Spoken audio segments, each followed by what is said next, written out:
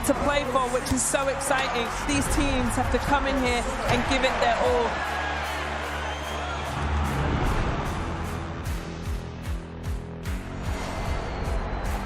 Have a real nice tempo. Goes baseline, watch out. Oh, my! Oh, baby! All the way down the runway for a big-time throwdown.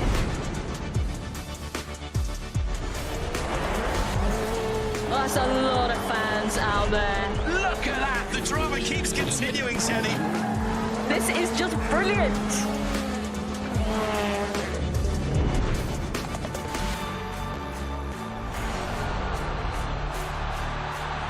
He strikes. Starts as you mean to go on. But this is the danger of the top two guys, and that nuclear weapon that is. Whoa, hello, goodbye. Score! In the back of the net. And shoots. Score! Of Serie A action. We'll bring you so much of it here on DAZN.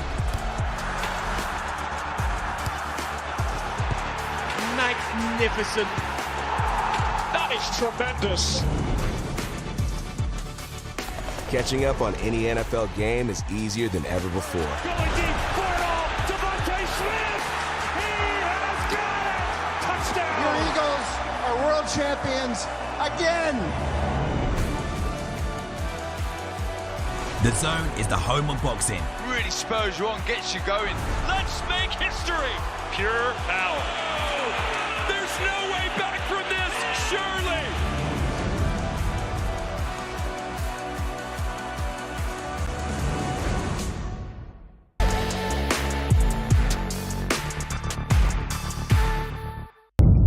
The following program is recommended for those 16 and over, as it contains sporting violence, possible bad language, and flashing imagery. This is the moment the world has been waiting for. The judges are ready, the fighters are ready, the boxing world is ready. The fight starts now! Let's go. How do you like it? On the show. So aggressive, so focused. It all comes down to this.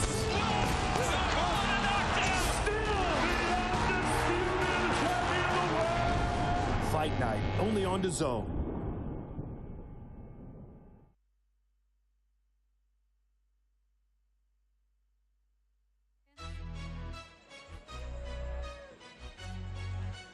Most Valuable Promotions is back on the island of beautiful Puerto Rico to kick off the new year with some heat. As you can see here on our main card, the women take center stage tonight as champions look to defend, contenders look to dethrone, and history awaits under the bright lights of Coliseo Roberto Clemente, live later on tonight on DAZN.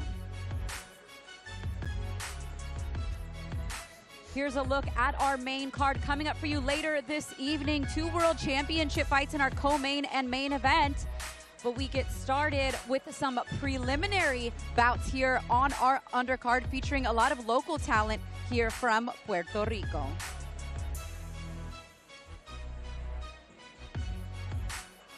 Speaking of Puerto Rico, you can't mention PR boxing without mentioning this woman, Queen boxing in Amanda. As we take a look at workout yet. Her return back to Puerto Rico and also back to featherweight, a weight class where she is undefeated.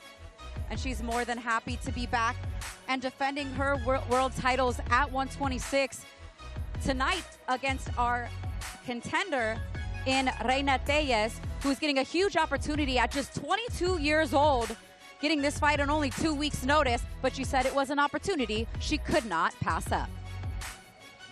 And in our co-main event tonight, this legend right here, Holly Holm, your two-sport icon, turns back to the boxing ring for the second time in a year.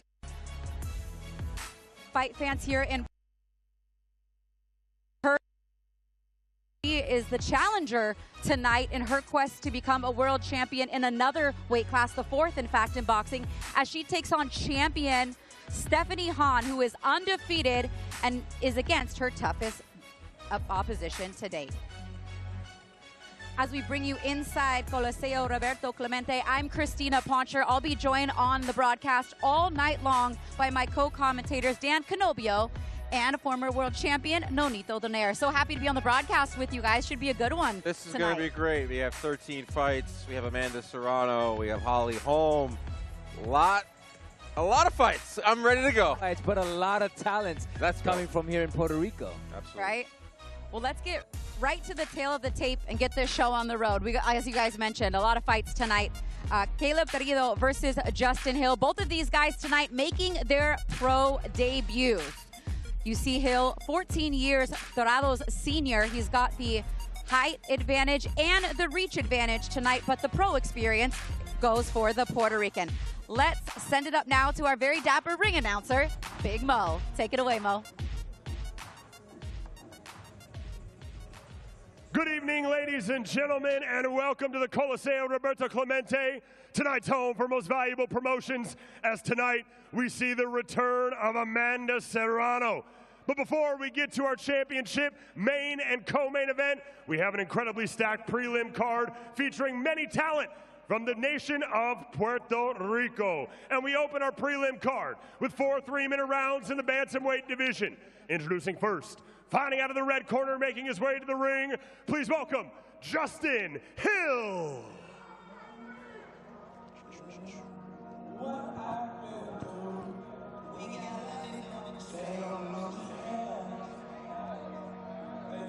As Justin Hill makes his way to the ring tonight for his pro debut. Do you remember what that moment felt like for you, Nonito, making that ring walk for the first time as a pro? There was a lot of butterflies. I mean, you name it. There was a lot of things in your stomach, man. Your mind was all over the place. Everything was running. You're really fighting against yourself in that moment, especially walking into the ring.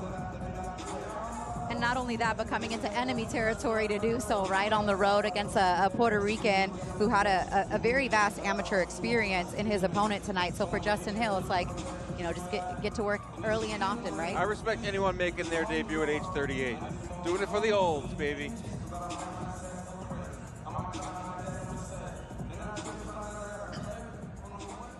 And now his opponent, fighting out of the blue corner, making his way to the ring, please welcome Caleb Tirado.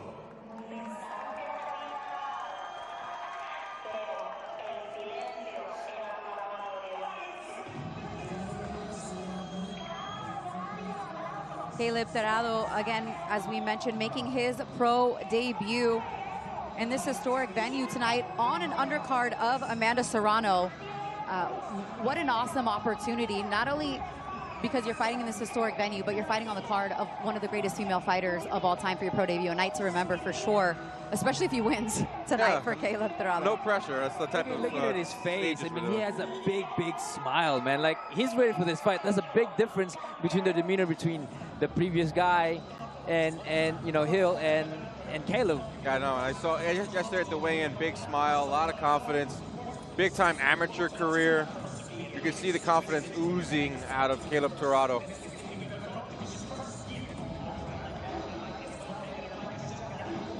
I concur.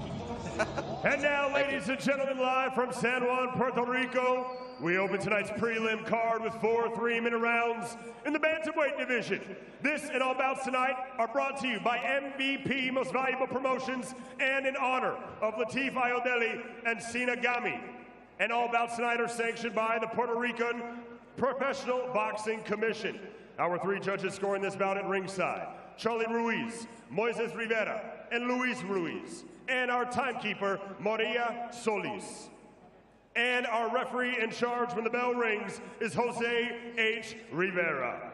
And now, ladies and gentlemen, 2 warriors, 1 fight. Who wants it more? Introducing first, fighting out of the red corner, wearing the red, black, and white trunks. He stands 5 feet, 5 inches tall. He weighed in at 116.6 pounds. Tonight, he is making his professional debut, fighting out of Des Moines, Iowa. Introducing Justin Hill.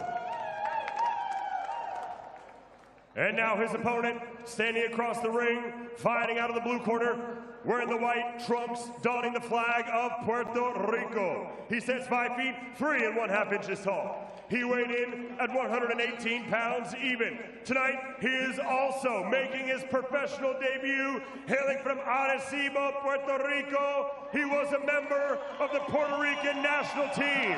Introducing Caleb Tirado.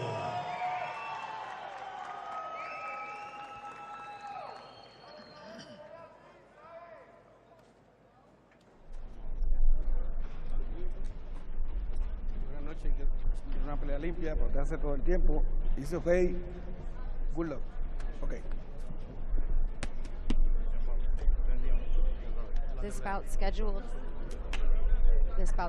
for 4 rounds at 118 pounds. Again, both men making their pro debut tonight. Box. Justin Hill with the white trunks, red trim. Caleb Tirado in the white trunks, adorned by many sponsors for his pro debut. That's a good look for him. Very good look. The Puerto Rican flags on the side there, as both fighters, as you can see right away, fighting out of the orthodox stance. And Hill getting busy off the jab. Guys, round 1 of a possible 88 rounds tonight. What's the over-under? You are a numbers guy. What are we taking for the over-under? I'm hoping for the under. I'm going to set it at 55. Go under. Well, I see Hill with his chin up, which is very, very dangerous. And he's right in front of Caleb, too, as well. So just a little jab and a little trickery here and there. I think that Tirado can land those big overhand and left hook as well. And for Tirado, even though this is his pro debut, he's no stranger to the fight game. 196 amateur fights, a 12-time national Puerto Rican champion. So the experience factor for him is much more high than it is for Justin Hill. He is just very, very sharp early on. Looking comfortable in there, right? Doesn't look like his pro debut. He's fighting off the back foot. He's able to land off his front foot. That left hook is just super fast. Hill, a little bit awkward. He's poised. He's not balanced enough.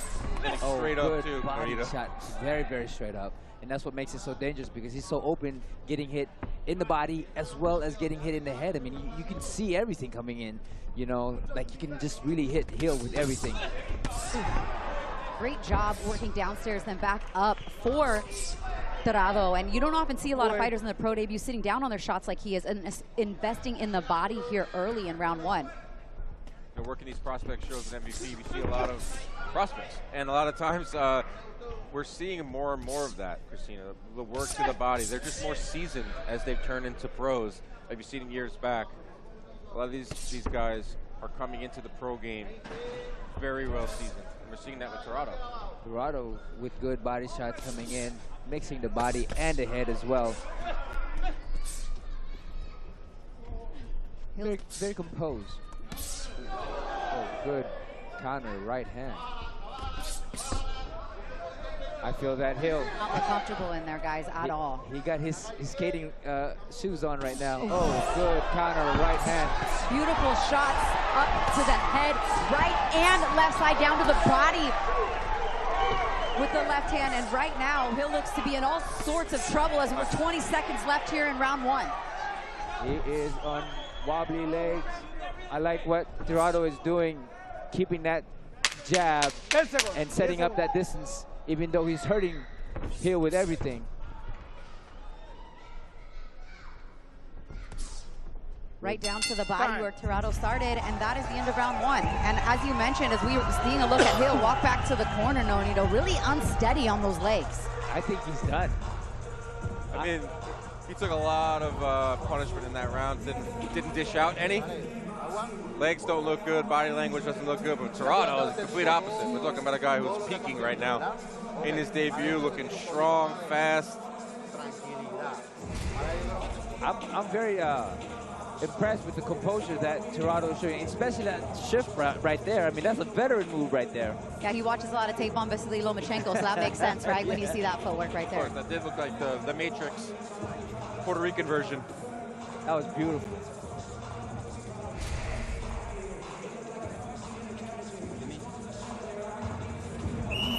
Seconds out.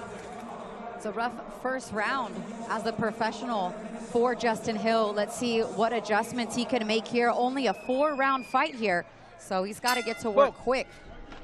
Your 4-round fights, I'm not a huge fan of them. I think it's really hard to establish yourself, but Serrano he did everything he could. Southpaw for a second there, did you see that? He definitely won that first round, obviously, but he's not going to leave it up to the judges. I mean, that jab that Hill is throwing, he's so susceptible to getting countered with that straight overhand left hook, you name it. Well, he's also just flinging it out there. He's not really shooting it sharp with any intention.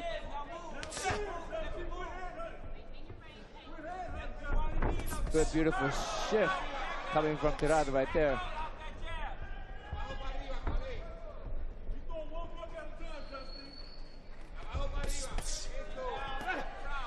Oh, that was a body shot with the left hook. He's a Puerto Rican with a good left hook to the body. Well, we've seen that time and time again, haven't we? One of my favorites of all time. Yeah. Yeah, I was really impressed with that. Counter body shot. I mean, we're talking about a guy making his pro debut here. Maybe if Tirado sits down a little bit more on these shots, Nonito, he'd get some power to get a finishing shot here. What do you think? I think it's just the timing of things, because Hill doesn't really have that much of a timing of things, but although he's right there, it's just he's not getting the proper distance to land with the perfect timing to take him out. You know, so no matter how strong you are, if somebody's already kind of out of that particular distance, it won't be as hard. But if you get at the right time, right distance, then it's night-night. But I, from what I'm seeing right now with Tirado, I think that he should definitely sit down a little bit more and time Hill. He timed that real nice. That was nice. His timing has been impeccable, right from the opening bell. Oh, beautiful against that left hand. He is in big trouble right now in the corner. That's it. He's seen enough. One fight, one victory, one stoppage for Caleb Tirado. Fantastic start right here in Puerto Rico to his professional career. That's how you want to start off a career. You get to do it in your home country, in front of your friends and family, complete dominance. Caleb Tirado is definitely a name to look at here in boxing. I mean, he took those shots. It's the body that really kind of took him out, and he was still trying to come back. I mean, you got to give it up to him a little bit, you know. You got to give that credit for somebody who's willing to fight, knowing that he was outnumbered, out punched. Perhaps a little bit more time to prepare, although at 38 years old, I don't know how much more time you need to get ready, but for him tonight, just from the opening bell, it's got to settle in there a little bit more, does Justice Hill. Just outclassed. You're in there with a guy who had an unbelievable amateur career. You talked about all the rounds he had as an amateur and all the accolades, and you see on the other side our guy in Hill, who's a 38-year-old guy making his debut. Hey, props to him. Props. Hey, if you ask my son about time, he said, we created time, so it doesn't really matter what you need to do. If you believe that you are, you become. Flash family. Very wise.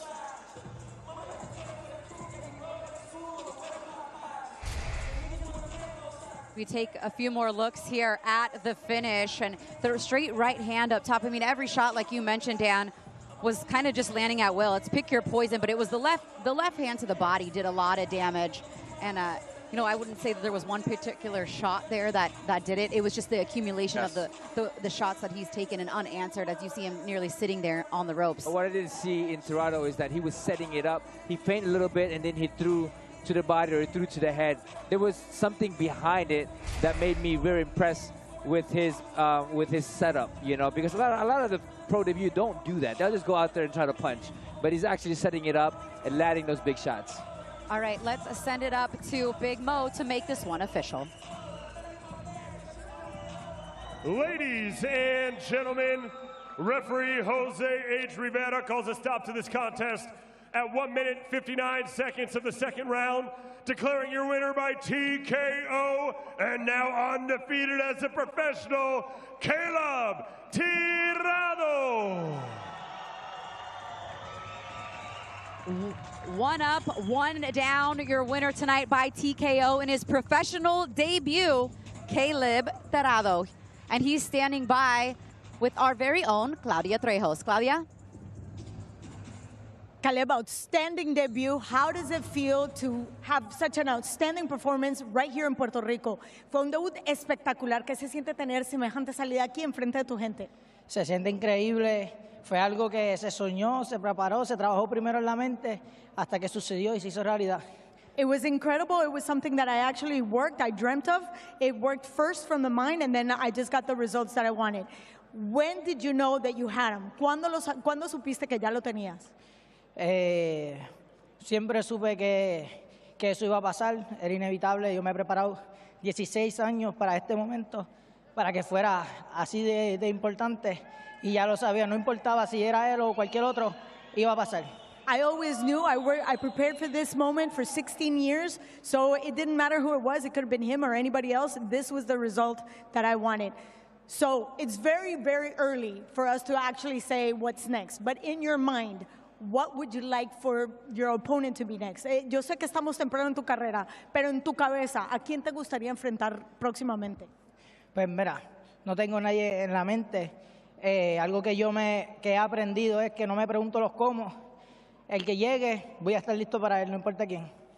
I know it's early, but no, I've learned in my career that it's not the how. Whoever comes and whichever way they come, I'm going to take it. Felicitaciones, congratulations. Gracias. Well done, and you can tell, guys, that he was more than prepared for this moment. He says, I was ready for this, I've envisioned this, I've practiced for this. Mission accomplished tonight. Really, Absolutely. really well done. A+. I mean, this is how you dream it up, Norito, right? You come in here to your hometown, dominant win. And especially you're a standout, amateur standout. I mean, you got to go in here and you're going to be prepared because this is what you worked your life for. As he poses for that flick with his team for his pro debut, it didn't take long. I mean, from opening bell, first couple punches, I think us sitting here ringside and probably everyone else sitting here in the arena kind of knew what time it was as far as the way that these combinations were flowing from Torito and his poise early on. You said you know what time it was, and it was the timing of Torado that was super impressive right away. From the opening bell, to get your timing down, your distance down that quick. I mean, these prospects are coming in so seasoned, it's really impressive. Just like the first time I saw Jean-Paul Rivera, he has that same feeling for me, just the composure, the punches selection, the movement and all of that stuff. It's very impressive, especially for a pro debut. We'll see Jean-Paul later tonight. A lot of Puerto Ricans on the card, but of course, right? And speaking of a lot of Puerto Ricans on the card, we got two of them in our next fight. The battle between Yandiel Lozano taking on Janiel Ramos Cotto. I'm going to challenge you guys on your accents tonight, too, just so you know. So get the R's rolling. I have been here for a week, and I have to acclimate myself a little more for that. All right, much more to come. Yandiel Lozano and Janiel Ramos Cotto on the other side of the break. On DAZN, the fights never stop. Let's get this party started. We're locked in for even more huge fight nights in 2026. It has never been bigger for any fighter in the history of this country. Let's get ready now. Every week, it's on. So take your seat. Join us ringside. The undisputed global home of boxing. Watch only on DAZN.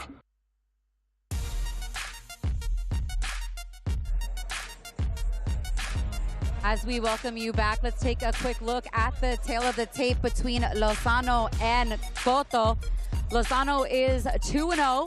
They're both 19 years old. The advantage in the height goes to Cotto, but the advantage in the reach goes to Lozano. And here's Big Mo for the official introduction.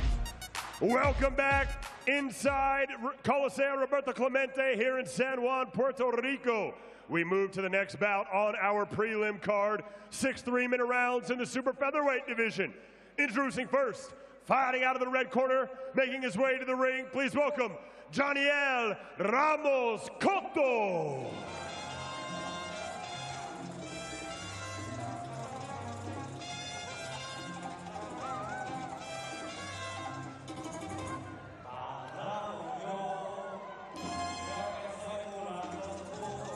Janiel Ramos Cotto making his way to the ring tonight. He's got the advantage, guys, in the amount of fights that he has, but he does have 2 losses in his 5 fights, looking tonight to give the first loss to Yandiel Lozano. He's a pretty tall fighter for the weight class, and, you know, he's had some good experience, so we'll see how that plays out in this Puerto Rico versus Puerto Rico clash.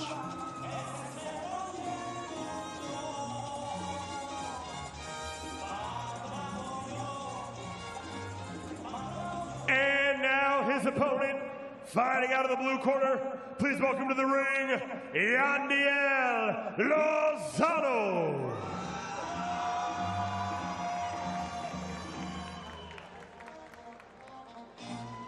Yandiel Lozano is undefeated, 2-0, got a silver medal at the 2024 AIBA Youth Championships, comes in with a really strong amateur pedigree. So we'll see if he can continue to deliver as an undefeated professional tonight. The 4-time Burt Sugar Amateur Tournament winner. The Burt Sugar Amateur Tournament. I need a hat and a cigar every time I hear his name. I miss Burt Sugar. I remember seeing him as a kid thinking that is one cool guy.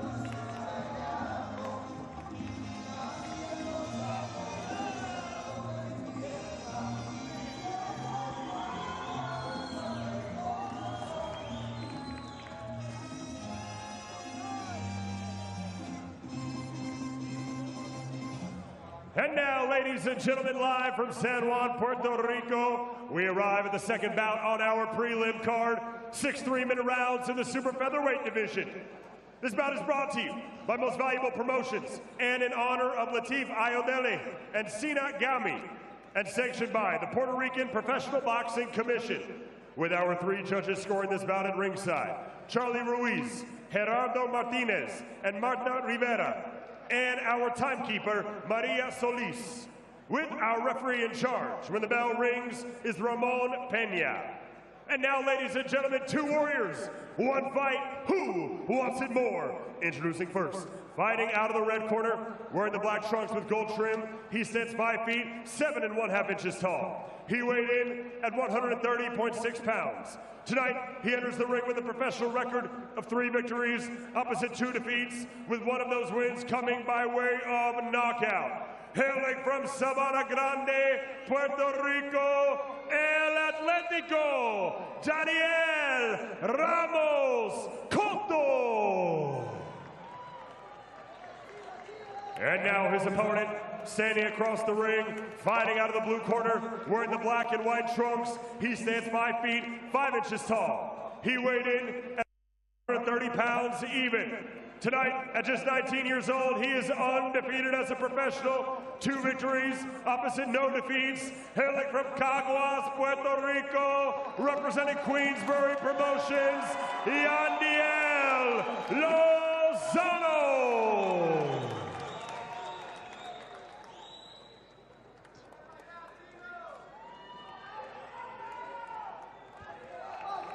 Ramos y saco principal. Ok, muchachos, ustedes son dos profesionales, ya reciben la instrucción en sus esquinas. Recuerden protegerse en todo momento y respetar mis comandos. Choquemos guantes y que Dios les bendiga a ambos.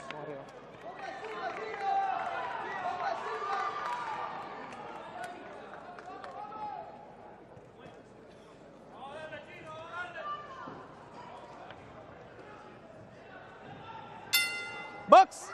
This one's scheduled for 6 rounds at the super featherweight 130-pound division. Christina Potter, Dan Canobio, and Nolito Daner here with you. The second fight on the night, Puerto Rico versus Puerto Rico. We'll see that a few times here tonight as already. And you know what, that right hand getting started there, that was a good shot. He got him back though. That's the Lozano Cotto got his revenge right away. That's the thing is, you know, with Southpaw Orthodox, things like this happens. You know, the straight right hand is definitely, or the straight from both sides can land right down the middle. Beautiful shot, straight left hand there from Yandiel Lozano. Lozano with a wider stance. Southpaw. But he is sitting on those shots. He is throwing haymakers early here. 6-round fight, but we may not see the second round.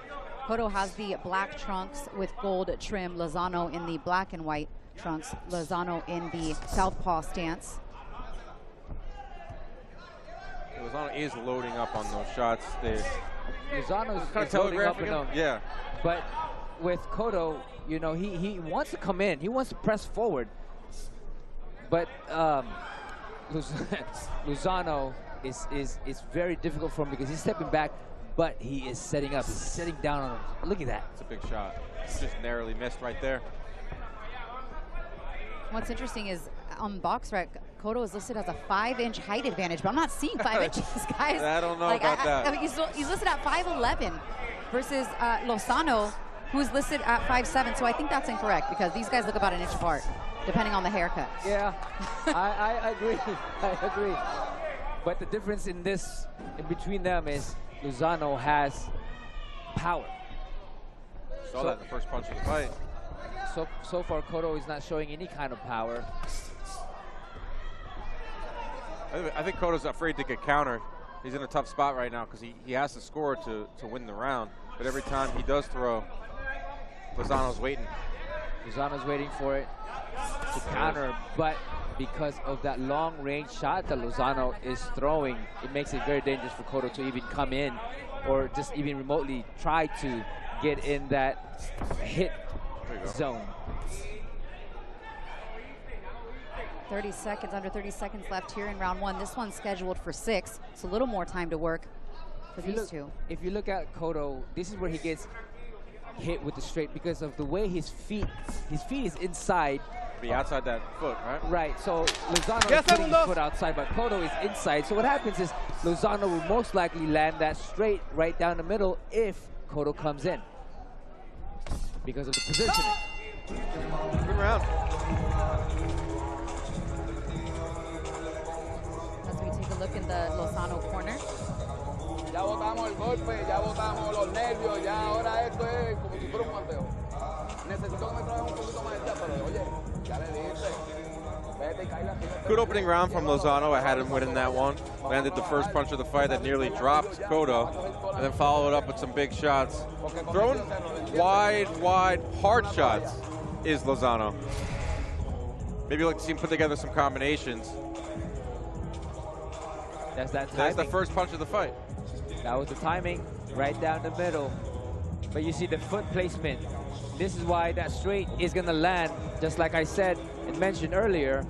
It's because he is positioned to throw and land that straight when Cotto comes in. And by that, Nonito means his lead foot is on the outside of the other fighter's lead foot. That cuts the distance and allows you to get to the shot quicker. You don't want to be the fighter with your foot on the inside when you have that orthodox southpaw matchup.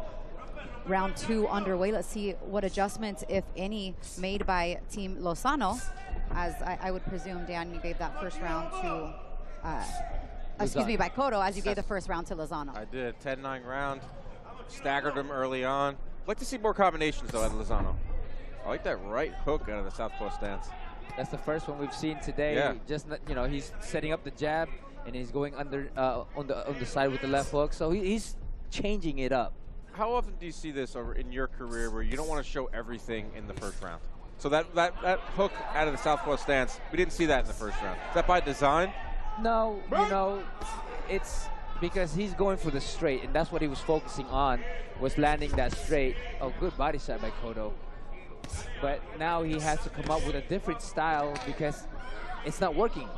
Or he needs more weapon to show to be able to land. Good body shot. He timed that counter a lot better here in the second round with the right hand, did Cotto. So Cotto is playing the distance game rather than try to step in and stay in the middle. You know, he's utilizing his distance to be able to. First blood of the night. Coming from the nose of Cotto. Good eye, man. It's hard to miss the red. I still want it on my suit. What happened last time. Good straight right, good straight left by Lozano, landing right down the middle. Lozano's getting more and more confident. Really not stepping up the punch volume, but it's definitely landing more. Oh, beautiful timed right hand. Again, making the adjustment you were talking about, Nonito. Stepping in, getting that lead foot on the outside there for Cotto, and he was able to land that big right hand. Cotto woke up a little bit here with a minute to go. Well, that's the thing is when they start to understand and learn the position is a big difference, especially if you're fighting southpaw orthodox. It's a huge difference that can can lead you to set bigger shots.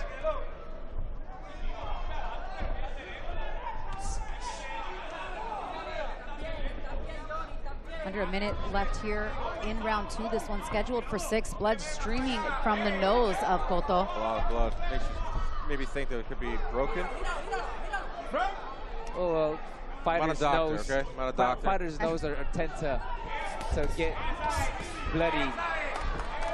I think one of the cues is looking to see if there's a lot more breathing out of his mouth. Right. Still doesn't seem to phase him at all. Cotto, he's still moving well in there. They both are mimicking this up and down flow type. I think like maybe the third round we'll see more punches. Yeah, I think the first round. They're waving. Hey, who's going first? Be at the club on New Year's Eve. Happy New Year. Yes. First show of the year. Yes. Excited to get it going here. All right, let's listen in here in the corners.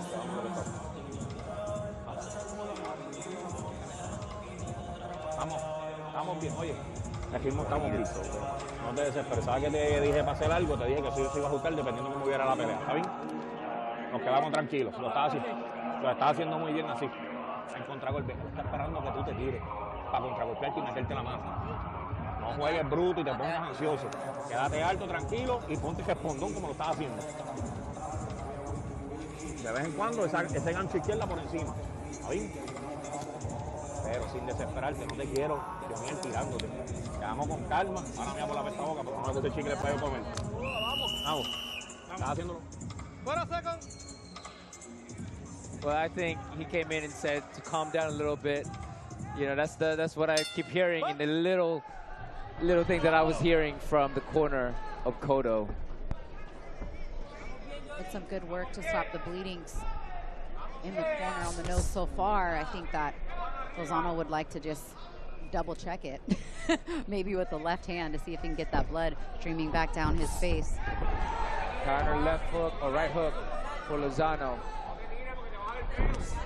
You know what I like to see between both guys is to set up a straight and then finish up with the jab and then shifting off from there. I think that kind of movement will open up and then land those shots, those big shots that they're trying to do. Right now they're just kind of pawing and waiting for each other to throw or miss. Good 1-2 by Cotto, blocked by Lozano. Cotto's starting to wake up this round, throwing more punches, being a little more active. Yeah, so that's what we see with Cotto in his previous fights is he loves to come in and he loves to make it rough, but because of that power that Lozano first punch of the fight. He got caught with it. He got caught, and so it probably changed his game plan a little bit. But now we're in the middle of the third round, and we're seeing Cotto let his hands go a little more. But, and, like I said earlier, Lozano's not putting together a lot of combinations. So if Cotto was to up his volume, he might be able to steal some rounds here in the middle. Well, I think that if he steps in a little bit, it'll take away the leverage and power of Lozano because he'll be smothered. Because a lot of punches that he's throwing is very, very wide shots. So I think that if he presses forward, it'll take away a lot of the power that Lozano has. But you got to be brave to do that. Nonito, are you okay with how wide the stance of Lozano is? To me, it's very difficult to be able to move with wider shots or wider legs because, yes, you can set up a bigger shots, but you're not mobile enough to be able to do a lot of things afterwards. So the counter is out of the question because of the wide stance. Well, you'll kind of limit you, right? Your mobility a little bit. 100%. When it comes down to that, you won't be able to shift. You won't be able to do a lot of things. Yes, you can sit on it. You can sit on the big shots, but you're very limited in movements and you're very limited in volume. Oh, good overhand by He Cotto. caught that. He caught that on the left glove there. That shot was a little bit wide from Cotto. Cotto just missing with Lozano being able to get his head right off the line, just out of range, staying there in the pocket, but being able to just move his head enough to stay out of range and then deliver shots like that. But that's why I believe that if Cotto presses forward a little bit more, he'll be able to to be able to take the lead because of the stance that Lozano is showing. Yeah, because he's not getting out of harm's way by moving his legs. He's just simply doing enough to just get his head either off the line or back. So if he presses forward, he will definitely land more shots because of that lean. I thought it was a better round for Cotto. He let his hands go more. I didn't think he won the round, so I think Lozano was able to land cleaner, harder shots. But we saw something from Cotto we hadn't seen the first 2 rounds. He's up the volume, a little more confidence. But halfway through, I have it 3-0 Lozano. Pues llega, cuando él se está acomodando, ponmele mano, combina, ponmele mano, vamos arriba, ¿qué pasa? Tienes que tirarme más. Te voy a decir algo, hay 2 asaltos, que tú sabes que los jueces pueden cambiar. Tienes que tirarme golpe, empieza abajo, arriba. Vamos a cambiarle toda esta jodienda. ¿Qué pasa? Vamos. Atrás, Chino.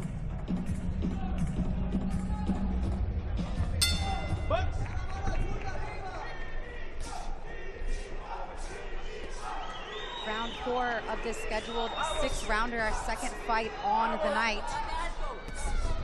Double jab left hand for Lozano, whose corner wanted him to get busier. Let his hands go a little bit more. Maybe didn't throw as many punches in that last round, Dan. Yeah, that's what we saw from the opening bell. Like, he did stagger Cotto with the first punch of the fight. But after that, you know, he's been throwing in like the mid-30s. You want to stop that up. Yeah, but that's... Now, this is exactly what I want Cotto to do, is press forward. As you can see, Lozano, yes, he can land those big shots, but he's very limited because he's only 1-2 kind of punches, while Cotto is pressing forward and landing those straight punches. And I think that's something that Cotto needs to do, is press forward to limit the power, to smother the power, but be able to throw more punches behind. Rough him up, just like that. There it is. Only problem is we're in the 4th round. We're only scheduled for 6th. When both of these fighters, I mean, for Lozano, he has the experience going the full 6 rounds twice. For Cotto, this is his first scheduled 6-rounder. All his other previous 5 fights have all been 4-rounders, Dan. I can't stand 4-rounders. And he's fought 5 of them. They're so hard to win. You have no time. They do it back in the days. Let the last man standing. Not that far. I think 6 is a good start for your career.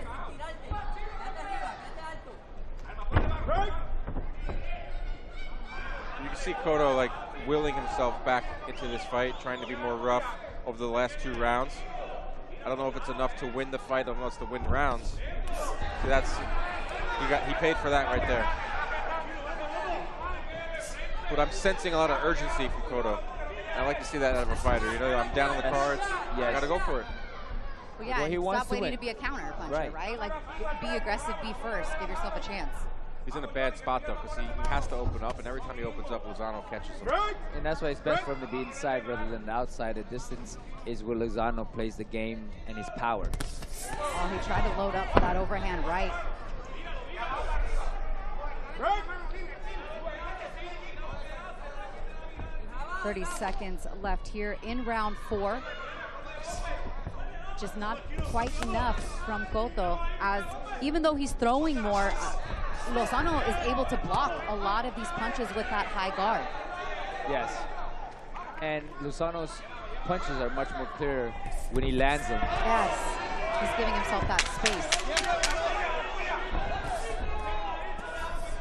Clean punches, the #1 thing that the judges look for, and the cleaner punches throughout the course of the fight have come from the hands of Yandiel Lozano. Absolutely. Yes. I'm up 4-0. That was another spirited round from Cotto, but Lozano is landing those cleaner, harder shots, like you said, Christina.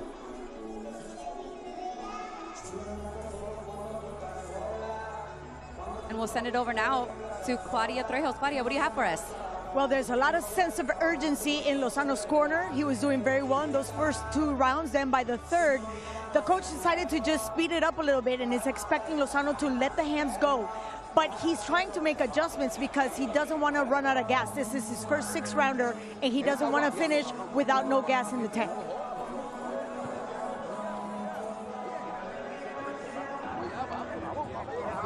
Yeah, I think for Cotto, you know, getting into unfamiliar territory now, round 5, that makes a lot of sense.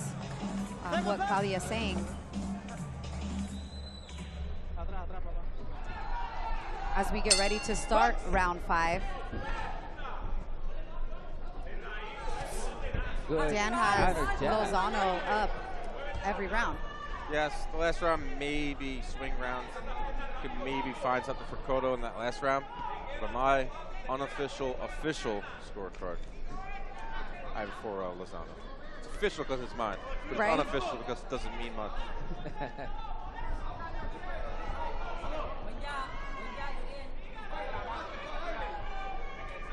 Also, the visual of Good shot right there and a good counter shot right back from Cotto. Yes. I mean, Cotto still wants to win. You know, and you got to give that heart for being behind, but still wanting and trying to win the fight. But he needs to be first right here. Yeah. Like, this is where he should even just start getting some rhythm off his jab. I know it's not as effective when you have the orthodox southpaw matchup, as they, you know, just touch gloves up, but work your way inside and give yourself a chance just like that. They're both looking for like the perfect shot. They're not letting their hands go. They're not throwing a jab. There's not many jabs that have been thrown in this fight at all. They're both kind of mirroring each other. Like I saw them dancing, kind of mirroring themselves. Yes. They're both doing the same thing where they're trying to land that one perfect knockout shot. They're very easy to read. I mean, there's no feint behind it. They're doing the same thing over and over, and you can read that. Yeah, Lozano is doing enough to win. But if Cotto, like we said over and over now, if Cotto just roughed him up in that 3rd and 4th round, had some success. He let his hands go in that last round, had some success. With this round, he's going back to what we saw in the first 2. He's kind of being on the outside, no man's land. And Cotto's got to be careful because he was circling to his right, which is right into the left hand of Lozano. It's not the direction he needs to move.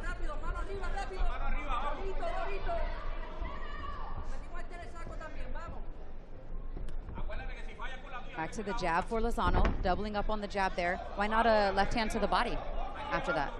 You'd think.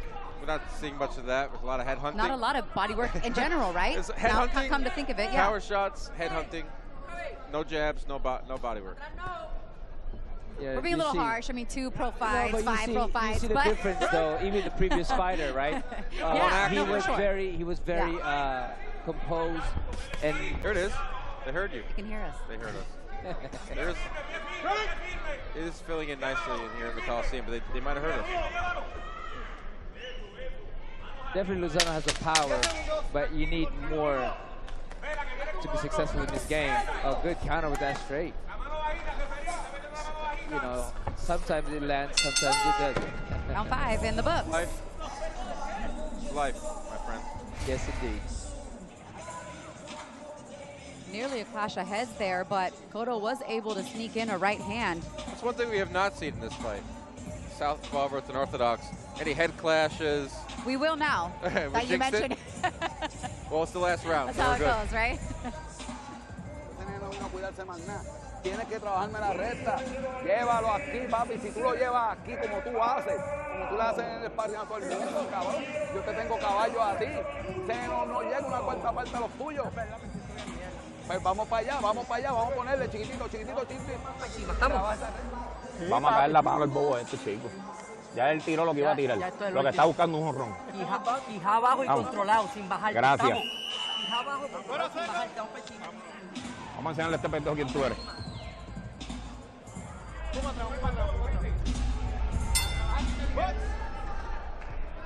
All right, the 6th and final round in this scheduled bout at 130 pounds between 2 Puerto Rican prospects. Yandiel Lozano looking to remain undefeated. This is 3rd professional fight. Yaniel Ramos Cotto looking to spoil the party here. This is what Cotto should have done from the very beginning. Press forward, make it rough, where Lozano has no time to set up his power shots. Oh, he just got Matador out of the ring. They did. There's a lot of space between the ropes and the ring here. We're good. Leonida, how much stock do you put into that first punch of the night that staggered Cotto? I hear often from my podcast partner Chris Algieri that sometimes he'll get hit in the first round and then he will be hurt the rest of the fight. He'll be buzzed the rest of the fight. Do you think that is playing a role in what we're seeing from Cotto, the inconsistency? Well, that depends. I mean, depends on your experiences. You know, sometimes some guys can take a punch, sometimes it stays, you know. Depends on how hard you're being hit, but from what I'm seeing right now, Cotto definitely felt that shot, which kind of limited him from doing what he was supposed to do, which is to go in there, press the fight, make it rough for Lozano.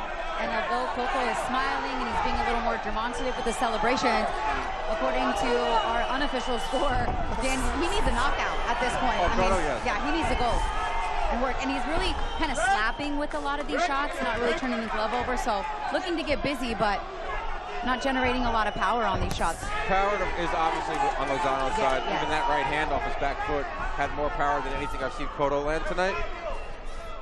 And yes, being hurt really is the body that's more worse than being hit, Buzz, you know, because it stays and it hurts. But being buzzed, sometimes it just kind of depends on your guts, I guess. You've been buzzed early? Being buzzed early. Have you? I've been buzzed early. But early in the night or early in the fight? Early in the We're night. not talking about New Year's Eve, all right? It happens. Under a minute left in this one. Cotto just kind of straight up and down on these shots as Lozano looking to counter. Nice combination there and slips right under that wide shot from Cotto. Cotto trying to bring him into fight. Lozano's very comfortable right now, as he should be. He's figured out the timing, he's figured out the range. He's gonna get another win. Everything goes to plan in the last 15 seconds. Oh, and look, that was a good right hand there from Cotto. Maybe too little, too late though. As you hear the clap for the 10-second mark. Going the 6th round distance for the first time is Daniel Cotto, but likely getting another one in the loss column tonight if it goes the way we saw it when we get to the judges' scorecards. Regardless, they're both up on the ropes. Cotto thinks he did enough tonight. Good scrap, good scrap. I think Lozano should get the dub. He staggered Cotto early.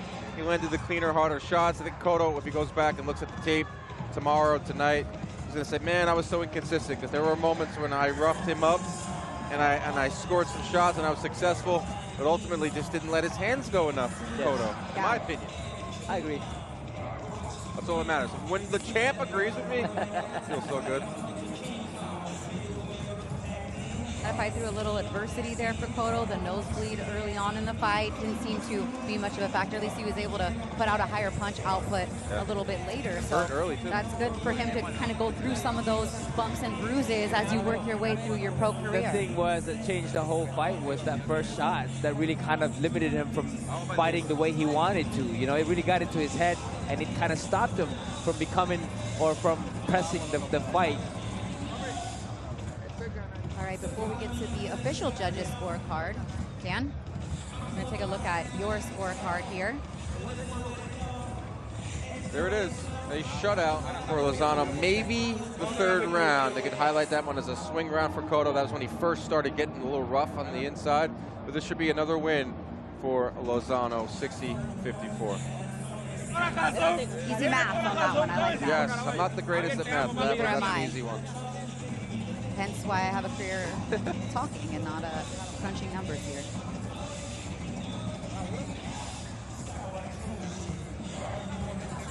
So 2-0 so far for Daniel Lozano.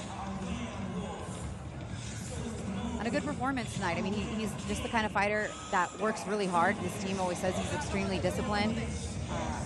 You know, he works a lot on his defense and all facets of his game. He's got a great smile, good personality. I think he put on a good performance tonight. It was a very good performance. Came out, showed that power. Maybe when he looks at the tape tomorrow, maybe I can let my hands go a little more. Sure. But the power department, I mean, that's something that you just can't teach. You can always put in more effort, but that power is there for Lozano. All right, let's see how the judges have this one scored. The moment of truth, Dan Canobio. The judges aligned with me. Right. I think Big Mo's ready. Set the tone early. Let's send it up to him now. Ladies and gentlemen, after 6 full rounds, we go to the judges' scorecards for the official decision. Judge Charlie Ruiz and Judge Gerardo Martinez see it 58-56, while Judge Martha Rivera sees it 60-54, declaring your winner by unanimous decision, Yandiel Lozano. Yandiel Lozano is the winner tonight, now 3-0 as a pro, winning his 3rd consecutive unanimous decision. Still looking for that first knockout as a pro, but if he continues to fight like that and improve, I feel like that's going to be on the horizon. But a good performance from him, a shutout on one of the judges' scorecards, and 4 of the 6 rounds on the other 2. One judge was in line with mine, with me. Yeah. The other 2 were not. Yeah, one had it a shutout like you did. 58-56, that's, I didn't quite see that, but good performance from Lozano. Well, the thing is, this is all a learning experience. This is where you want to make all that mistakes and learn every moment of getting better. You know, this is where the step up comes. All right, he's standing by now, our winner, Yandiel Lozano, with Claudia Trejos. Congratulations, that was an outstanding performance. First round, you stung him, yet he kept coming and he kept looking for the fight. How surprised were you? O sea, ese primer asalto, felicidades, una excelente salida, pero en el primer asalto lo sorprendiste. Sin embargo, él siguió buscando la pelea. ¿Cuán sorprendido estabas? Realmente muy sorprendido, pero hicimos el trabajo, lo llevamos, le dimos, hicimos lo que teníamos que hacer, el trabajo, el plan, todo. I was very surprised, but you know, I just kept hitting him and I kept doing my work, and that's exactly what we planned to do, our work. And with that being said, what moment did you know you had that fight in your pocket? ¿En qué momento supiste que tenías la pelea en tu bolsillo? Realmente desde el gimnasio, porque yo diría que el trabajo fuerte siempre es el gimnasio. Aquí en la pelea venimos a hacer parte de lo que trabajamos allá. Lo llevamos realmente desde ese primer asalto que le di esa mano. Pues supe realmente pues, que tenía el poder de acabarla temprano, pero pues nos fuimos a los 6 asaltos. I knew it from the minute that I was in the gym because that's exactly what I worked so hard for, and this is only a reflection of what we do in the gym. So I knew from the first round when I hit him with that hand that I had the power to finish him off, but you know, we went all the way to 6 rounds and I took the win. And with that being said, how would you grade your performance today? ¿Qué calificación te darías hoy después de ese desempeño? Realmente un 10 porque cada pelea conlleva más experiencia. Y de verdad yo me siento realmente orgulloso de mí, la primera vez aquí peleando en mi isla, gracias a Dios, que me vieron toda esa gente de mi barrio, esa gente de Cagua, y estamos súper alegres, súper contentos de pelear aquí y salir con una gran victoria. I would give myself a 10 because I knew the challenge, and I am very proud of myself, of my work, and I did this in front of my people. I know all my friends from Caguas, my family is here, so I'm very excited about this win. Congratulations, felicidades. Back to you, Chris. Thank you. Good work. I'm sure they are happy. Caguas gets a win tonight in the first Puerto Rico versus Puerto Rico battle, and we can look back and see how he got the job done, and we talked about it throughout the whole broadcast. I mean, it was a shot that was landed in the very first round that we believe kind of changed the trajectory of the fight going forward, and it happened right away. That shot right there, right down the middle, that kind of rocked him and kind of changed Cotto to be on his back foot rather than going forward and make it rough for Lozano. And then from there, we saw good timing from Lozano. We saw that power. He was in that wide stance. He was able to negate a lot of Cotto's aggression that we saw in those middle rounds when Cotto started to get rough. And I believe that's where Cotto won some rounds on 2 of the judges' scorecards. I believe from that, from being rough on the inside and taking the fight to Cotto. But then down the stretch, Lozano went back to being the better boxer. Gave himself a 10 out of 10. I like that. A lot of times you hear these fighters, they're their own worst enemies, you guys. You hear like maybe like a B+, C. Yeah. He said 10 out of 10, and I respect that. That would be me. That would be me. I had a C today. He's get degrees. I know that. But that's good. The confidence level, just got to go back into the drawing board and get better. You know, always get better. That's the whole thing about fighting. That's the whole thing about improving, is getting better in not just because you won, but because you want to get better. You know, sometimes you'll have victory and it's the greatest detriment to your growth. You know, but for him, he graded himself high. He's gonna go back into the gym and get better, and that's where you want to be. A very good night. Yandiel Lozano now 3-0 as a professional. More action on the other side of the break. The Locker Room, the new home of DAZN's boxing content. All your big hitters, all in one place. I am not going to stop until I am pulled off of this guy. The Locker Room takes you further than the ring. Daniel, don't disrespect me. Daniel, don't disrespect me. Can't put this chair. Where rivals collide before the bell. I personally think you're a bit of a don't really like you. Where legends are eternalized. Welcome on board the rivalry line. And prospects rise. I do not want to be average. I fear being average. More exclusive content than ever before. Look at that blood. You remember what's coming. Welcome to Inside the Ring, boxing's official show of record. I'm your host, Max Keller. Where boxing lives, breathes, and never stops. I never thought being with Matchroom I'd be doing stuff like that. Weekly content from all your favorite creators, promoters, and influencers. The Locker Room, only on DAZN, the global home of boxing.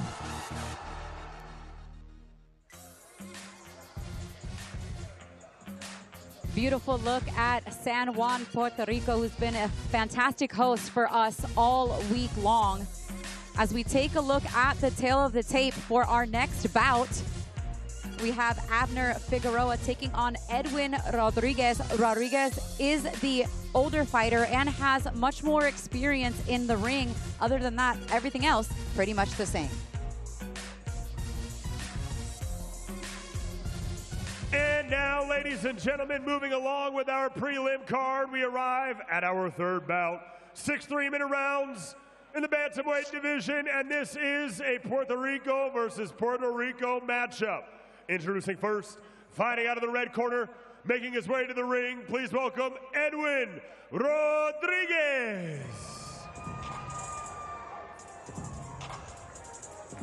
Looking like a disco ball on New Year's Eve. Edwin Rodriguez making his way, definitely looks the part tonight for this big event here on the island of Puerto Rico.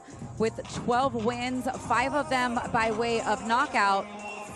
He's the more seasoned fighter in this bout tonight, looking to prove that his experience in the ring is enough to dethrone the undefeated Abner Figueroa. What sticks out to me, 24 fights. Yes, he has 9 losses, none by stoppage. Never been stopped in his career. So he has a very good chin, very durable. A good test for Abner Figueroa tonight. Kudos to the matchmakers with MVP. Some of the best in the biz. Seeing what they got.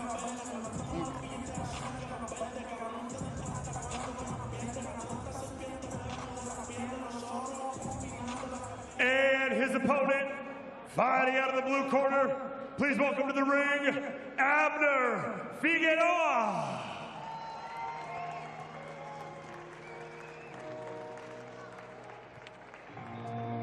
As Abner Figueroa makes his way to the ring for his 8th professional bout. Undefeated at 7-0. He's been a model of consistency throughout his young professional career. Tonight looking to showcase some technical growth and some grit against his most experienced opposition to date. Talk about the chin of Rodriguez. Figueroa, not the heaviest of punchers, only got 1 knockout in his 7 fights. More of a technical fighter, but you know, things can change early on in his career.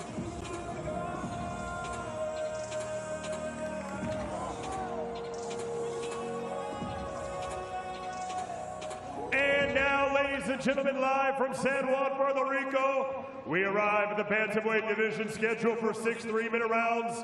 This contest is brought to you by Most Valuable Promotions and is in honor of Latif Ayodele and Sina Gami, and is sanctioned by the Puerto Rico Professional Boxing Commission.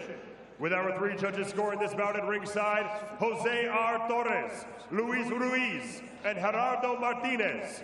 With our timekeeper, Maria Solis. And our referee in charge when the bell rings is Johnny Guzman. And now, ladies and gentlemen, 2 warriors, 1 fight, who wants it more? Introducing first, fighting out of the red corner, wearing the silver trunks, he stands 5 feet, 3 1/2 inches tall. He weighed in at 117.4 pounds. Tonight, he enters the ring with a professional record of 12 victories, opposite 9 defeats with 3 draws, with 5 of his wins coming by way of knockout. And he fights out of Guadalajara, Puerto Rico, representing Universal Promotions, Edwin Rodriguez. And now his opponent, standing across the ring, fighting out of the blue corner, wearing the dark blue trunks with white trim.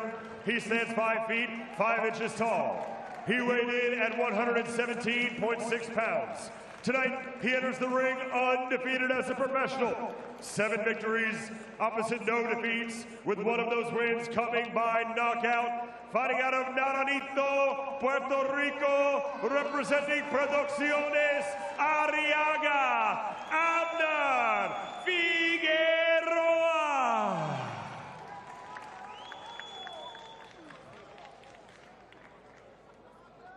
Ok, muchachos, ya le di las instrucciones a las esquinas. Vamos a dejar algo bien claro. El golpe aquí es legal. Golpe aquí es legal. ¿Estamos claros? Choque en guante.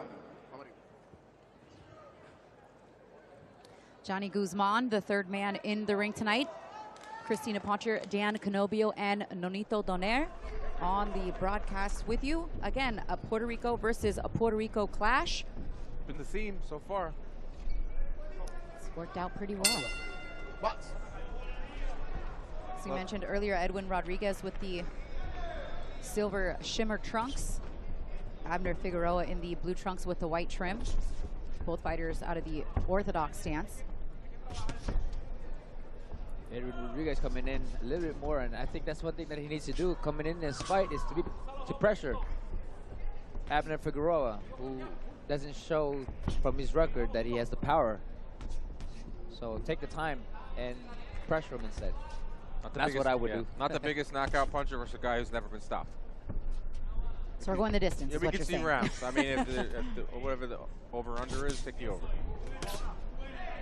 Good 1-2 for Rodriguez. Edwin Rodriguez has been in the ring with some competition that may be familiar to the boxing fans tuning in. He's fought Floyd Cashflow Diaz in his pro career, Joshua Greer, Gabriel Murataya, just to name a few. So definitely has the advantage when it comes to the experience, not only in the rounds, but just as the level of opposition than Abner Figueroa has. Right now working off the jab is Figueroa. Again, single jabs though.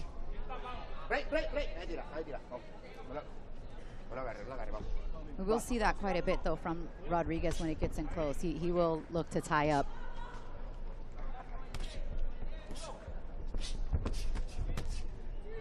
Combination downstairs, then back up top for Figueroa. Good combination. Yeah, they're flowing early here. What we didn't see in the last fight with combination puncher, but getting it here in the first round of this fight.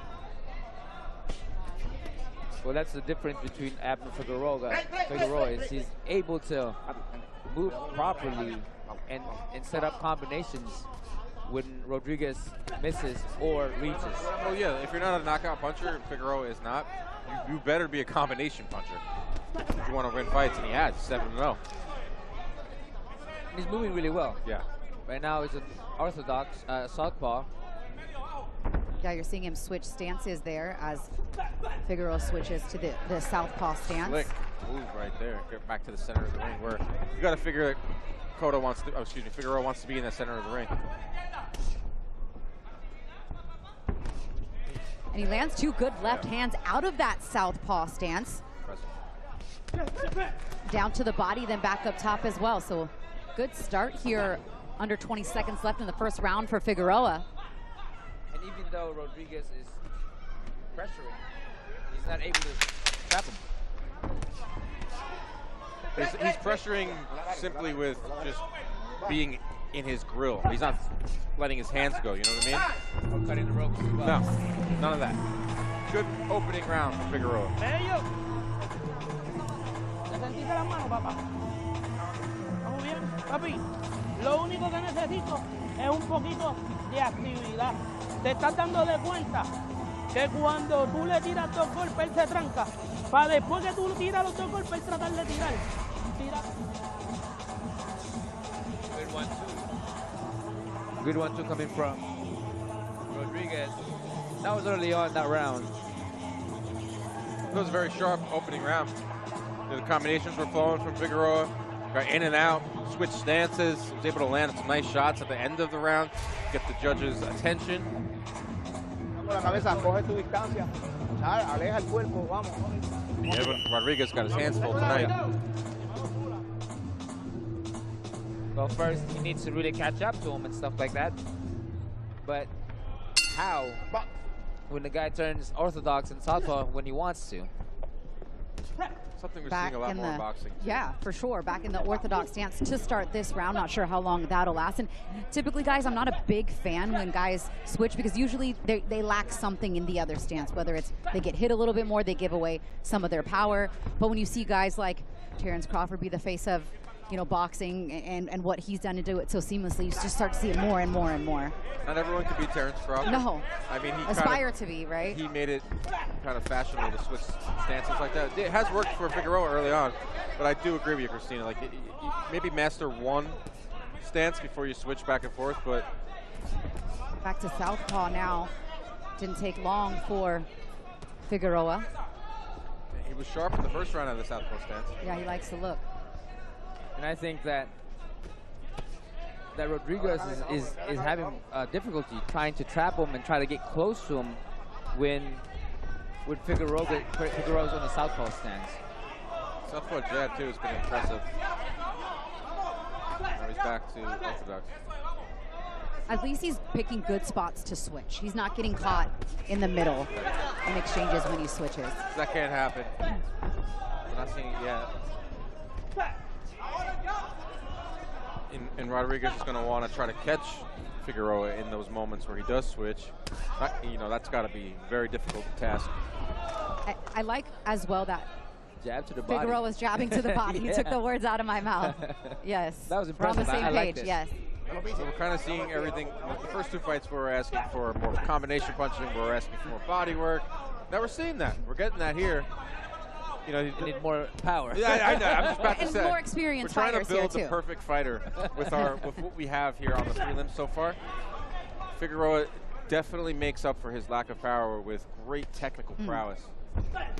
He could have even doubled up on that jab and scored twice the way that Rodriguez had his left hand down. Usually he fights in that high guard too, but because Figueroa is invested so early in the body, he's not kind of able to keep that high guard like I've seen on tape like he likes to do. Down to the body with that jab. You know, a lot of that stuff can set up a shot to the head when it's landing constantly. You just gotta be patient, keep throwing that body shots, jab to the body, it'll set up bigger shots to the top.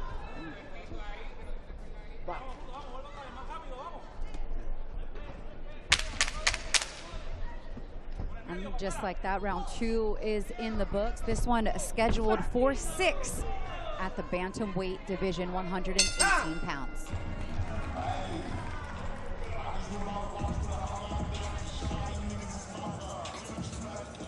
El cuco no es tan cuco, ¿no? ¿Verdad que no? Óyeme, cuando él da el paso al frente, escucha yo lo que te va a decir. Rápido, yo. Pero no es una mano para darle un paso atrás, porque él tira una mano para contrarrestarte. Óyeme, caballo, vas a poner 3, 4 golpes y le vas a salir al lado y lo vas a seguir atacando. A él no le gusta cuando tú lo atacas, ¿me entiendes? Necesito verte activo, con manos y recogiendo. Sí, pero no me tires las manos una bofetada para irte para atrás. Cerradito, papá, dejándote caer y moviendo las manos. ¿Ves? Sí, vamos a hacerlo, tú lo tienes, coño. Dile, señora. Estamos bien. Voy a darte un besito y sigo trabajando. Nonito, if you're in the Edwin Rodriguez corner, what are you telling your fighter right now? What adjustments would you like to see him make to get one of these rounds? Head movement. Step forward while you're having your head movement so you can't get trapped with the jabs or be set up with the straight. You got to go in there and move your head. You can't just press forward and keep your head in the same spot. You know, you got to keep moving your head while you're trying to get inside and do your work. You know, that's something that I would give. Ooh, a headbutt there. Headbutt. Big headbutt. That's not the kind of head movement you were talking about. Not towards the head of that the other fighter. As well. Just flush.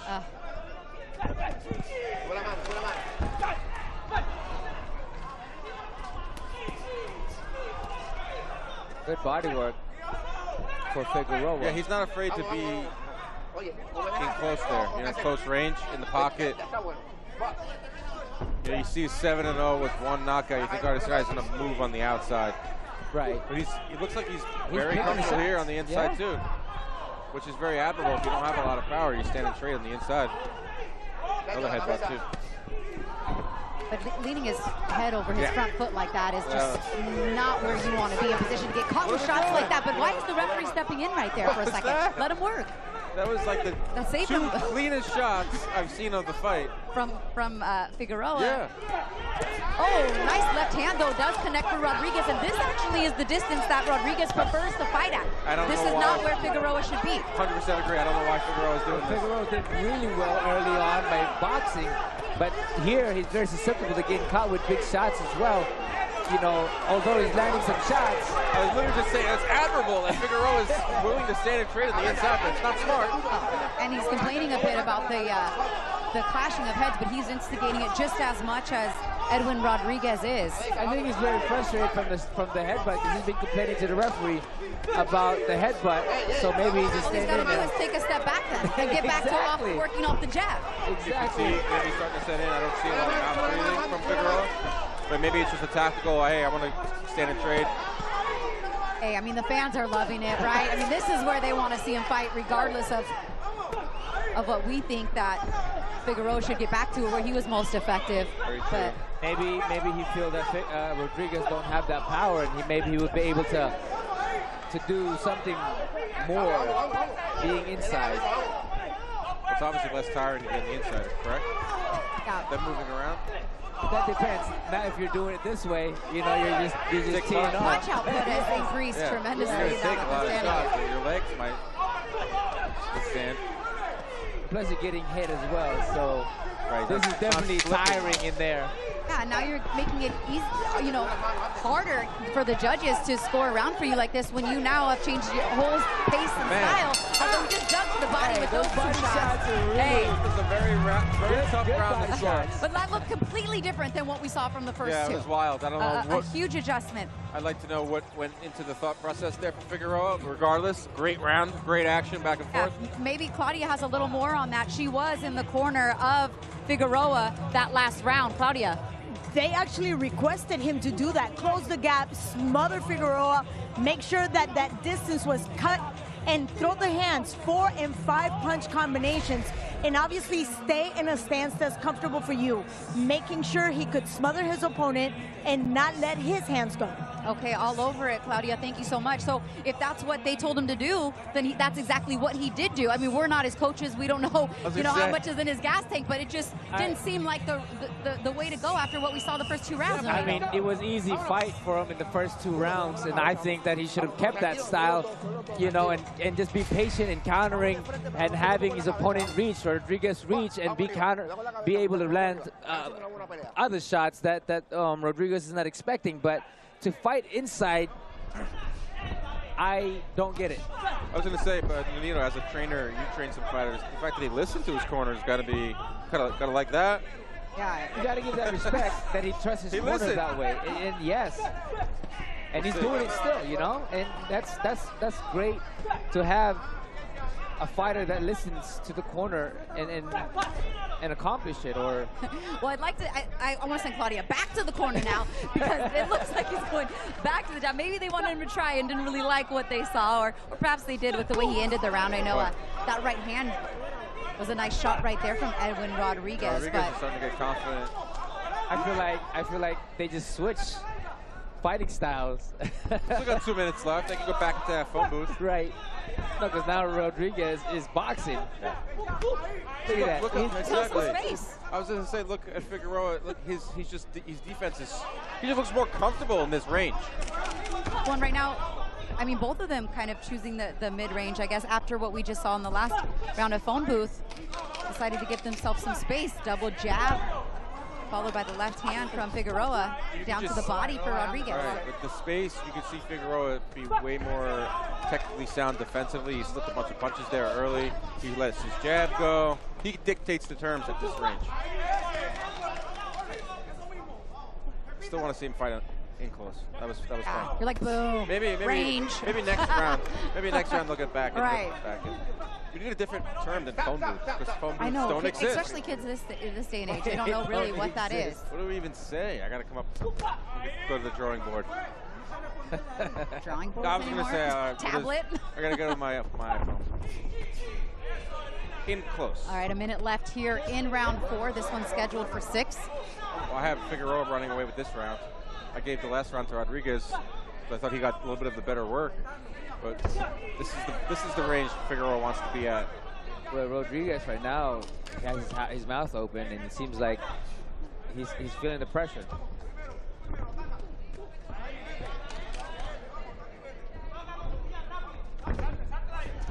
Do you think that the corner is seeing that Rodriguez is getting tired, and maybe that's why they're trying to pressure him instead and get him tired even more? Well, how about this? How about switching up his game plan seemingly out of nowhere to kind of throw off Rodriguez a little bit? Yeah. And I wasn't expecting that. Where did that come from? Right. Whoa, and now whoa, he's back to, boxing. Like he's confused Rodriguez right now. Great lead hand shot there from Figueroa. And as our friend Chris Algieri, how you start and how you finish a round sticks with the judges. He likes to talk about that a lot. Again, finishing strong is Figueroa. Well, Algieri shout-outs. I mean, you knew it was coming. We got no more. We're done with Chris.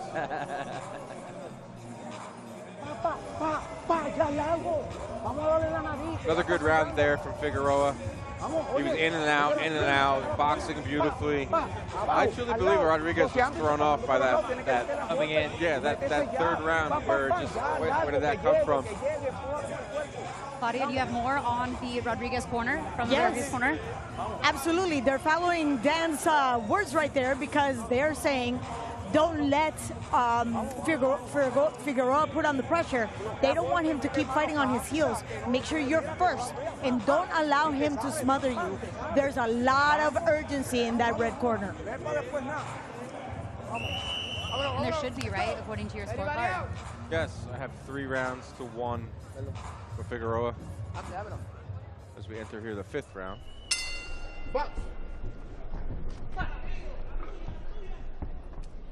Could be 4-0. I gave that 3rd round to Rodriguez.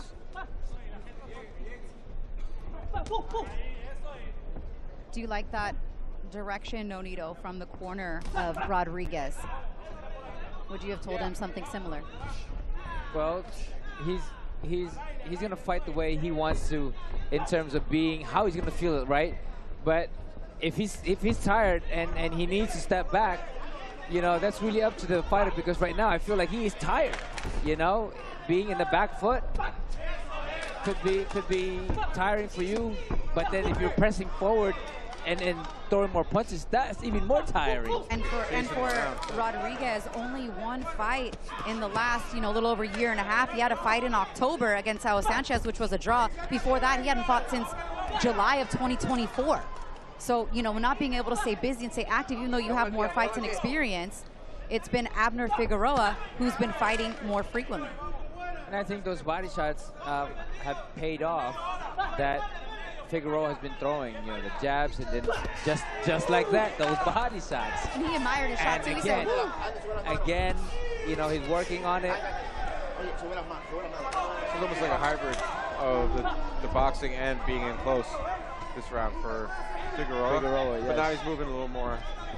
He's definitely up on the cards.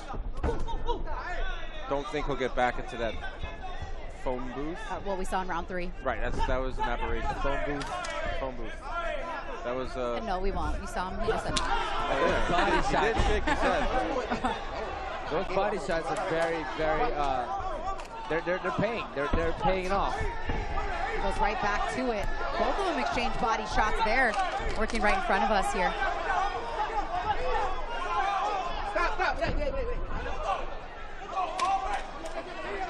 Johnny Gonzalez says no knockdown there as they kind of both start to get a little bit more sloppy in this round a bit, kind of with the fatigue starting to show a bit in round 5. He's starting to set in. Rodriguez starting to land some shots. You know, the movement of Figueroa defensively is just not there this round. But those body shots are paying off. That's what's the saving grace for him. Yeah. Rodriguez is getting his licks in, but with that body work slowed down Rodriguez as well. They're both going to work to the body in this round. Good work here, both ways. Entertaining round once again here in round 5. Puerto Rico versus Puerto Rico, bringing it tonight in back-to-back fights.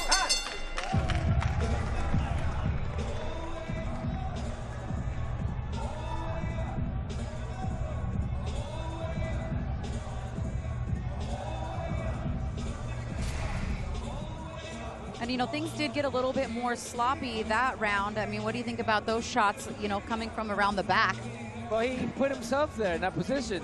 You know, like they said, protect yourself at all time. Don't just stay there, you know. So partially, it was part of his fault. I mean, when things like that happens, you got to protect yourself at all times. Rule number 1, right? Yeah, that's rule number 1. Roughing themselves up a little bit there. Those shots, though, right along the belt line, legal.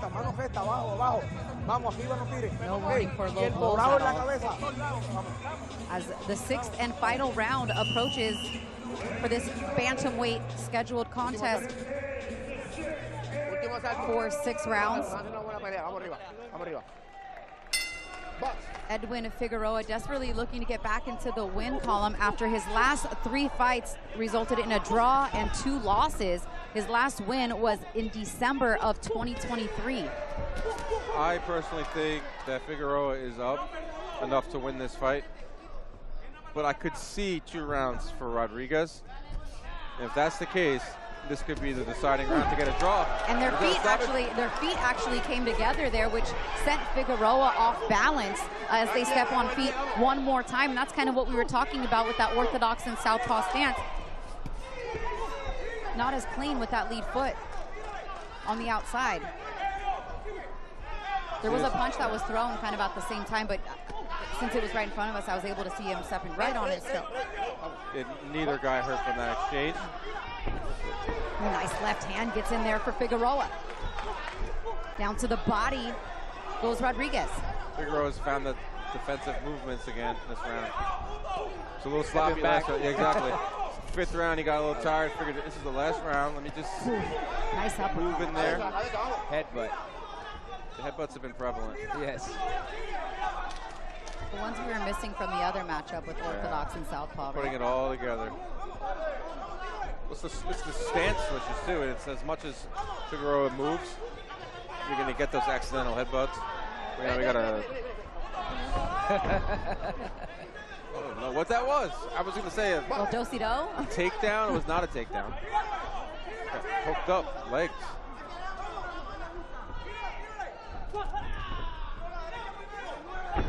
Looking to close the distance here is Rodriguez. Well, Figueroa is boxing really well right now. Sure is. That was a nice move right there. He was in the corner. Could have been a dicey moment for him. Slipped right out.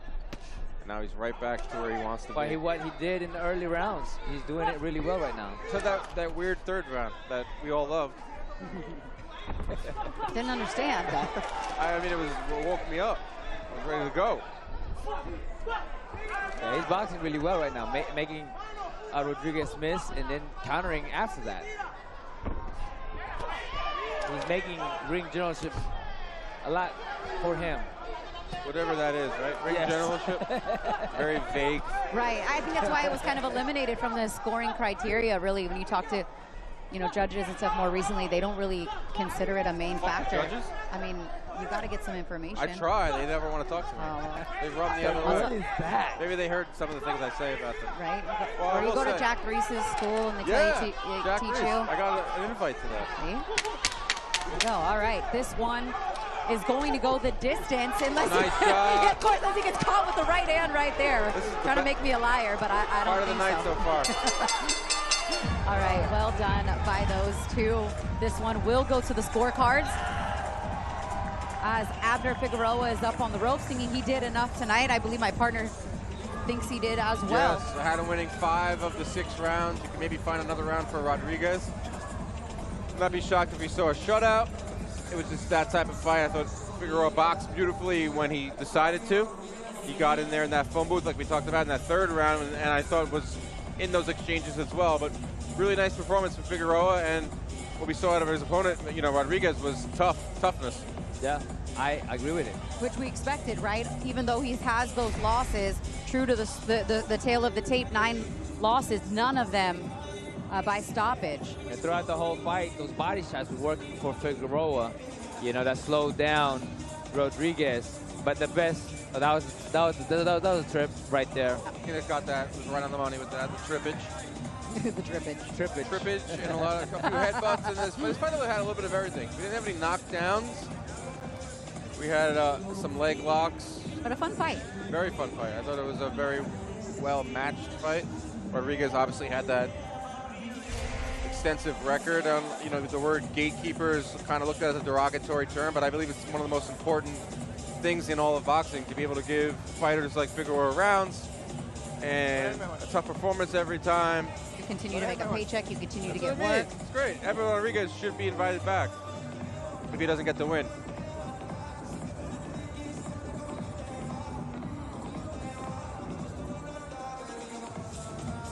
All right, so I have this one 5-1. Let's see if the judges are in line. And getting in line and in position now is Big Mo, who will deliver to us the final decision.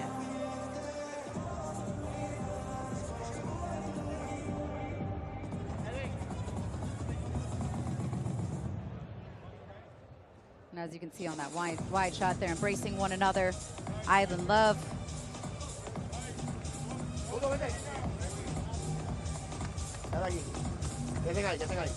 All right, Big Mo, guys are ready. Let's take it away. Ladies and gentlemen, after 6 full rounds, we go to the judges' scorecards for the official decision.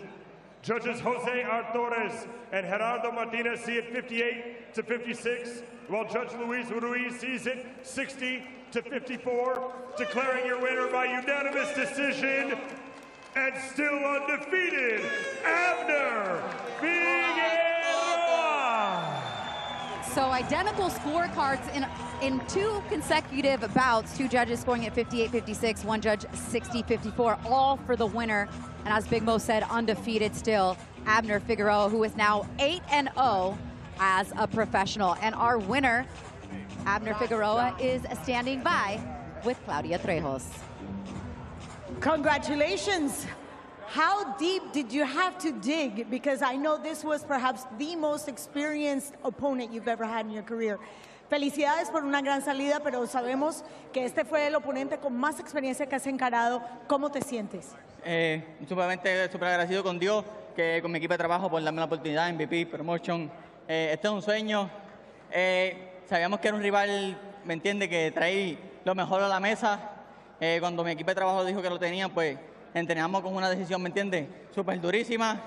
Estar en un cartel así, pues es necesario tener una pelea así, y eso fue lo que dimos hoy, un show. First of all, I want to thank God and MVP Promotions for this awesome opportunity. When my team brought up this opponent, we knew exactly what kind of opponent we had in him.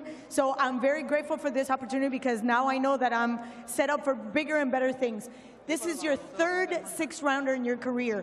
Are you ready to make that jump into the 6 rounds? Esta es tu tercera pelea en los 6 asaltos. ¿Estás listo para ir a buscar ya los 8? En la pelea anterior, pues tuvimos la oportunidad de pelear a 8 asaltos, so estamos ready para 8, 10 y 12, que es la meta. We're ready for 8, 10 or 12 because that's our goal. Congratulations, outstanding win. Felicidades, una victoria muy bien hecha. Muchas gracias y súper agradecido con todo. Gracias por hacer la cita y el mayor de los éxitos, Amanda Serrano. Thank you, everybody. Thank you for being here, and the best wishes for Amanda Serrano. Thank you. Good work tonight by Abner Figueroa. And he said, you know, I'm ready to continue to keep moving up in rounds. This is a 6th rounder. I'm ready for 8, 10, whatever they want to bring next. And I think he showed that tonight, right? He was able to kind of keep up the activity, keep up the work rate throughout the course of the entire fight. So I believe him when he says that he could have won a few more rounds. I like what I saw in the 6th round. I like what I saw of the whole thing, but in the 6th round leads him to believe that he could fight 7, 8 rounders. Because in that 6th round, he went back to what he was doing so beautifully in the early portion of the fight. That was box and move.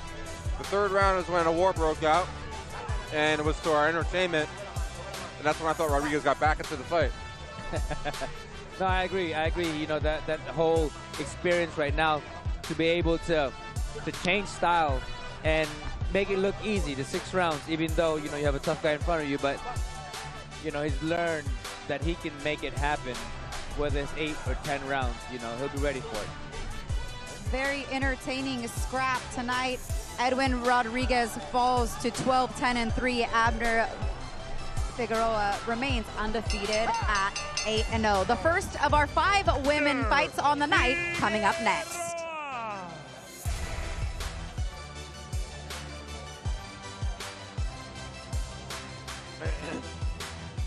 On DAZN, the fights never stop.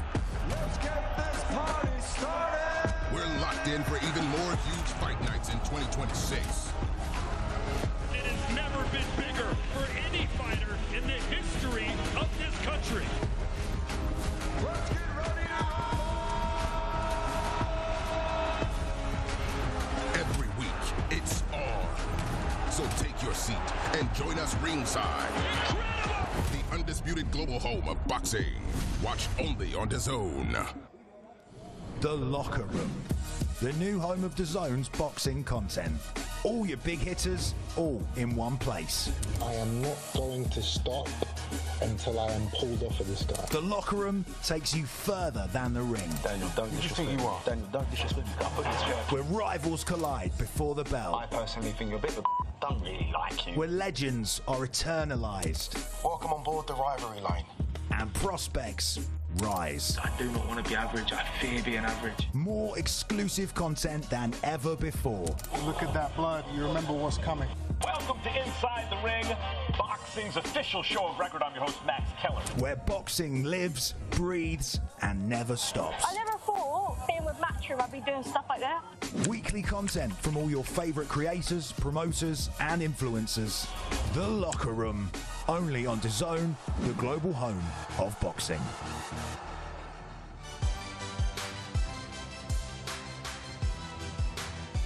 Another look at paradise here in San Juan, Puerto Rico has painted such a beautiful backdrop for all the MVP events this week leading up to tonight. Our fight card, where later on we'll see Amanda Serrano taking on Reina Tellez in our main event.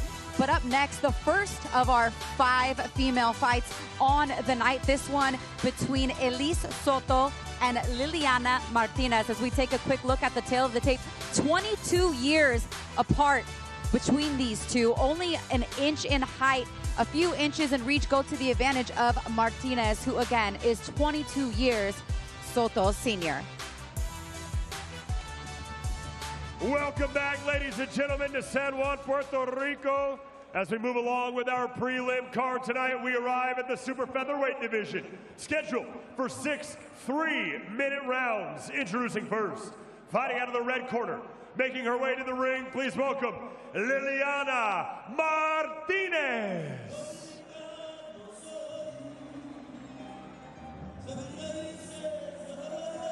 Liliana Martinez, a native of Santo Domingo, Dominican Republic. She turned pro more than 4 years ago, or excuse me, more than 4 years before her opponent, Elise Soto, was born. Oh my goodness, that's a lot of experience. It is a lot of experience. She's been a professional fighter for more than half of her life. She's fought on a much higher level than has Elise Soto, fighting in one recognized world title bout where she lost a unanimous decision to then IBF featherweight champion Jennifer Hahn, who is the sister of the world champion in our co-main event, Stephanie Hahn. Wow.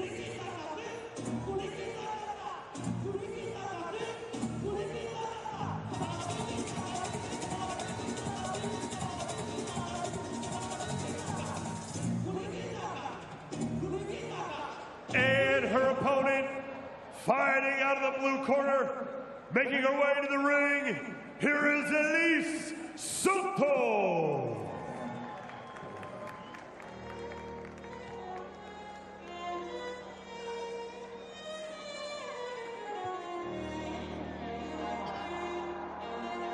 Elise Soto is a native of New York, but resides in Carolina, Puerto Rico. She fell in love with boxing when her mother took her to the gym, has been boxing ever since, and she is managed by the queen of Puerto Rican boxing, fighting in our main event tonight, Amanda Serrano, who is also her all-time favorite fighter. You know, I've seen Soto fought numerous times, and I was very impressed. She got a lot of power. I mean, she can crack, you know, so I was very impressed in all the fights that I've seen her. She's there to go and make fights happen, and she's just not there to want to win, but she wants to win in a knockout fashion. Yeah, and she's done that quite a bit in her professional career. Can she get another one tonight? We will have 6 3-minute rounds to find out. And now, ladies and gentlemen, live from the Coliseo Roberto Clemente here in Puerto Rico, we arrive at the super featherweight division. This bout is scheduled for 6 3-minute rounds and is brought to you by Most Valuable Promotions and is in honor of Latif Ayodele and Sina Gami. And this bout is sanctioned by the Puerto Rico Professional Boxing Commission, with our 3 judges scoring this bout at ringside: Luis Ruiz, Moises Rivera, and Marta Rivera. With our referee in charge when the bell rings, Luis Pavon. And now, ladies and gentlemen, 2 warriors, 1 fight. Who wants it more? Introducing first, fighting out of the red corner, wearing the gold trunks with red trim. She stands 5 feet 3 1/2 inches tall. She weighed in at 128.8 pounds. Tonight, she enters the ring with a professional record of 25 victories, opposite 23 defeats, with 16 of those wins coming by way of knockout. And she fights out of Santo Domingo in the Dominican Republic, introducing Liliana Martinez. And now her opponent, standing across the ring, fighting out of the blue corner, wearing the black and red trunks, donning the flag of Puerto Rico. She stands 5 feet 2 1/2 inches tall. She weighed in at 127.2 pounds. Tonight, she enters the ring undefeated as a professional. 9 victories, opposite no defeats, with 1 no contest, with 8 of those 9 wins coming by way of knockout. And she fights out of Carolina, Puerto Rico, introducing MVP's newest signee, Elise Soto.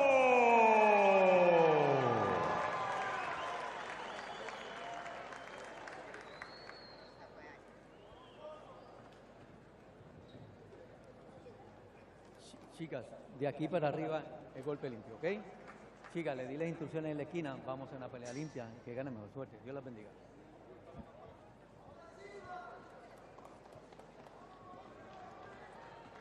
Luis Pavon, the 3rd in the ring tonight, alongside Elise Soto and Liliana Martinez. Again, traditional women's boxing, 2-minute rounds. The ladies tonight in this bout fighting 3-minute rounds, so an extra minute should this go the full distance, those 6 rounds, something that Elise Soto hasn't done very much in her career, Nonito. 9 wins, 8 of those by way of knockout. You could see why MVP signed her. Well, I've seen her fight, and she usually come in and just throws those big bombs. You know, as you can see, she's coming, pressing forward, and trying to make the fight happen from the very beginning. You know, one thing I want to see from her is head movements, and before stepping in, throw that jab with intention. Liliana Martinez, 25-23-0. You know, she definitely has a lot of experience, you know? Oh, yeah, of course. I mean, no doubt about it. She's been fighting longer than Elise Soto has been born. Yes. Okay, stop. But only minimal stoppages, though, in those 23 losses. As right away, Elise Soto goes to work on the body, looks to cut off the ring, throw that uppercut, just misses with the right hand, but investing early in the body here. That's very true, and you can already hear her. She's very intentional. When she's hitting, she's very intentional, and you can. Ooh, good shots up top though from Martinez. An overhand, right hand. another one. Oh, a left hook. She's about to go down.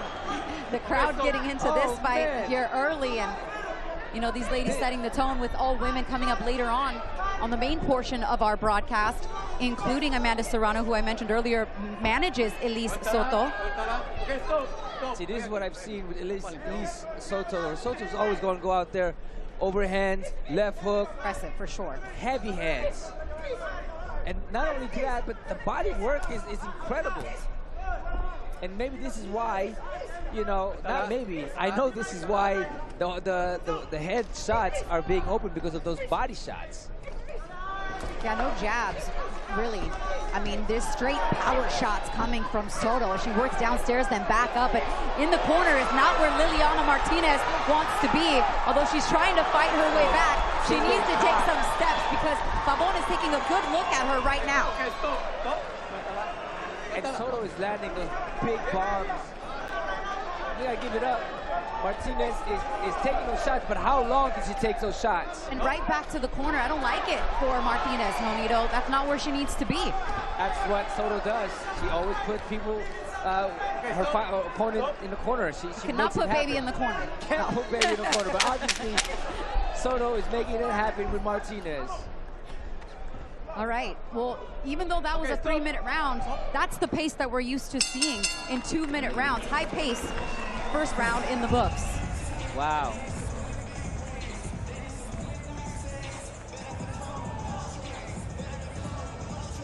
Incredible round for Soto. Utilizing power, body shots.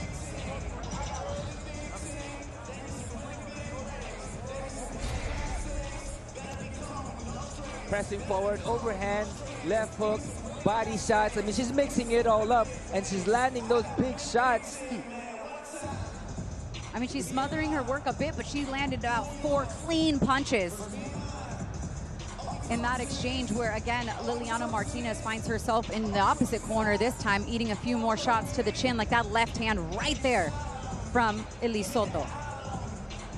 I'd imagine, Nonito, in the corner of Martinez, they got to be telling her that she's got to move around and get a better rhythm and just stop backing herself into the corner.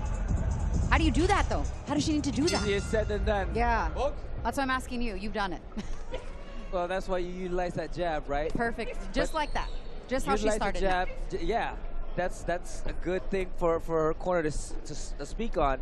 But the thing is, Martinez is throwing those wide shots that opens her up, and this is why Soto is catching her in between those punches. She's fighting, but she's getting hit. And I don't mind this that hold and walking her back to the middle there. That's a smart veteran tactic when you're getting smothered. I'd rather see her do that than continue to take punches along the ropes. Hold, clinch, try to walk your opponent back to the center of the ring. But Soto is not letting her do it. You know, sometimes things like that can happen, but you get somebody like Soto who goes right down the middle, but then opens up, hits you to the body, hits you to the head. Good straight right down the middle. I mean, see, that power is very overwhelming. An overwhelming amount of punches coming from the Puerto Rican fighter, Elise Soto, who's off to a fantastic steer. 4 jabs, then a right hand down to the body, up top with the left, again with the left hand for Soto, who is just teeing off right now in the corner on Liliana Martinez. I'm very impressed. This is a 3-minute fight. I'm very impressed how she's constantly just 3-minute rounds, forward. yes. Can she continue to keep up this pace? Is she going to need to continue to keep up this pace, or will she get stoppage number 9 in her 10th professional fight? Well, right hands like that We saw Martinez is breathing really deep. She's exhausted, and it's just a matter of time. Pavon on the ropes right there, Nonito. Oh. Luis is watching.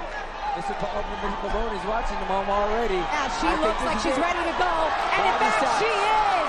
Another stoppage for Elise Soto. She gets it done here in just the 2nd round. That's 10-0, 9 knockouts. Impressive. I agree. You know, one thing that was beautiful about it is not only that she's showing a lot of power, but she's mixing it up from the body to the head, you know, and could continuously put that pressure without slowing down. I mean, that's unheard of, you know, especially if you're used to fighting 2-minute rounds. I mean, you were asking the question, you know, is she going to be able to keep up this pace? But I quickly kind of corrected myself because I said, I don't know if she's going to have to, the way that she was just so dominant. And you could tell that Liliana Martinez, although she got in a few good licks, just was overwhelmed by the pressure. Yes, it was just a matter of time, especially getting hit with those shots. You know, people can see and look at it, but when you feel those shots, especially a heavy-handed like Soto, you know, it's only a matter of time. Martinez, some kind of tough though. I mean, she didn't go down. It was Luis Pabon who decided to step in, you know, after some big clean shots like that right hand right there landed, and she's kind of holding on for dear life, sitting on the ropes. And, you know, that was kind of the beginning of the end right here. I mean, she ate that flush shot with the left hand. I mean, not a lot of clear work shots right there, but there's a shot that comes down to the body right there with the left hand. That's correct. Where it is. And that was it. She went back to went back there twice, and no complaints from this crew with the stoppage at all by Luis Pabon. That was, he did the right thing. But that body shot definitely was the culprit of why it was stopped. I mean, aside from all the onslaught, but that really hurt her. That body really hurt her for her to bend forward. All right, let's make this one official. Big Mo's in position with the winner. Ladies and gentlemen, referee Luis Pabon calls a stop to this contest at 1 minute, 58 seconds of the second round, declaring your winner by TKO and still undefeated, Elise Soto!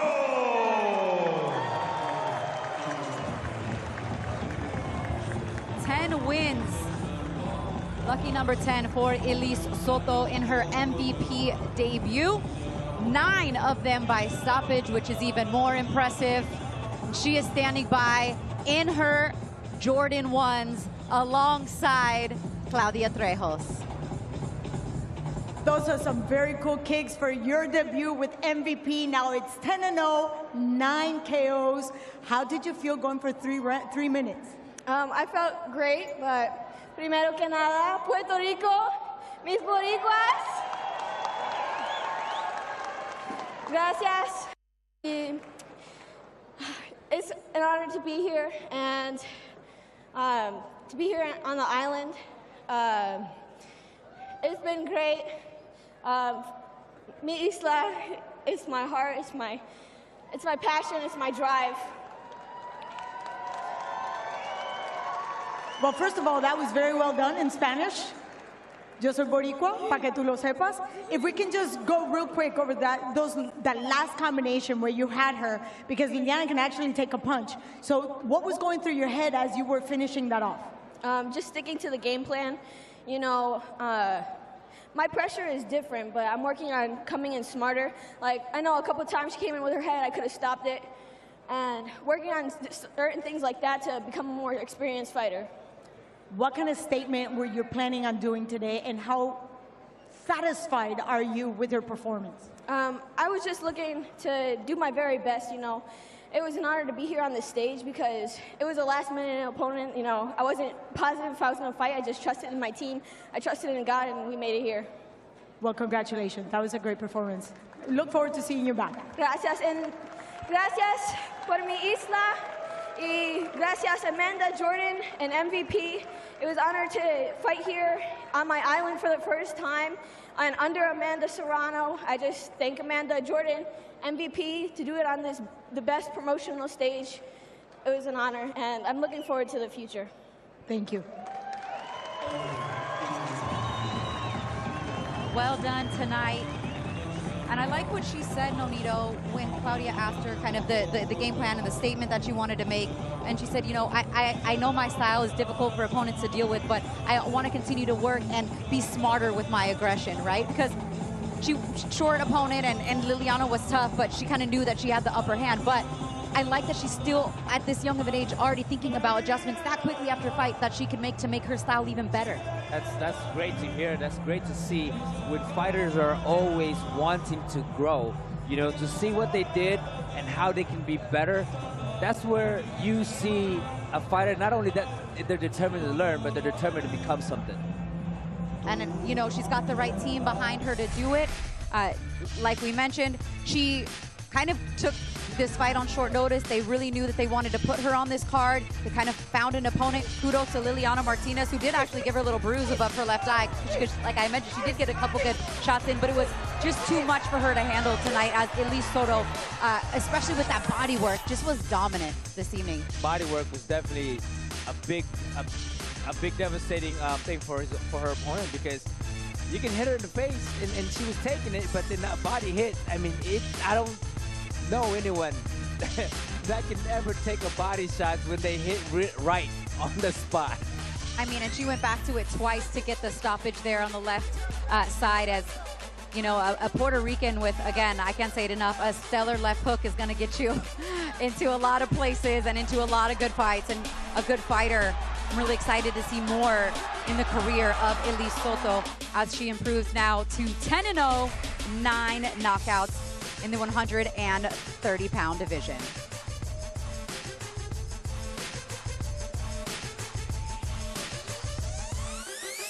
And as she makes her way back to the locker room, all smiles, greeting all of her fans. One of her biggest fans is her manager, the woman that signed her, Amanda Serrano, who is fighting in our main event, as we take you through a feature of MVP Uncut, a look behind the scenes with Amanda Serrano. Training camp is going amazing. I feel good. I'm happy that I'm going back down to my natural weight where I am the champion at. Obviously, I'm a brawler. I love to fight. No matter where you put us, how you put us, we're gonna end up going to war. I'm always proud of what I've done and what I do, but never satisfied. So that's why, as a competitor, as a fighter, as a boxer, I'm always trying to be better and trying always outdoing myself and being the best person and best athlete that I can be. Amanda has not lost a step, a beat. This time we're in our right weight class, 126 pounds, you know what I'm saying? There's no weight advantages, there's nothing, you know what I'm saying? It's just two warriors that are gonna go out there and are gonna give it everything they got, and all we promise is a real sweet victory for Amanda Serrano.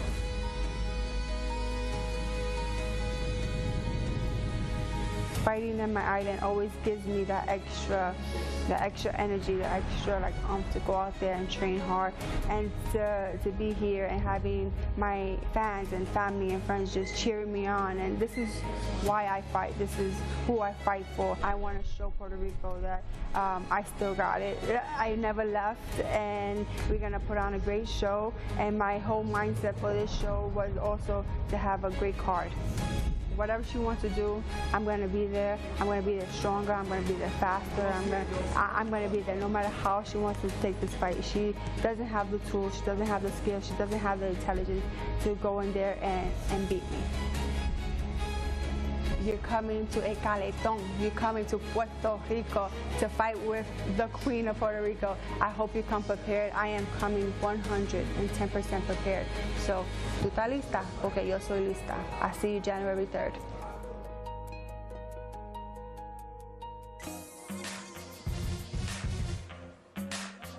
As the sun gets ready to set here in San Juan, Puerto Rico, we're off to a great start. MVP Fight Night, all culminating later on in our main event, Amanda Serrano versus Reina Tellez, which is coming up later as the ladies take center stage. 4 bouts in our main card, of course, headlined by the Queen of Puerto Rican boxing.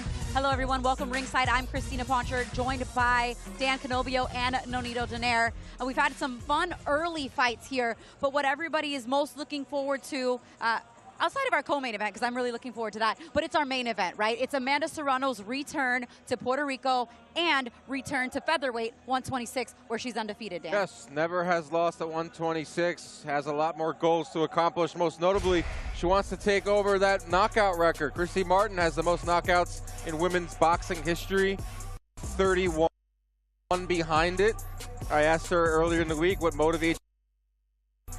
She said that. She has almost every title you can possibly have, 7-division world champion. She also wanted to come back here to Puerto Rico. We know what happened in March of 2024 with that incident, and she promised that she would come back, Flash. And she's here, and tonight she should, I believe, get another stoppage win. Well, you know what, man? I'm always an underdog kind of thing, you know.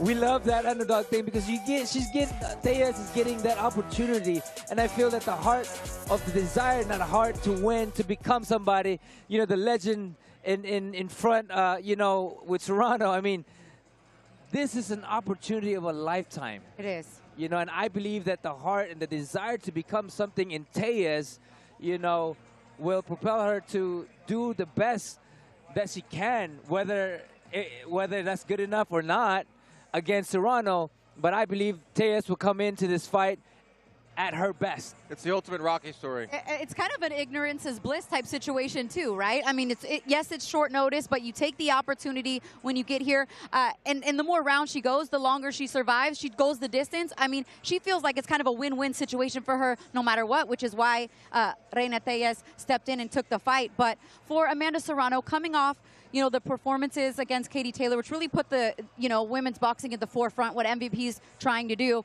But what should we be looking for from her tonight? Back at 126 pounds, I would imagine not only does she feel more comfortable here, but she's going to look more comfortable with at this weight class, and the punches should be flowing a lot more. They need to, at least, right, Dan? Yes, absolutely. She's the most prolific puncher in all of women's boxing. She averages 70 punches thrown around. Majority of her career was fought with the 2-minute rounds. The last couple have been 3-minute rounds, that equivalent to over 100 thrown around. But we did not see that in the third fight with Katie Taylor. We saw a much more reserved Amanda Serrano. We saw Amanda Serrano that wanted to jab more and be on the outside. She says that's not going to be the case. She only threw 38 punches around in that third Taylor fight. I questioned it myself, but tonight is a night where she says she'll get back to closer to what we've seen her entire career, and that's ferociousness. And I think that the power will come out, knowing that she's back in her weight class, you know, and we've seen her in bigger weight class with power. But imagine coming down to where she's comfortable.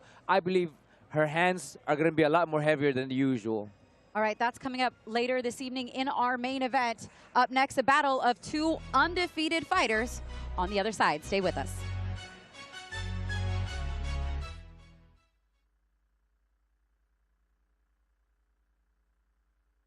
In one place. I am not going to stop until I am pulled off of this guy. The locker room takes you further than the ring. Daniel, don't disrespect me. Daniel, don't disrespect me. I'll put this shirt. Where rivals collide before the bell. I personally think you're a bit of a don't really like you. Where legends are eternalized. Welcome on board the rivalry line. And prospects rise. I do not want to be average. I fear being average. More exclusive content than ever before. Look at that blood. You remember what's coming.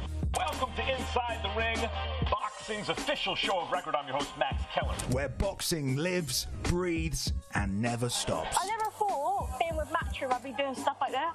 Weekly content from all your favorite creators, promoters, and influencers. The Locker Room, only on DAZN, the global home of boxing.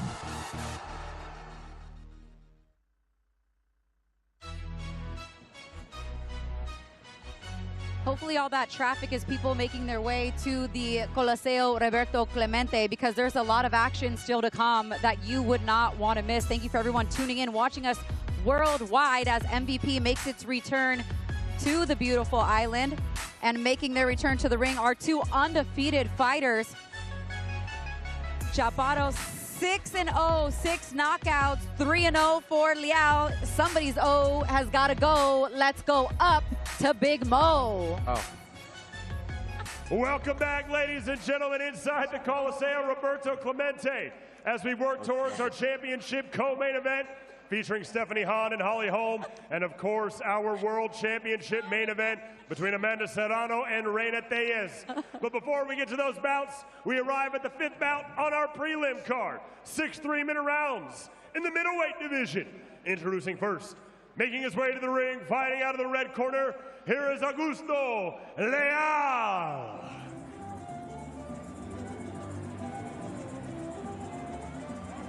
Augusto Leal, as you see, representing his native Venezuela, made the trip 3-0, battling the undefeated Alexis Chaparro tonight.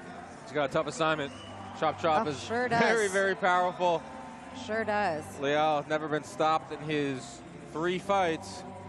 He is up to the challenge, though. He's been embracing the Puerto Rican fans all week, had a great time. The weigh-ins, press conference, all smiles. Great shape, too. Yeah, Saw him at the weigh-in yesterday.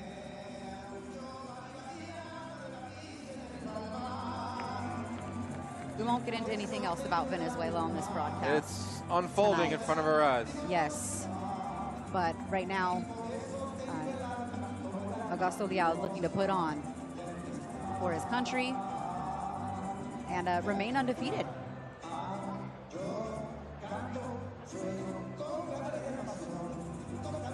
And now his opponent, fighting out of the blue corner, making his way to the ring. Please welcome Alexis Chaparro.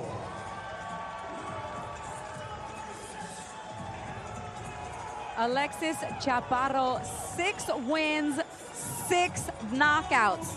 Some call him a human highlight reel, as he's looking to keep that 100% KO ratio alive tonight.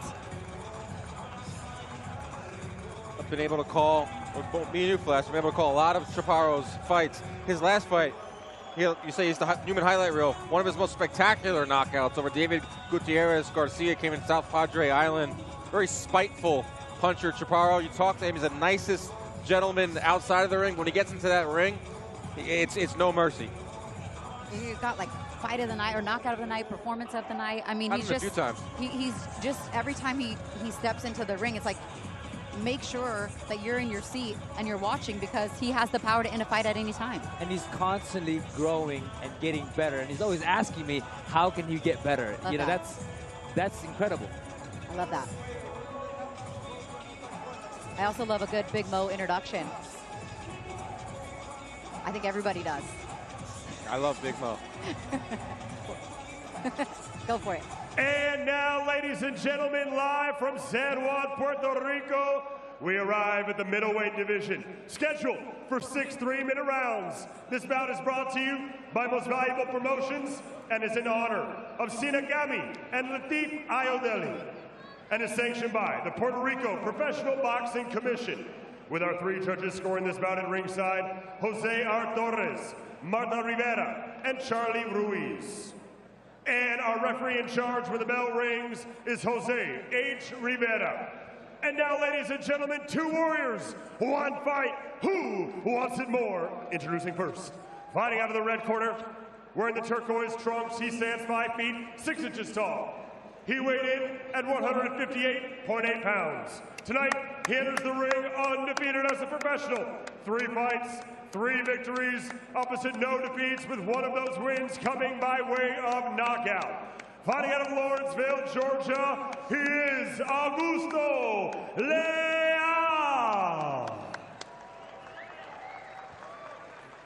And now his opponent, standing across the ring, fighting out of the blue corner, wearing the blue trunks with white trim, donning the flag of Puerto Rico. He stands 6 feet, 1½ inches tall. He weighed in at 159 pounds even. Tonight, he enters the ring with a perfect, undefeated record. 6 fights, 6 victories, all 6 of those wins coming by way of knockout. And he fights out of Ridgewood, New York, introducing MVP's own Alexis Chop Chop Chaparro.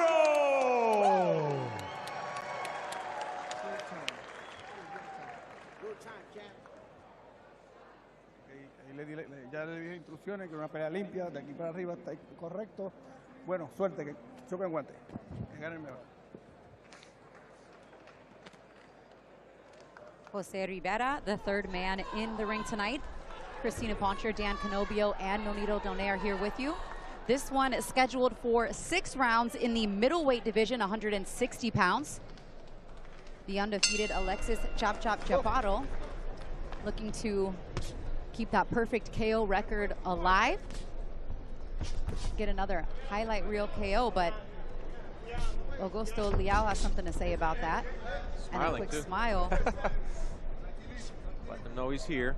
The Chaparro he's a slow builder. He does have 2 first-round stoppages, but he is someone that leads up to a big-time knockouts.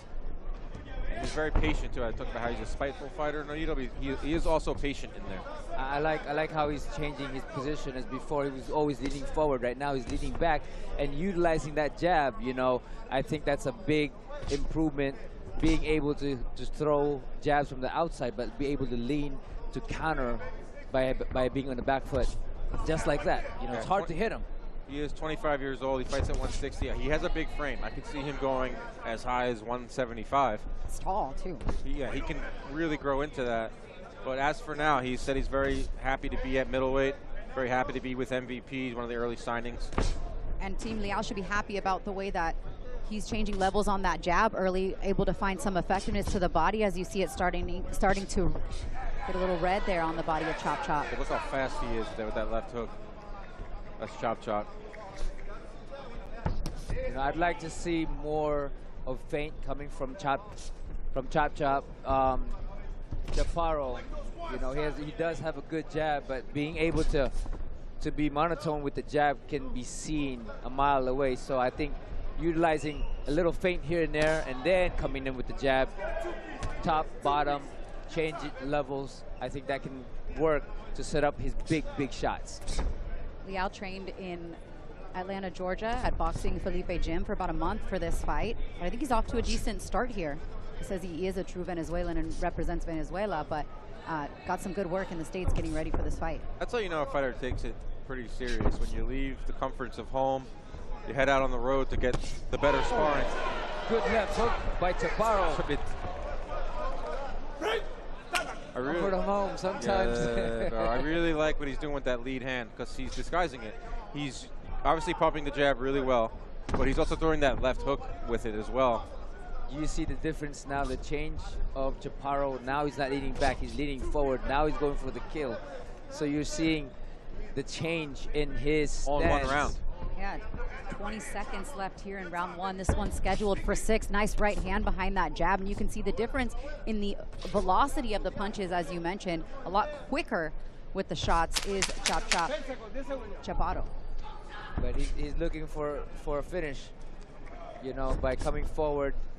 But you gotta be watching out sometimes because you got a live opponent in front of him. Sure does. Good composure for Chaparro in this round, and just changing up the whole system. You know, you throwing the jab and then coming up with the left hook. I loved it. I loved what I saw there. The jab was something I felt like he needed to work on, and he came out that round pumping it. He was throwing the left hook off the jab, same hand. Yes. Disguising it, like I said earlier, like that was a very, very crisp opening round. There it is. It's gonna come right here. Bam! It just goes to show. I mean, we've seen him fight numerous times, but just the composure that he's showing right now is the maturity of what he's learned throughout of what all the fights we've seen from him. Right, he only has 6 fights, and he is 25, so I know MVP is figuring out how they want to move Alexis Chaparro, but I believe in patience. But we're seeing him get better and better every fight. I mean, that was a very good first round. And for the second consecutive time, Chop Chop is facing an undefeated opponent as well. So continuing to step up the level of opposition here in his 8th professional fight. And a little more sense of urgency coming out to start this round for Leal. Love it. Definitely lost the first round. Figures, you know what? I got to get it going early. And Chaparro's going to try to He's landing that shot, though, efficiently. That stab It's been jab. consistent right to the body. Very nice punch. I like the feint coming from Chaparro, which I didn't see in the first round, but he's doing it in this round. Just a little bit more of it to kind of slow down Leal from being comfortable. Good jab. Very fast jab. Doubling it up is what I'd like to see, just like he did right there. And then eventually come with that piston right hand. Oh, good right hand got in there from Leal off the jab and combination, Yeah, trying to hook through the guard. Leal He's game. Some big shots. Yes.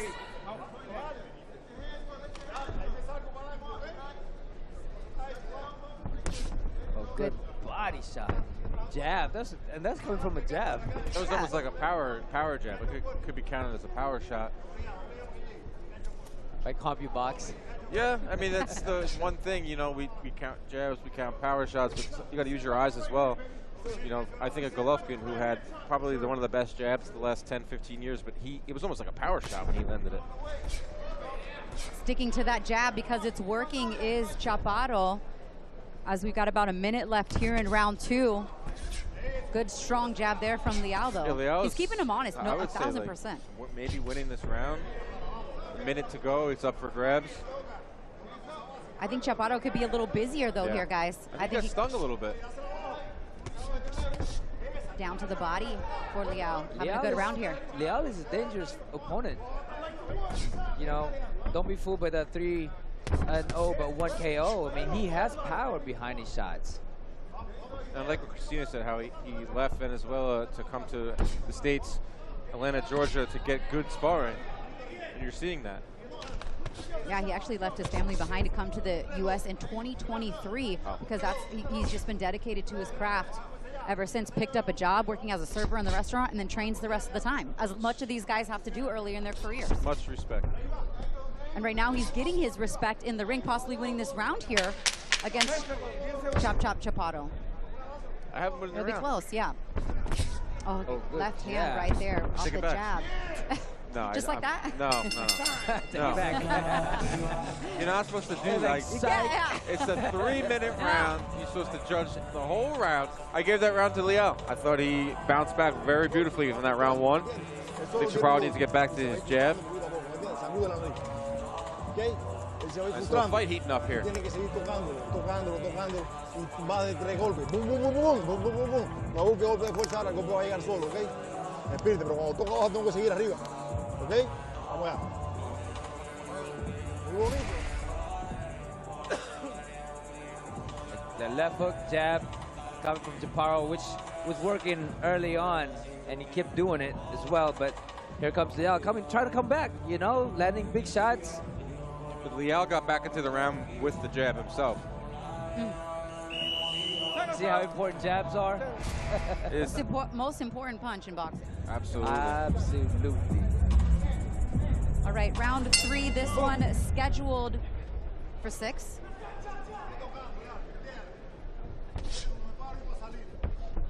Starts with that punch we were just talking about. Both fighters jousting with that jab to start round 3.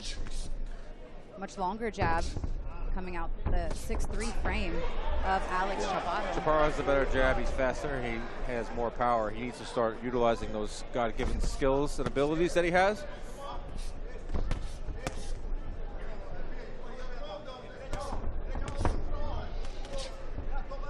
And it's also one of the first times I can remember in Chop Chop's opponents where Leal isn't as tall as Chop Chop, but he's maybe like an inch. Yeah, I was going to say usually like Chop 6 Chop's foot tall. opponents are very smaller.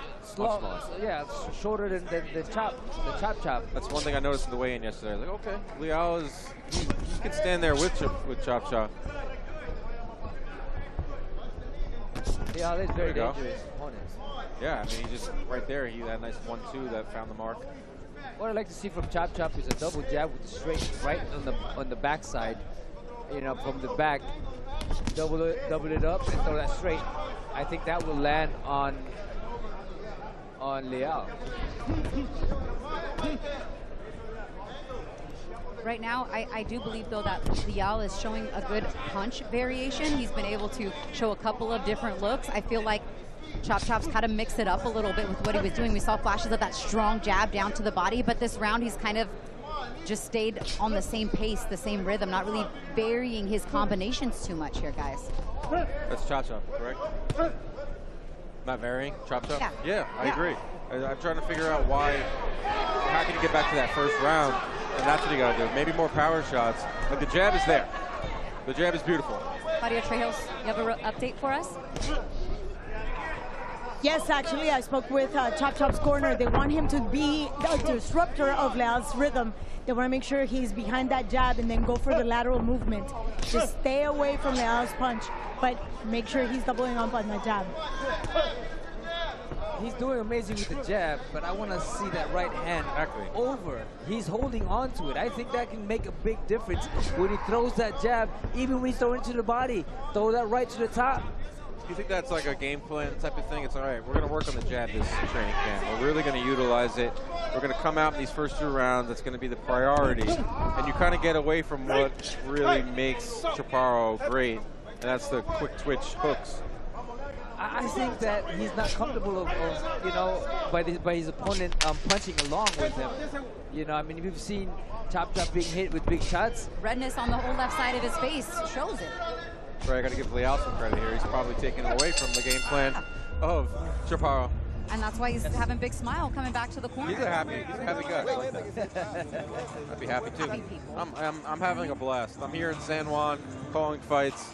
This is amazing. Absolutely. I'm grateful. We might not make it home, but whatever. I'll go to the beach tomorrow. I'm grateful to life. Breathe in. One more day. Relax. I need a little more speed. I need a little more, and you're still waiting on line, all right? I need a little more speed, all right? You got this guy already. What's going on? All right? I didn't say rush. Watch with the leaning, watch with the jumping, all right? Now, I need you to sit down on your punches, follow up, and use your angles, all right?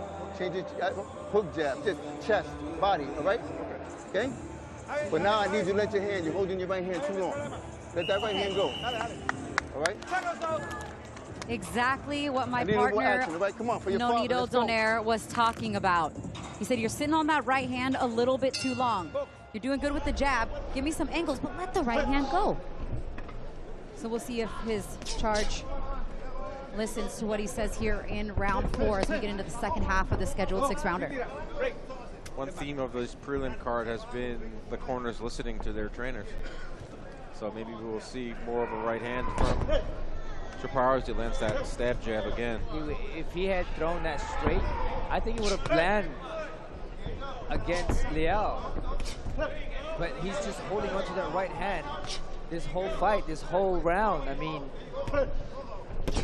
the only reason why Leal is coming back is because there's nothing being thrown behind the jab. Jab is nice though. We listened in live to the Chop Chop corner. Claudia, what did the Leal corner have to say? They want to make sure that Leal goes for the body using the uppercut and then just smother their opponent. But the most important part was the motivational end. This is Venezuela's day. You got to make sure you bring that pride into the ring. You see that right hand just land just now. That was nice. It physically moved Leal. That's what Chop is good at, when he lets his punches go. I told you early on, he's an accumulator. He's someone that it takes him a few rounds to warm up, but when he does find that range and he turns into a very spiteful puncher, so I would not be shocked if he really turns it on the final 2.5 rounds here. Stay back with that jab all over again and then set up that straight now. I think that's something that he's starting to establish. Like you said, Dan, you know, it just takes a little bit of time. He's got the swelling though, the left eye. Yeah, his left eye. I mean, the right hand from Leal has been doing some good work. But you can tell the sense of urgency has picked up here a little bit more for Chaparro, which is what his corner was looking for. And, you know, after starting his career, you know, with 5 straight knockouts. It's like, okay, last fight went the distance. Well, actually, he knocked him out in the last round. Nearly went the distance, but it was a spectacular knockout, but you're right. 6 knockouts. But you can tell he is being more measured. But now he's turning up the pace the second half of the fight. Perhaps before the game plan. He did have a spectacular knockout, but there was some moments where I was thinking underneath you were as well. Like you could have got that guy out there a lot earlier, which kind of. But that's not the case with this fight here. Oh yeah, this is probably the toughest fight of Chaparro's career early on. Chaparro's nose is bleeding as well. It's a testament to the matchmaking here. It's perfect step up for him. He's got a little mouse under the left eye, some blood from the nose. Winning the fight, but getting really, really tough rounds. Oh, and now he just delivered a nice left hand that snapped the head back of Liao here and under the 10-second mark. This is one of those fights that you got to learn how to figure out your opponent to make you better. And once you learn how to figure out your opponent, that's when you get to the next level, you know. And this is a good fight for him. This is a really good step up for him. He just now has to learn how to take his opponent and win a fight according to him. Mira, hermano, usted ha hecho todos los sparring de 10 rounds con tipos mejores. Ooh, Liao landing that big hook. Chaparro coming in with bigger shots, and it shows that Chaparro has the heavier hand between the two. Even when he deflected a shot like Liao did right there, it still moved him back. The power did. But, you know, taking advantage of that reach and landing that lead jab right there, I mean, that punch is there for him. Well, the jab is utilized to set everything up. So when you're hitting the jab, that means you can land the big shots behind it. That's what jabs are there for, you know, to reset your opponent, to set your punches. You can't just use the jab and not do nothing behind it. Through the first 4 rounds, Dan, our unofficial score tonight, what do you have on your scorecard? 3 rounds to 1 for Chaparro. Great jab. He's starting to wake up that right hand in that last round. Getting really good work tonight, which is most important at this stage in his development. So I got 3 rounds to 1. Good. 1, 2, 4. Down with that third. The extra punch, the combinations. That's going to get the job done, because that's really what has been working for Liao, is when he's able to throw punches and bunches and get Chaparro on the defense. Well, the thing was, Chaparro would only throw 1 jab or 2 jab, and it would stop right there, and then Liao would come back. You know, now he's throwing a 1-2-1. He's mixing it all up, which makes it very difficult. An overhand counter coming from Liao. That was a nice combination from Liao. 1-2 as well. Ah, that overhand right. Very quick, sneaky attacks from Liao. And they're starting to accumulate. You can see on the face of Chaparro. Who is also a model. Yes, he is. A high fashion model in his spare time as well. I have to sit out for a and few so weeks. they're not happy. Versace or Dolce & Gabbana, Armani, Burberry, all those big names are not liking what's happening. But if you ask Alexis, this is what he loves to do. 1,000%. It doesn't hurt to get those checks.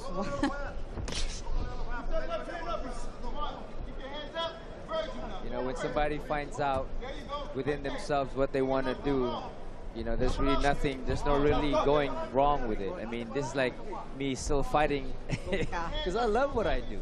This is what I want to do. And Chaparro is in that same place where he knows what he wants to do. He knows he can be anywhere and be able to do some success in other things, but this is where he wants to be. And he's good at it. He is good. He's looking really good this round. Got some blood from the nose of Liao here in round 5.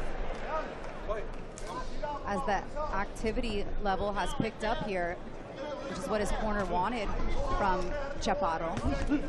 What I want to see Chaparro is counter Liao's jab, and I believe that straight will land every single time because Liao reaches very slowly with that jab that opens up himself, you know, when especially when he's throwing a double jab. So I think that straight will land for Chaparro, countering Liao.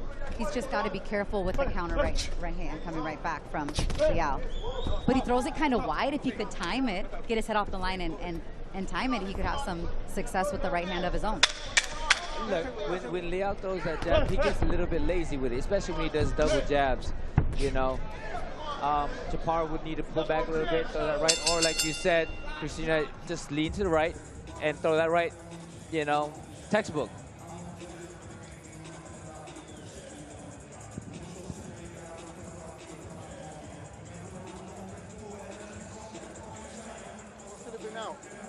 Don't pressure yourself. I need the pressure. Don't get silly now, okay? This is 6th round. Understand that?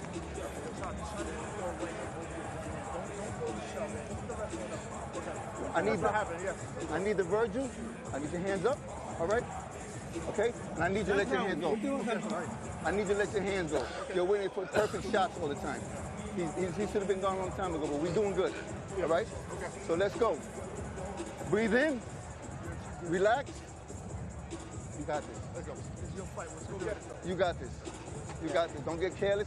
I want those hands up. Okay. Relax your elbows. We in. We in. We in there. We in there. Let's go.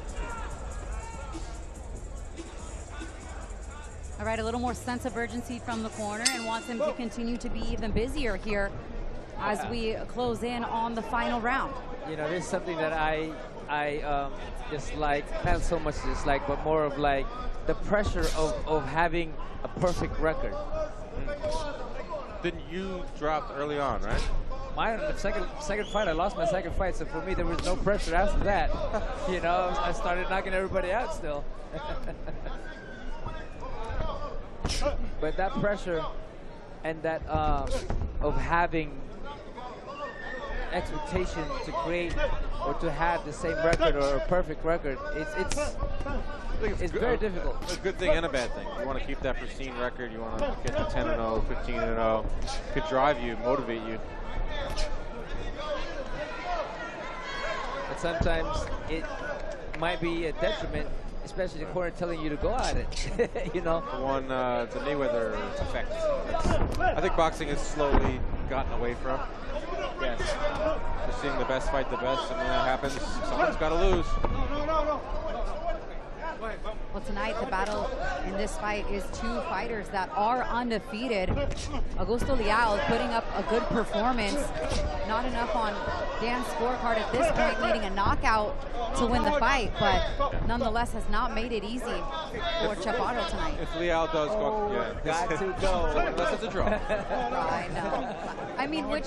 I don't think that's going to happen. Judges have been pretty good so far tonight.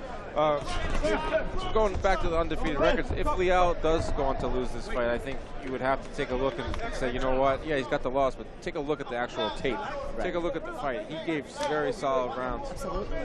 Where it's like, okay, yeah, you might have a loss in your record, but you got to go beyond the scorecard, beyond the box record. That's straight right there. That's what I've been wanting to see. Hurt here. That's exactly what I wanted to see. Late in fights, that's Chaparro. Got a minute to work with. A little extra push there as we push on under a minute left in this fight. That's one thing I wanted to see is that 1-2 jab to the body or straight, but that straight is the key to landing the shots because Leal is not, he's very open for that shot. There it is, right there. That's exactly what I'm talking about. The shot you've been asking. Yeah, pound. That was loud. You hear it through the headset, it's loud. And you can see. Yeah, took it again. Same combination there. 1-2 for Chop Chaparro, who is chopping down Leal under 20 seconds left here in the fight. That's exactly what I've been trying to say earlier, is that straight right hand will always land after that jab. And he's doing it right now, you know. And he knows it. He knows that he's done enough as the final bell sounds. And valiant effort from Leal, but likely not enough tonight as Chaparro finishes the fight strong. Some of his best combinations, he saved his best for last, and you know, likely walking out of here, although his first fight to go the distance, and I believe that this is one of the biggest learning fight for Chaparro that will elevate him to the next level. You know, being able to throw different shots, because he already has the ability to make things happen. Now he's seeing that he can make it according to what he wants it to be. by not holding on, not holding off on his ability to do things. More than the undefeated record, maybe the stoppage streak was something that was on his mind. Eventually that has to go. You see that all the time in boxing. Edgar Berlanga comes to mind. All those first-round stoppages, eventually he was stepped up. But maybe that's something that could be a release for Chaparro. But I do agree with you. This was one of his most well-balanced performances. He was going up against a very tough opponent. It wasn't just going in there to lie down. And Chaparro showed an absolutely outstanding jab early on. Yeah. And then the power shots, the last couple rounds. This is what Chaparro does. He builds up the engine, and then those power shots start raining down. It came in the 4th and 5th round. He took a little bit of punishment throughout the fight that I'm sure he'll look back on and say, you know what, I shouldn't have been hit with some of those shots. I was facing a better opponent. But all in all, I think it was a very solid performance. It showed a little bit more of maturity of the things that we've seen, because usual in all the fights that we've seen him early on, he's gotten hit hard where he felt the punches. He was able to take them out, but yet he was in that line of fire that he was hurt with. Right. In this fight, he was a lot more in control, a lot of maturity that I've seen from him from the previous fights. All right, Big Mo has the scorecards. Let's send it up. Ladies and gentlemen, after 6 full rounds, we go to the judges' scorecards at ringside. Judges Jose Artorez and Marta Rivera see it 60-54, while Judge Charlie Ruiz sees it 58-56, declaring your winner by unanimous decision, and still undefeated, Alexis Chop Chop Chaparro. So Chop Chop goes the distance for the first time in his young professional career, but got in some valuable experience in those 6 rounds against the tough Augusto Leal. And the winner is standing by now with our Claudia Trejos. Claudia? Alexis, you're still undefeated. First time you go the distance. What does this do for your confidence? I mean, it just, give me experience. But first, I want to thank my Lord and Savior, Jesus Christ. That's first. And my mother, Mary, who intercedes for me every day, the Immaculata. And to answer your question, it's a great experience. I'm glad to be here in Puerto Rico. I showed I could do other things than just punch. And I'm able to punch with the boxing, I think I'm ready to move on to 8 rounds, maybe even, what the scene wants, but I want more rounds because I could punch and I want more rounds. I don't like to rush my shots, so. I was talking to your corner. They said you were pacing yourself, but through this process, what did you learn about your skills and your ability to adjust? I mean, I knew, I just didn't want to get caught by a crazy shot. He was a very awkward opponent who came to fight. He was throwing hard shots, and I just didn't want to get caught slipping. So I was just like, let me be careful, take my time, and if I hurt him, let me try to keep the pressure up. But, we didn't get him out, but we got the job done. Congratulations on that win. Thank you very much. Thank you so much. All right, let's take a look back at how Chop Chop got it done as we look at a replay. Of course, fighting tonight with all kinds of emotions is Augusto Leal representing Venezuela, but he was a game opponent. But, Chop Chop got things clicking on all cylinders, particularly when he did things effectively off the jab, Dan. Yes, the jab was the main punch here. It seemed like he wanted to prove a point tonight that I could do more than just punch. So he came out with that jab. But then, as I said earlier, from watching his career unfold, calling all his fights, is he doesn't like to rush his shots, which means that he likes to get knockouts later in rounds. If that fight was 8 rounds, or maybe one more round, he might have gotten Leal out of there. But I thought it was a good performance, all in all. Would you agree? I agree with that. Again, what I've seen was a lot more maturity in his fighting. He wasn't just trying to go out there, trying to go for a knockout, opening himself up for a big shot as well. He set up the jab. He just didn't follow through more. Something he can learn ahead for the next fight is to be able to set things and then be able to accomplish something behind all of that, But I've seen a lot of maturity for Chaparro in this fight. All right, another battle of Puerto Rico versus Puerto Rico on the other side of the break as Chop Chop gets some parting words from MVP's own Mike Lenardi. We'll be right back. On DAZN, the fights never stop. Let's get this party started. We're locked in for even more huge fight nights in 2026. It has never been bigger for any fighter in the history of this country.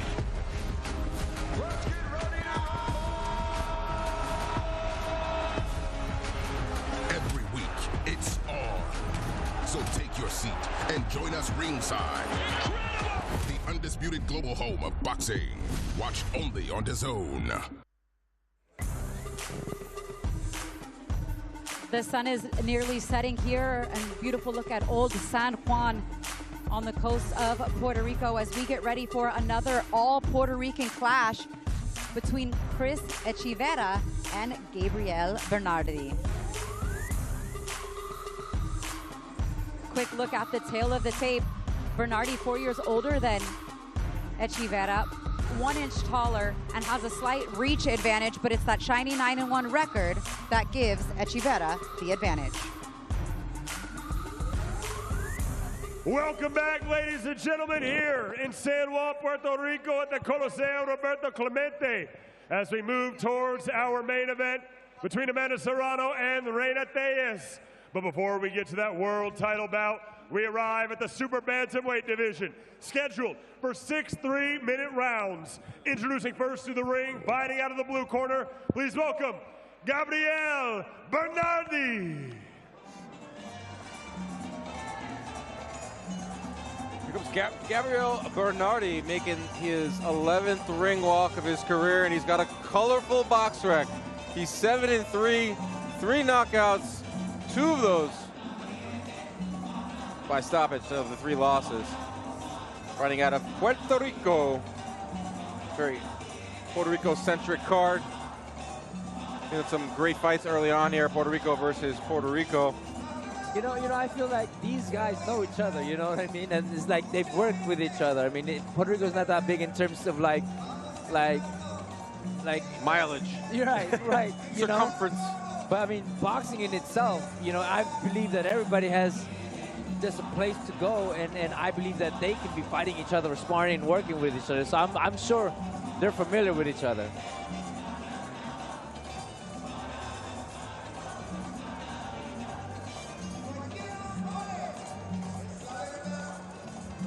And now his opponent, fighting out of the blue corner, making his way to the ring, please welcome Chris Echeverria.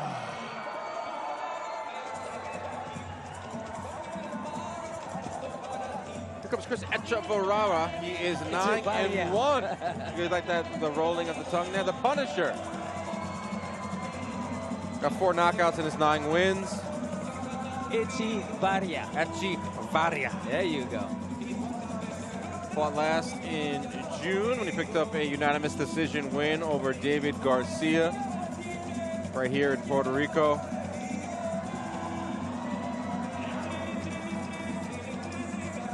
Looking for that 10th win. Nice to get that round number, right? Get into the double-digit win column. Yeah.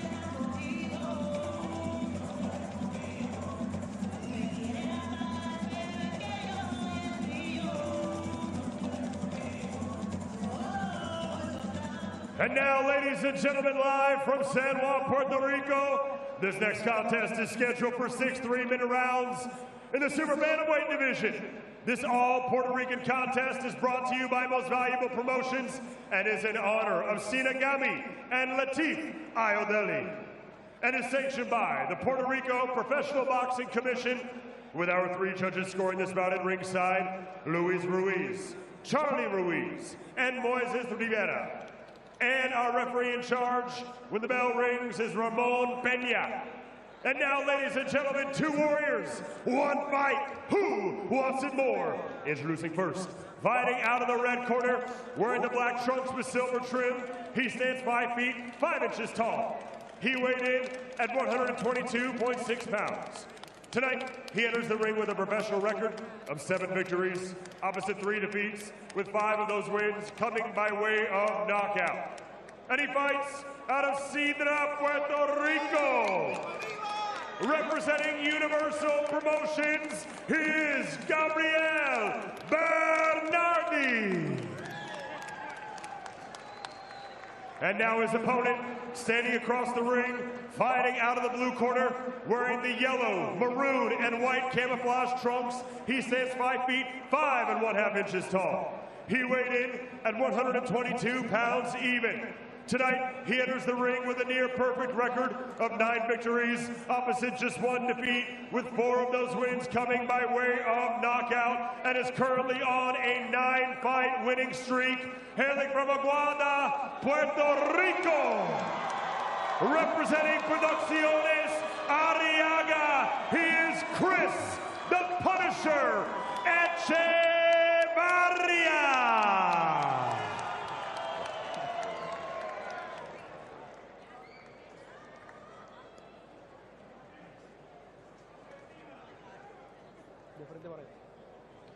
Porque muchos de ustedes son 2 profesionales, ya reciben las instrucciones en sus esquinas. Recuerden protegerse en todo momento y respetar mis comandos. Choquemos guantes y Dios los bendigamos.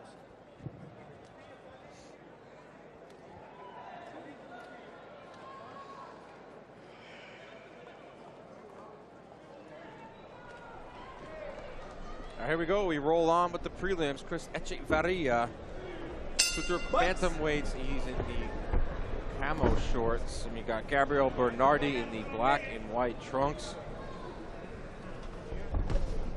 Good jab coming from Echevarria to the body. Echevarria opened up his career with a loss and then went on to win 9 straight. One of my favorite pieces of trivia. Bernard Hopkins, Juan Manuel Marquez. No need to go there. Your second fight. Second. To lose your debut. We were just talking about that in the last fight, how that is so meaningful. But if you go on to win your next 9, that's a different story. That means we're good. Oh, that means you learn a lot. You've learned a lot. You've come to a point where you're not going to stay down, because sometimes when you have the first early loss, it's heartbreaking. But fighters usually come down to a point where they just don't really care. Good counter coming from Echevarria. Yeah, Echevarria has been leading the charge early on in this fight here. From those wide hooks, but they're landed. But what I see with Echevarria when he throws his punches, his chin is right there to be hit. He opens up his hands, but he's easy to be hit or in between those shots because he's not moving his body along with his punches. Gabriel Bernardi, we talked about his colorful box rec, coming off of back-to-back defeats. Looking to get back into the win column, has not had a win since August of 2024. A good overhand, but counter. Oh, big time left hook there from Bernardi. And Echevarria is on shaky legs early on here in round 1. Like I said earlier, the reason why he gets hit is because he puts his head right there. He's not moving with the punch. You see that? When he throws his punches, his head is right there. And Bernardi is starting to find the target here. A stationary target, or at least the head of Echevarria.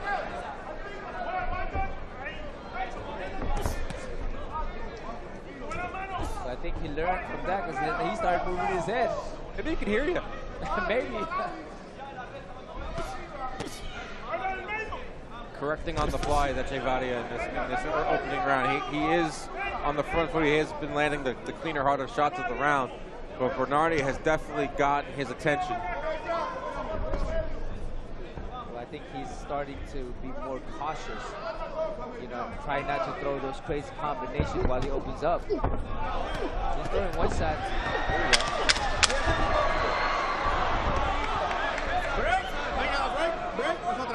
I guess not. Good back and forth action here in round 1. A big smile coming from Bernardi. Echevarria should get the edge in that round from overall volume, but Bernardi landed 2 of the better shots of the round.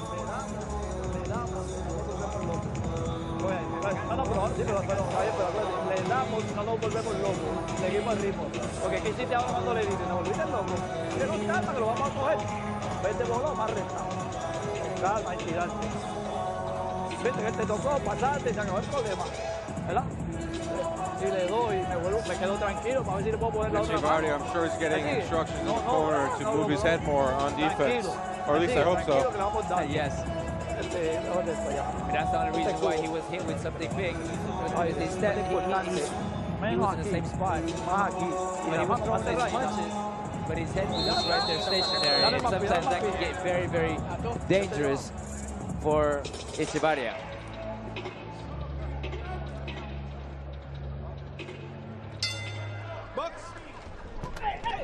Man, Right off the bat. Right, they meet right in the middle of the ring. Bam, bam. Echevarria, camel trunks, Bernardi's in the black and white. Good opening round there from Echevarria. Bernardi too was in that round as well. But Bernardi looks like he's very confident right now. He's walking in, you know, he has certainty, and that's a very dangerous thing to have. Is when your opponent has certainty, it makes him very, very dangerous. Time out here. I haven't seen that in a while. Well, look at Bernardi's shoes. They're taped up, so that can't happen. I tape my shoes up all the time. Well, regardless, Echevarria is going to get a few seconds of rest here, as well as Bernardi. Vámonos, fuertecito, fuertecito, y vámonos rápido. Te vas a ir a neutral rápido ahora, ¿ok? That's a very... It's taking a long time to tie that shoe. It's like when you teach your kid how to... It's like when you teach your kid how to tie his shoes. Loop, swoop, twirl. Put ears. We continue the action here. Echevarria coming in more aggressive. More aggressive. He's definitely been the aggressor in this fight early on. That's Echevarria. Bernardi hasn't been able to punch along with Echevarria, where he's had some success, but this round is, so far, has been all Echevarria. Oh, good left hook coming from Bernardi, and that's exactly what I'm saying. Is he's so stationary that you don't have to know, you don't have to look where he is. He's going to be there, where you know when you look at him. I mean, oh, boy, another straight. one. I would say for every 4 punches Echevarria lands, Bernardi will land 1, and that will keep him in this fight. But it's devastating. That's what I mean. It's not like it's one pitter-pat punch from Bernardi. He's arguably landed 2 of the cleanest, hardest shots in this fight. Right. They're flush when he lands them. Well, you just got to find a moment to do it. Echevarria is just right there. That's why, and that's why, you know, it's more devastating because, oh, there it is once again. Overhand. Missed 3 hard power shots I've counted in this fight for Bernardi, but is that enough to win rounds? Is it the accumulating? Echevarria is definitely the aggressor. He's definitely landed more shots, but Bernardi has landed the harder shots, but only a handful. Yeah. I'm not scoring this fight. I'm like, why don't you tell me, Dan? I am not scoring this fight. It's just me and you for this one. I'm interested to see how the judges will score if we go to the scorecards.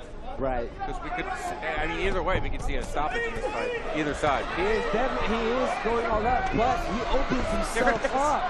I kind of respect him. I mean, Echevarria is going for the knockout. If you're going to go for the knockout, you're going to go in the pool, you're going to get wet. You're going to stick your nose in there, you're going to get hit. We saw that from one of the most prolific boxers to ever come out of this island, Felix Trinidad. Always went for knockouts, but stuck his head in there. Sometimes he get dropped. I think of Abdullah Mason now, a fighter that I love on the come up, who searches for knockouts and also finds himself getting clipped often. Sometimes with risk, you know, there's things that happens. So you got clipped a few times when you were going for your 30-plus knockouts? Oh, yes. Oh, yes. Good fight so far here between Echevarria and Gabriel Bernardi. We're going to take a look at some of the action that we saw in that 3rd round where things really started to heat up. And those are those wide looping shots. Echevarria, again, going with so much combination, and then 1 or 2 shots coming from Bernardi that lands clean. You know, it's just interesting because as much as I believe Echevarria is winning the fight, but those shots can be very devastating if it's timed properly. Well, I don't think Echevarria is going to just change up his entire game plan here on the fly and stick a jab out there. He's just going to keep doing this, and it's fun to watch. It's fun to watch because he's trying to go for the knockout. Right. And if Bernardi can keep timing these, we can get some very interesting fireworks as we settle in. Round 3, we're scheduled for 6 here in the super bantamweight division. Here's Echevarria in the camo trunks. We got Gabriel Bernardi in the black and white. I think Echeverria has been in control. Oh, good jab coming from Bernardi. Bernardi has had some spurts of success, mostly the counter shots, timing the wild attempts and the combinations of Echeverria.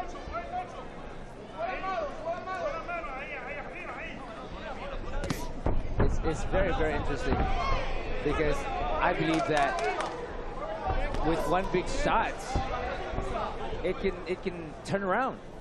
As long as Bernardi can stand, you know, it's not like Echeverria is landing at like a 50-60% clip. He's not really landing his shots consistently.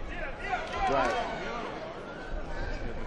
Take a look at the punch stats through 3. Echeverria has a 31-21 edge in total landed shots. Has the edge in power. But it's a small edge. It's a 10-punch edge over 3 rounds. So it's 3 punches a round. So Bernardi is in this fight.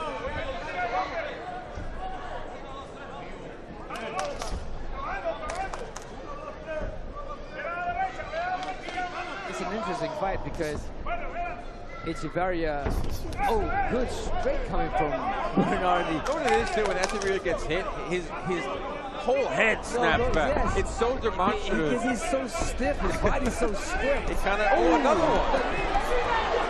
He slowed down on that one though. He got caught really good on that one. It's like, you remember when Paulie Malignaggi came into the fight with the dreadlocks, and every time he got shot, every time he got hit, the dreadlocks went flying everywhere. So the judges were able to see every clean shot landed on him. Right. I'm not saying that's the same with Echeverria. I think I was there as a photographer for that fight. Many different hats that Benito Tonnerre wears. But Echeverria, when he gets tagged, it's very demonstrative. I think his mouthpiece just came out. Right. Yeah, his mouthpiece just fell.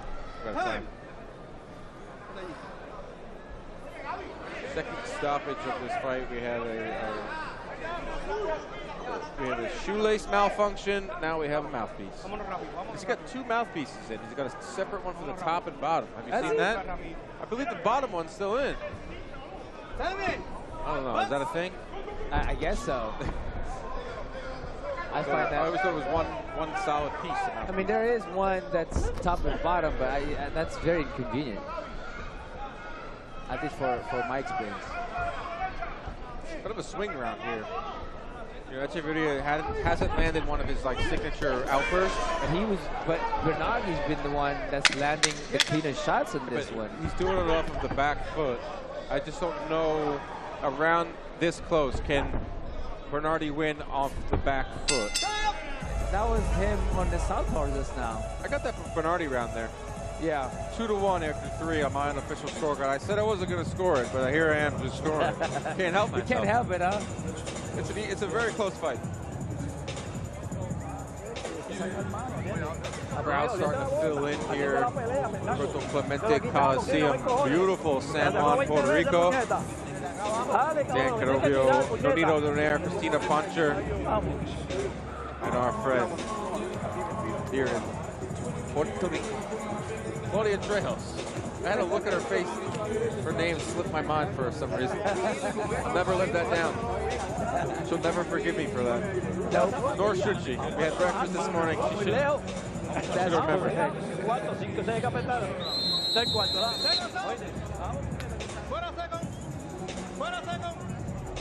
This is a very, very interesting fight. Yeah, 4th round here. We're scheduled for 8. Excuse me, 6. Here comes Echeverria. Echeverria, but the crazy thing is, he's very aggressive when it comes down to it, you know, but he's so stiff. But he opens himself up when he is in the offense, and oh, that was just a jab right there. The theme of this fight has been Echeverria throwing big-time wild combinations. Bernardi slipping in 1 or 2 shots during those. It's happened 4 or 5 instances in this fight. And it changes because now you see Echeverria stepping back. Oh, Piece dropped out it again. He's got 2 mouthpieces in. But referee didn't see it. We're on top right there. Maybe he does. Just kick it. But it's right there. I see it. He just, they called time and he hit him with a shot. The ref here to our right, ringside, is pointing to the hit. And Bernardi's getting upset. Like, come on, man. Bernardi doesn't want a rest. He wants to keep it going. He wants to stay fresh. At what point do you give a warning now? That should have been a point taken off. Keep that mouthpiece in, man. Yeah. Bite down on away. it. Bite down on it.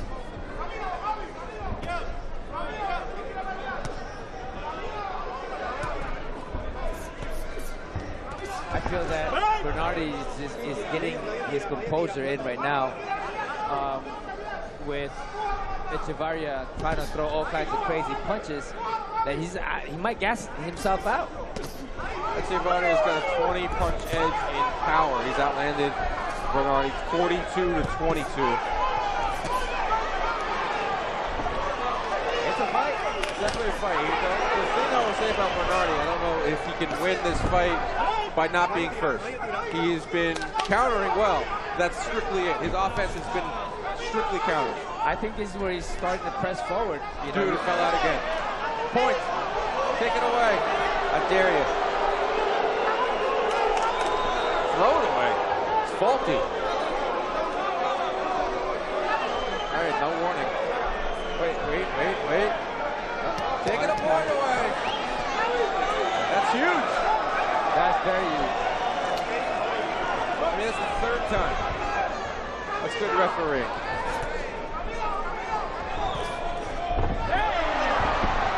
I was looking for a kill in that one.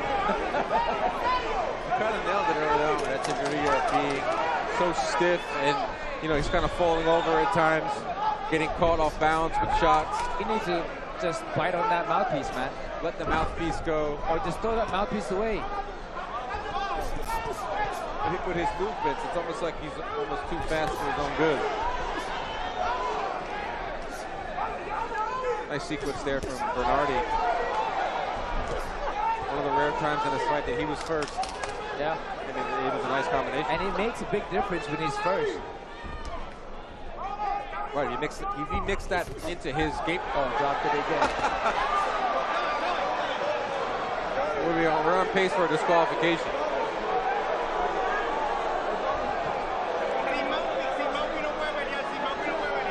He's got two mouthpieces in.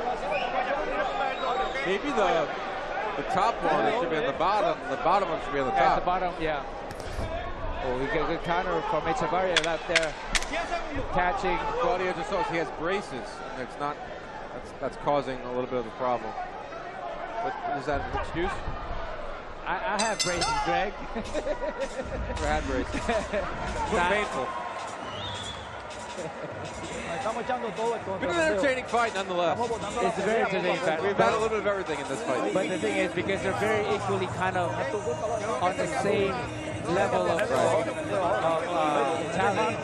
And also you have a guy coming forward, Echevarria, and Bernardi, who's a great counter puncher. So the styles have meshed up nicely. And then you throw in some extra theatrics with the mouthpiece. We got ourselves an entertaining little scrap here. He should have. Yeah, we had a late hit here too. He should have thrown that thing away from earlier. Because every time that he opens up his mouth, he's just blowing it up, and he just spits out. See, I don't even think he's trying to buy time at this point. I just think it's just like a faulty situation. Yeah. Braces.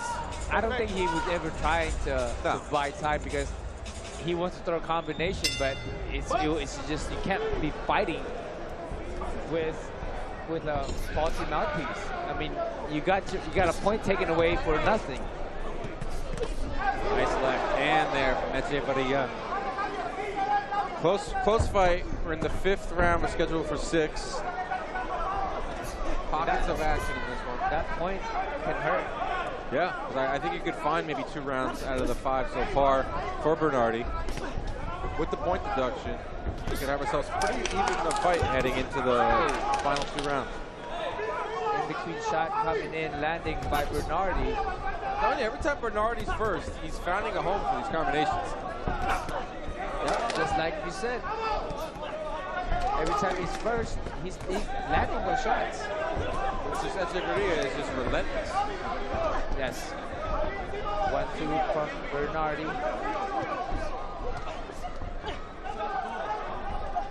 We're going to throw it to Claudia quickly for a report. Well, Dan, we just had a chance to speak to a corner.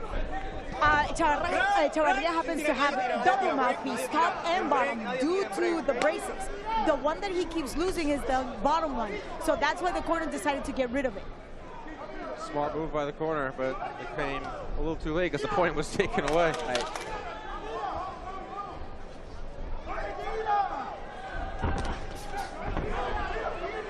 We're seeing a little bit of fatigue starting to set in from Echeverria, who came out like a bull in a china shop in those first couple rounds. You asked, will he gas out? He hasn't fully gassed out. Oh, good. Oh, he felt that one. Another that one. Left hook from Bernardi is... Because he's right there. He doesn't move his head at all. He's at a distance where both guys can hit each other, but obviously, oh, another one. I think we could be heading towards a draw. If it keeps up at this pace.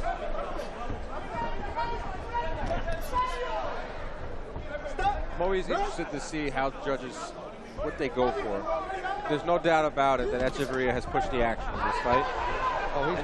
And you also can't deny the fact that Bernardi has had moments too. Like right here, with 38 seconds to go in round 5. We're seeing Bernardi have a moment where he is coming forward. He's hurt. But that's what I'm saying, you know, he's so susceptible to getting hit with those big shots because he's right there. He doesn't move his head after he punches or keep his hands up. This is the first time in the fight that Bernardi has been walking down Echeverria. It's from an accumulation of shots. It's from the fatigue starting to set in. But for the majority of the fight, it's been Echeverria on the front foot and Bernardi as the counterpuncher. So I'm very curious to see how the judges will see this one. I think this is Bernardi's round. Definitely Bernardi's round. Boy, definitely Bernardi's round. We're heading into the 6th and final round. A great scrap here in the super bantamweight division. Still got 3 more to go after this on the prelims. Our main event of the prelims is Yankel Rivera versus Jonathan Gonzalez as the WBA interim flyweight. And over to DAZN for our 4-fight main card, highlighted by Amanda Serrano making her return to San Juan, Puerto Rico against the upset-minded Reina Tellez. But we saw in that last round flash, very good round for Bernardi.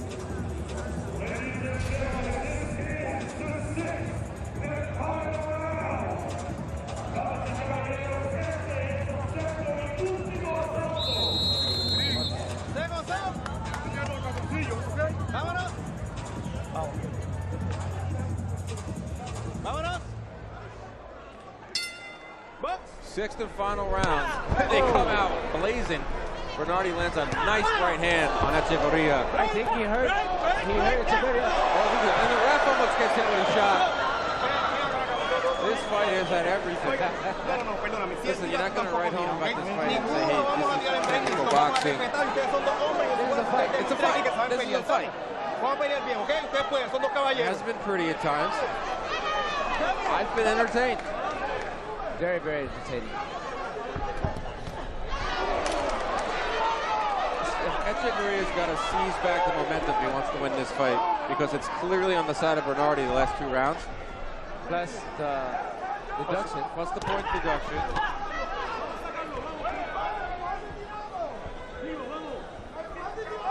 Very interesting to see in this final round who's going to seize the momentum, who's going to win it back. And Echeverria is having a good start to this round. Good counter shots for Bernardi.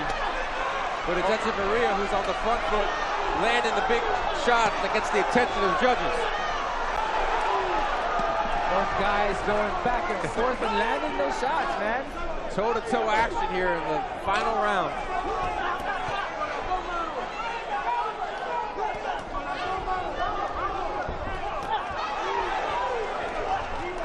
Center of the ring, they're letting the fist fly. Echeverria and Bernardi putting on a show. I'll tell you what, the first minute and a half it's all been all Echeverria. This is what I wanted to see. Bernardi does land shots in between those. Combination. Is it enough though? That's been the main. That's been the main theme of the story for me of this fight. Yes, I agree with you now. I want to see how this is scored. A good straight. And another one again, Bernardi. It's a very saying, no, it's my turn.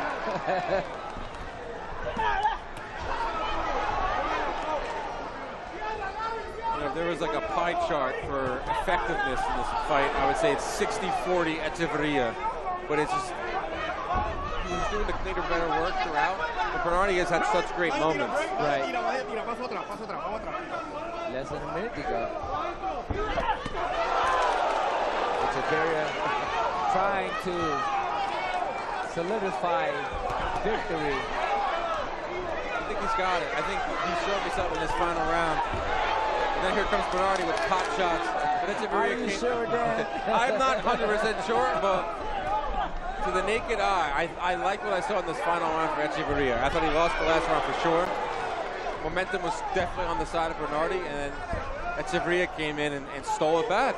I think that Bernardi's fatigue is different than Echeverria's, because Echeverria just keeps going forward. But you can tell when Bernardi is tired, he kind of stops. Great fight in the super bantamweight division. Echeverria and Bernardi, fight of the night so far. Very exciting. Back and forth they went for 6 rounds. Both hurting each other as well. I'm very curious to see how the judges see this one. Echeverria on his front foot for the majority of the fight. Bernardi finding a lot of success with the counter shots.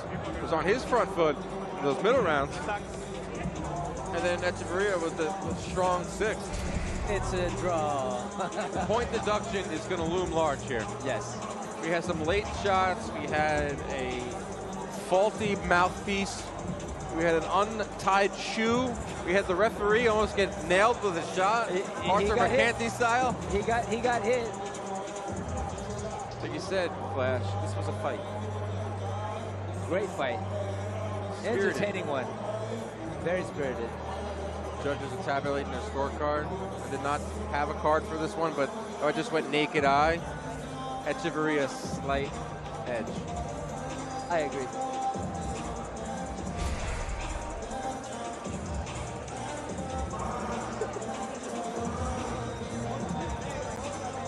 It could go either way. It could definitely go either way. It could definitely go either way.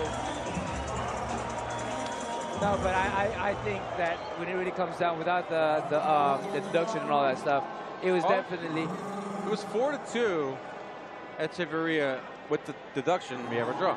Yeah. My math is correct. But I think overall... Echeverria? What do you got?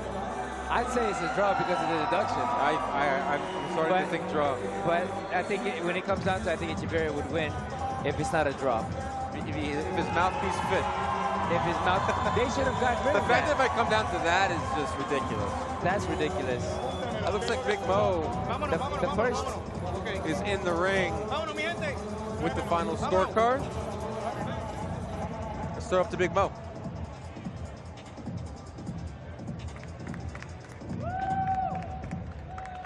Ladies and gentlemen, after 6 full rounds, we go to the judges' scorecard for the official decision. All 3 judges see the contest 57-56. Declaring your winner by unanimous decision, Chris Echeverria.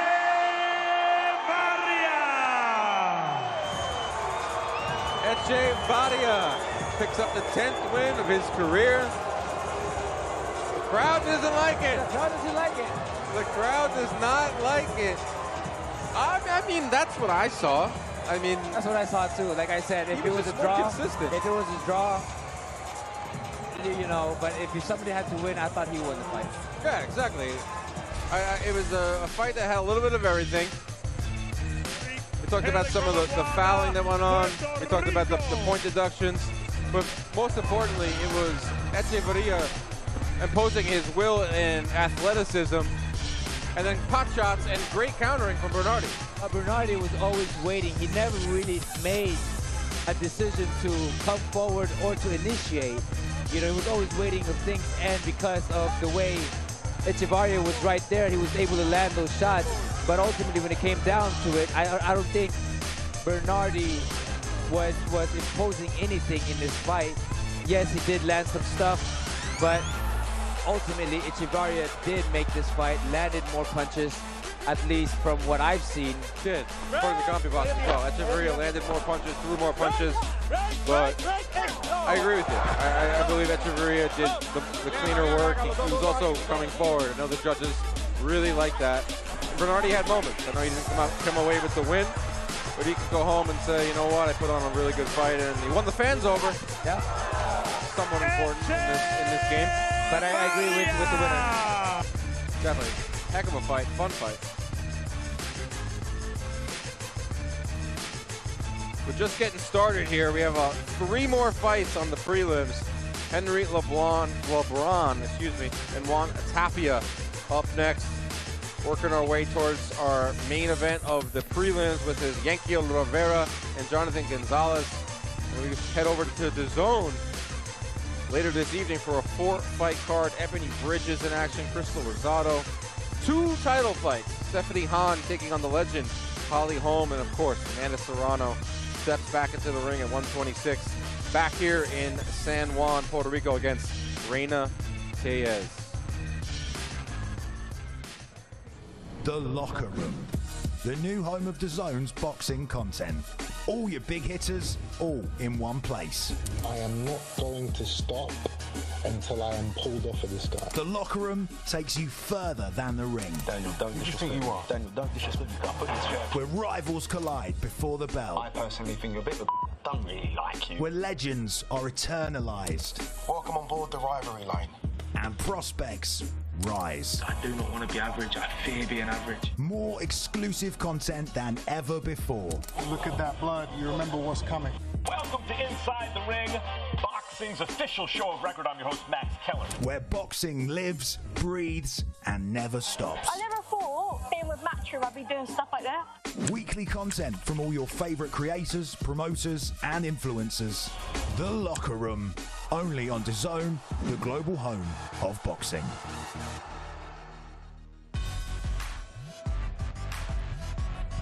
And let's take a look at the tail of the tape for our next bout.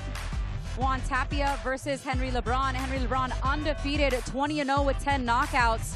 Tapia with the advantage, slightly in reach, but he does not have that stellar undefeated record like Henry LeBron. Let's go for the official introductions with Big Mo. And now, ladies and gentlemen, welcome back to the Coliseo Roberto Clemente as we march toward our championship main event tonight, featuring Amanda Serrano and the Reina Tellez. But before we get to that, we move along with our prelim card, and we arrive at the super featherweight division, scheduled for 8 3-minute rounds. Introducing first to the ring, fighting out of the red corner, here is Juan Tapia.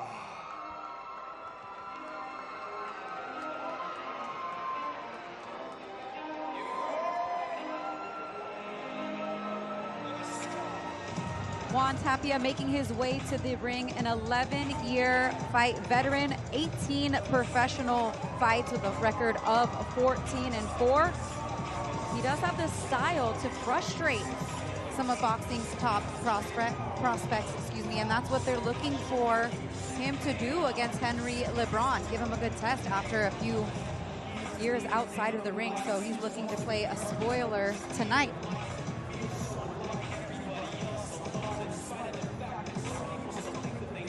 Representing Brownsville, Texas.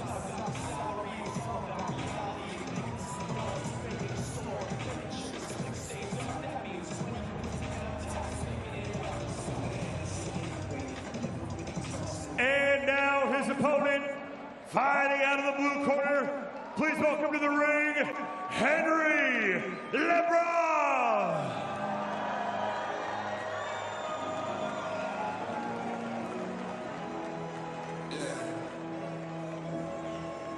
And Agua Diaz's own Henry LeBron making his return to the ring and looking to stay undefeated. His last fight was a little over 2 years ago. Yeah. He's had some time out of the ring, some promotional issues, management issues, etc., which has kept him out of the ring, but not out of the gym. And tonight he's looking to keep that O. I was really impressed with his performance against Christopher Diaz that came, like you said, in December of 2024. So it's been a lengthy layoff with the promotional issues, but he is now back on track. Spoke with his manager, Peter Kahn, who promises a world title fight for Henry LeBron, but he's got to get past Tapia tonight. No easy feat. Here's the man to get it done. No question about that. Who will get it done tonight? We're moments away from finding out, but first, let's send it up to Big Mo.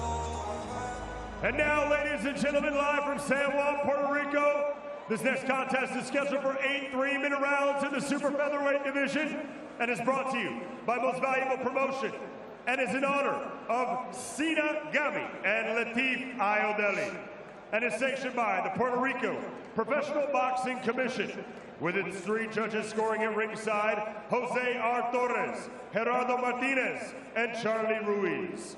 And our referee in charge when the bell rings is Johnny Guzman.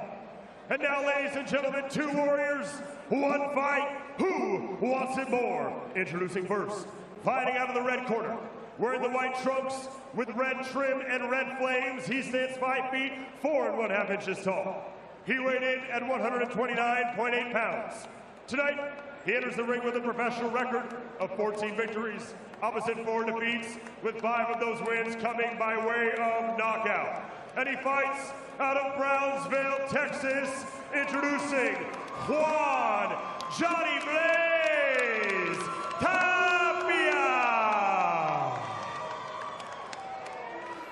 And now his opponent, standing across the ring, fighting out of the blue corner, wearing the black trunks with blue, white, and red trim. He stands 5 feet 5 inches tall. He weighed in at 129 pounds even. Tonight, he enters the ring undefeated as a professional. 20 victories, opposite no defeats, with 10 of those wins coming by way of knockout. And he fights out of Aguadilla, Puerto Rico. He is ranked in the top 10 of 3 of the governing bodies, introducing Henry Macho LeBron.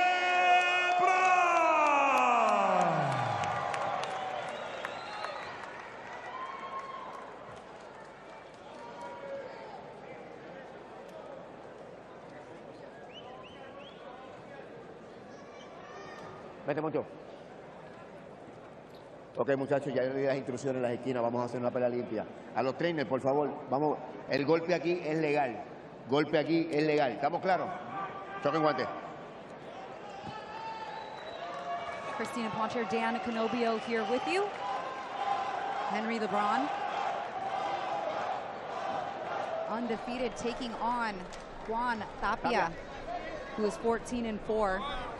LeBron out of the ring 1 year. I stand corrected. I said 2 earlier. Now that we're in 2026. You know, 2026, he fought in 2024, but Peruvian. Happy New Year. We are freshly into the new year. I'd like to welcome you to our fights wherever around the world that you're watching. This should be a good contest right here between the Orthodox and Southpaw fighter. LeBron in Southpaw in the black trunks with the red trim, the red and white blaze trunks belonging to Juan Blaze Tapia. Right away, LeBron is closing that distance. Trying to get in close there. We're going to see that battle of that front foot, as you often see with an Orthodox and a Southpaw. As I was saying earlier, I was very impressed with LeBron's win over Christopher Diaz. Came 1 year ago and wants to get quickly back into the picture at 130. It's a division that is ripe for the taking. There are some names there. You know, Shaki Forza, I believe, is the best 130-pounder in the world. You got Navarrete, you got Anthony Pachacha, you have Sugar Nunez, Cesar. And he wants to start with an early statement, looking to land a big shot there, which is not necessarily his style. He's more of a technician, if you will, more of a technical boxer than he is knockout artist, but he does have a sharp lead jab. And he's a pretty measured counterpuncher as well. And that you mentioned some of those names in the division as he lands a nice left hook there. It's Juan Tapia who's been in the ring with some of them. He's in the past fought Vladimir Nikitin, who is familiar to some of the boxing fans, Shakur Stevenson early on. So he has some Edgar Cantu. He had some experience against some well-known opposition. Yeah, it's a good get-back opposition for LeBron. You know, get back into the ring, shake off the cobwebs, but do it against a very game opponent who has shared the ring with some great fighters. Oh, that left hand lands beautifully on Tapia. That's all set up from the range. You know, LeBron has figured out the range very early on in this fight, and it's paying off right there as we saw a great left hook find the mark.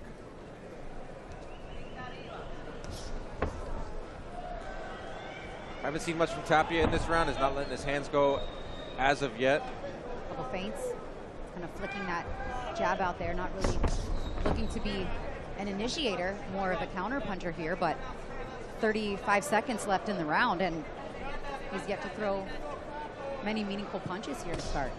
Pull up the counter. I have him throwing 6 punches off the naked eye. Let's see what we got.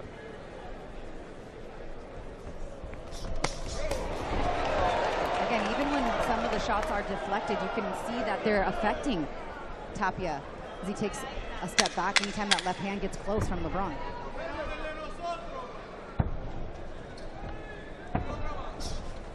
I don't mind the feint, but throw something behind it. Yes, you can't win rounds by throwing 4 punches. I was off by 2.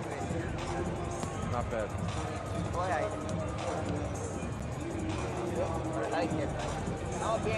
Good opening round there from LeBron. You know, hasn't fought in a year. Shook off the cobwebs early. Was able to find that range. I like to see LeBron let his hands go even more too, but he definitely won that round. As you can see early on, out of the southpaw stance, a nice left hook. They caught the glove of Tapia, but not much action in that round. Right hand found the mark as well.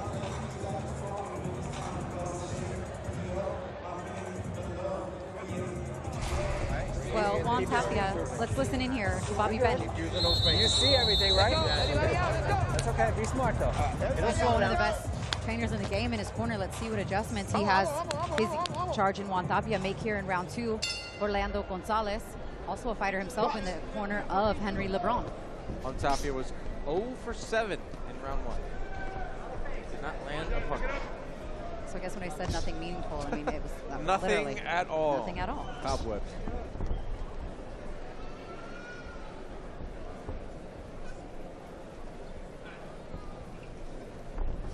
I called quite a few of Henry LeBron's fights when he was signed earlier in his career with Top Rank, then went over to Matchroom, and then most recently his manager Peter Khan brought him over to MVP. Making the rounds. Yeah, but I mean he's doing a good, trying to get his fighter the fights that he wants him to have. He won 2 regional titles in his last fight, and apparently they couldn't get the fights they wanted with Matchroom, so they got a release, and here he is fighting, you know, back-to-back the top 10 or so opponents. Yeah, like we said earlier, as LeBron opens up here in round 2. It's a division that has had a lot of turnover, and it's a division that is there right for the taking to get into the top 10 for LeBron. Just get active, number 1, which is the main thing. Have a busy 2026 and see where the chips fall. I mean, get active is also what he needs to do right now in the ring. Right, we talking about Tapia not landing a single punch. LeBron correct has been pretty selective as well. Correct. But in comparison to Tapia, he is letting those hands fly compared to Tapia.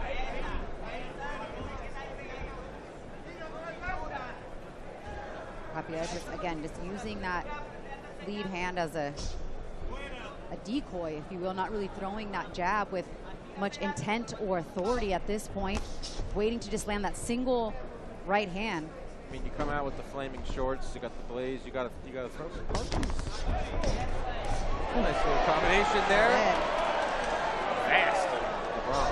Yeah, and I think Blaze reacted to that too. He saw his face. Yeah, he's wearing these shots. He's very, very expressive with his facial.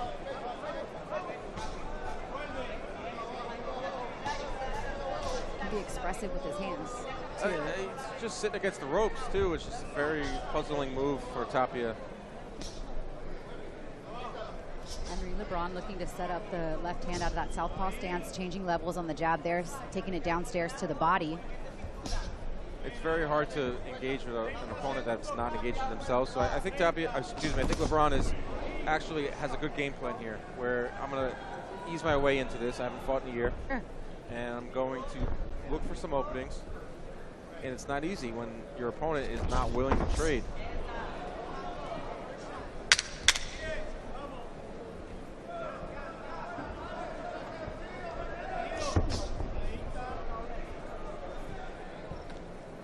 Yeah, Tapia, I mean, I'm interested to hear what Bobby has to tell him right now in the corner. Get busy.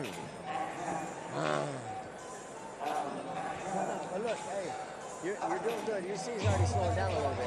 It's only second round. Your eyes are good, and you're in position to counter, but you're just not countering. You got to fire, okay? Yeah. When you make those defensive moves, right. But look, and also too, when you finish, roll out. Don't pull up and back. Okay? Walk them down a little bit. Yeah, you know, but be smart. You go forward a little bit, but a lot of feints, and I need the left side going. This was the best sequence of round 2. It came from LeBron getting in the inside. Tapia was able to land something, but it was LeBron that won the exchange. And Tapia did improve from round 1, Christina. He was 2 of 10 in round 2. Slow increments, working his way up. Better round from LeBron, where he landed 50% of his power shots.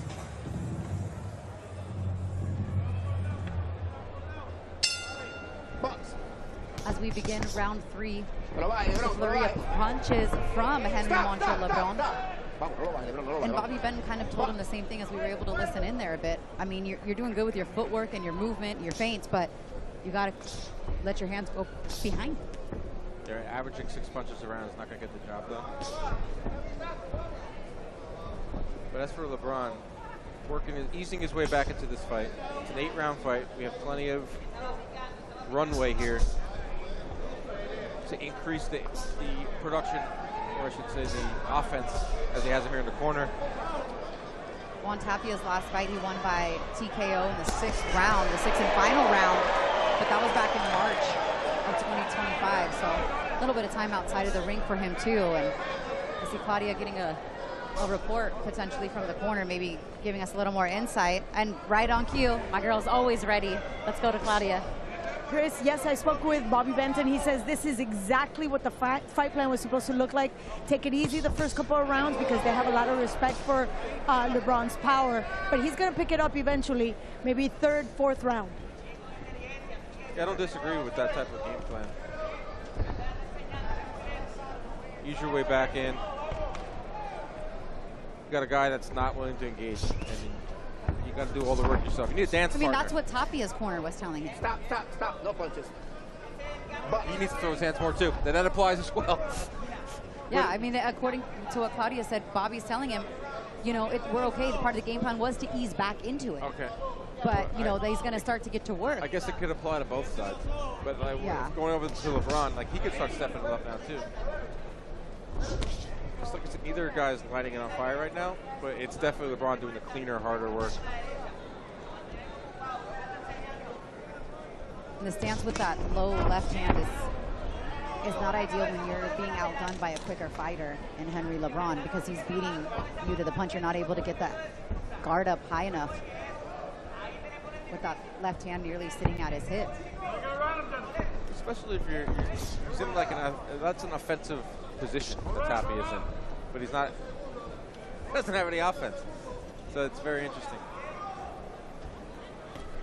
I thought I heard him say something about, I don't know, he's saying like he's tired already, or I'm tired already, something after the 2nd round about fatigue. But you know, if this is part of the game plan, I get it, but it's the 8-round fight. Okay, you took the first 2 rounds according to your coach, following the game plan, feeling things out, easing yourself back, but it's time to step it up and let that right hand go behind the jab. 4 of 27. That's not going to get it done. Stop. No punches. There you go. But, time.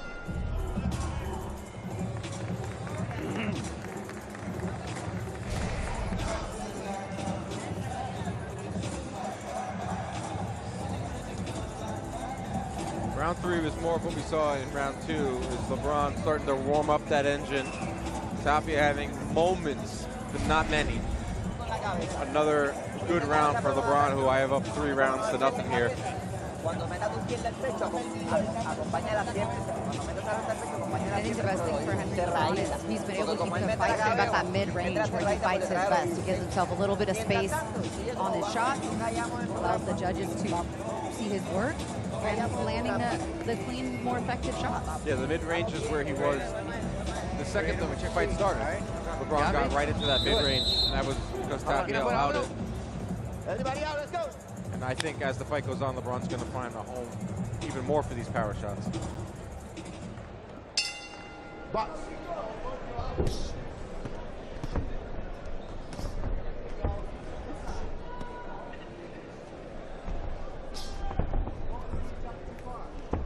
Round 4, this one is scheduled for 8. As Henry LeBron in the orthodox stance looks to circle away from that right hand of Juan Tapia and landing a nice left hand of his own. As Tapia looks to want to stand there for a minute and exchange, LeBron can get busy here. But Tapia decides to hold and then equal his punch output on the clinch. Yeah, unfortunately, I don't know if we're scoring those. Very interesting game plan so far from Tapia.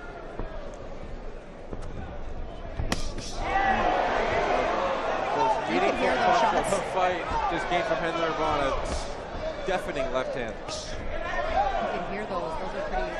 It's a good thump on those shots there. I think LeBron's starting. Not only is he finding the range, now he's starting to find his timing. He's getting into his rhythm here. Got a nice sweat going. We're halfway through the fight, coming up with a year layoff. And LeBron's starting to get into mid-season form here.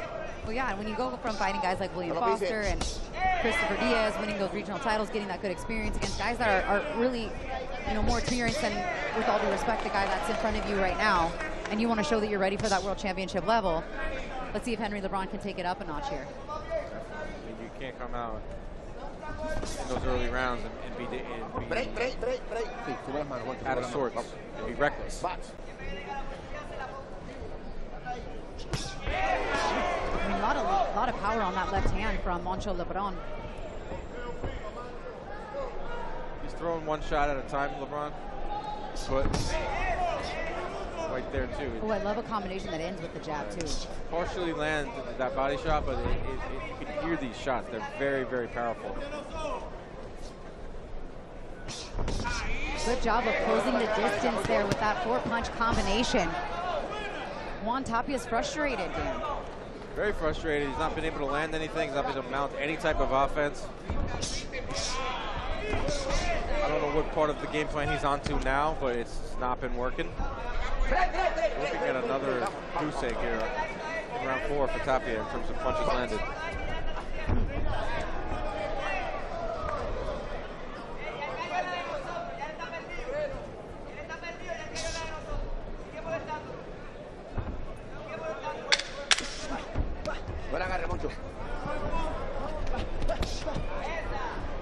He seems to only want to engage when they're in close, nearly in a clinch, but anything from any sort of range or distance, Tapia's in retreat.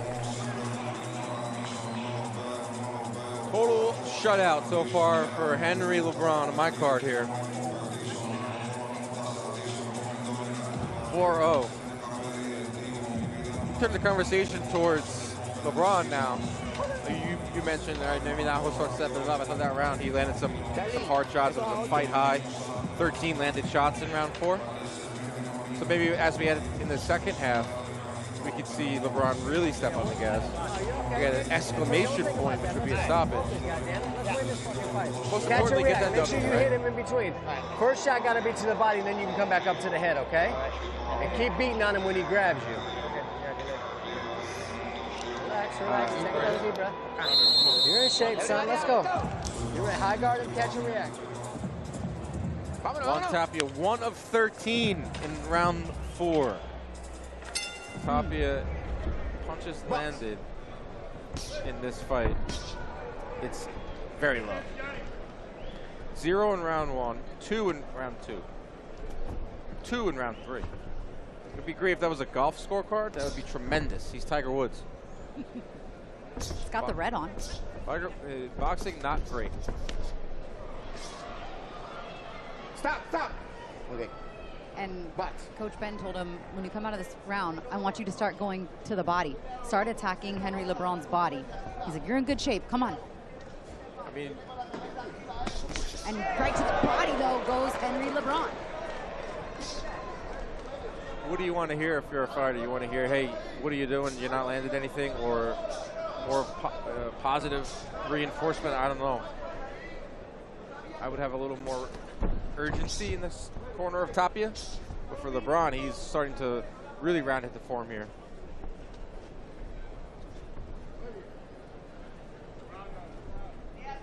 Pressure, too. Tapia, okay, dodging those shots. I will give him credit that he posing, as we like to call it in boxing. His lateral movement is pretty good. I can give him one compliment. Yeah, and he's like, he feels like these shots are not landing, which not all of them are. But in order to also win the round, a defense is not really a major scoring criteria. Maybe that's like Pernell Whitaker. You're not going to win a lot of rounds on defense. Oh, it was just his birthday, was it not? Yesterday? R.I.P., the great one. But I feel like today wouldn't be appreciated for Nell because of his style. Yeah, the game has definitely changed. Like guys like, you reminds me of Shakur. You know, Shakur Stevenson is such a great defensive fighter. And favorite fighter. And often gets criticized. I love watching Shakur fight. But Shakur also throws a lot of punches. Like, you know what I mean? Look at even his last fight, you know? I mean, yeah, he was forced to. And he performed so well. I mean, he's more of the hit and not get hit. We're missing the hit part. Very important. With all due respect. Very important in the equation. No punches, no punches. It's not don't get hit, then hit. It's hit and don't get hit. Big fight coming up at the end of the month. Shakur Teofimo at the Garden. Right here on DAZN. Shakur did challenge me to a sparring session, Christina. Did he really? Yeah. I turned it down. What would that do for him? Nothing. It would do nothing for me or him. Who knows what could happen this year? Well, how did that come about? You have to tell me the next round. We're 10 seconds away. Cliffhanger. Round 5. Stay tuned if you want to hear, because, I mean, we got to deliver something exciting here. Yeah. It's that portion of the fight. We still have a great rest of the night to come. Oh, we got a cut. Big time cut. We got a cut. Tapia is saying it's an elbow. It's got to be an elbow because the type of cut like that. Ooh, that's a bad one. That blood is pouring down the eye. Let's listen in. Hold on.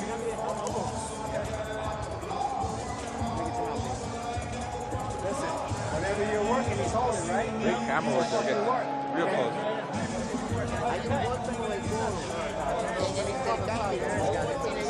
Take a deep breath. Okay, well, let's get to work then, okay? Another round, another dominant round for Henry LeBron, doing whatever he wants in there. Tapia did up his game in the last round, landed a fight-high 6 punches. He equaled his total previously in the first 4 rounds. And there was a cut at the end of the round that Tapia claims was from an elbow. Nonito's shaking his head, no. No. Does not have a mic, Nonito. He's micless. He's just giving me... And I think they're going to have the doctor take a quick look at the cut. Don't worry. Es para que lo cheque. Which, you know, is in a very common spot. It looks like they did a good job. Claudia's getting in there. I see her heading over there. We're going to get an answer here.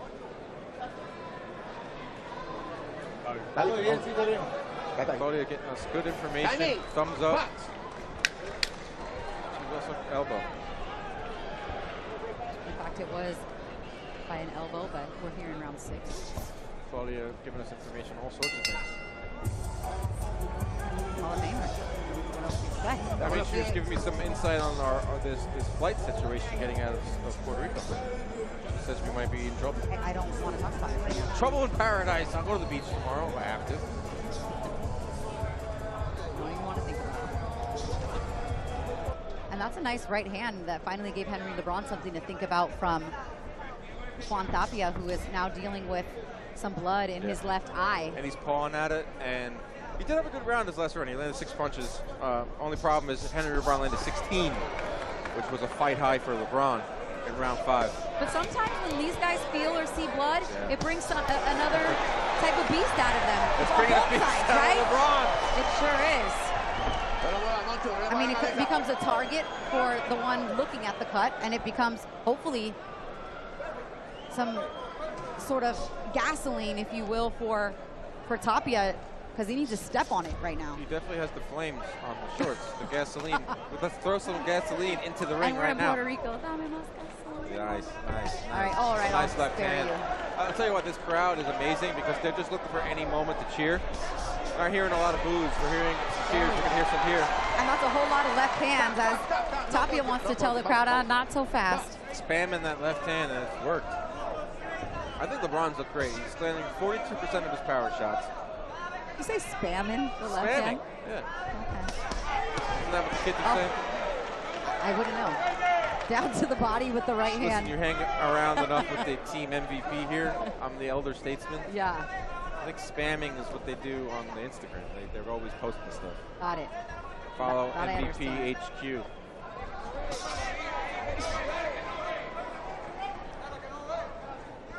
But all in all, I mean, we got 2 more rounds. I believe that LeBron, coming off of that layoff, is fighting this smart. He's not being reckless in there. He's got a guy that's really doesn't want to engage at all, really. Brutal cut. Yeah, that's a pain. Somewhat for LeBron, it's like get the dub and move on. Well, he's 2 rounds away if he continues to fight the way he's fighting. Tapia needs to make some real serious changes here or get a knockout at this point. The knockout might be tough because Tapia is still game. The one thing he has going for him, Tapia, is the lateral movement. And LeBron he's gone to the body. Oh, there he goes again with the right hand, that time down to the body, then back up top from Henry LeBron. And there's the bell.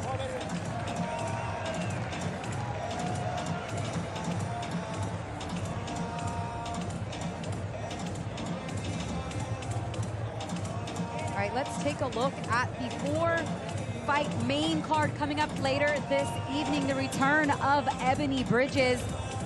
And then MVP prospect Crystal Rosado looks to get back to her winning ways. And then our co-main and main event world titles on the line.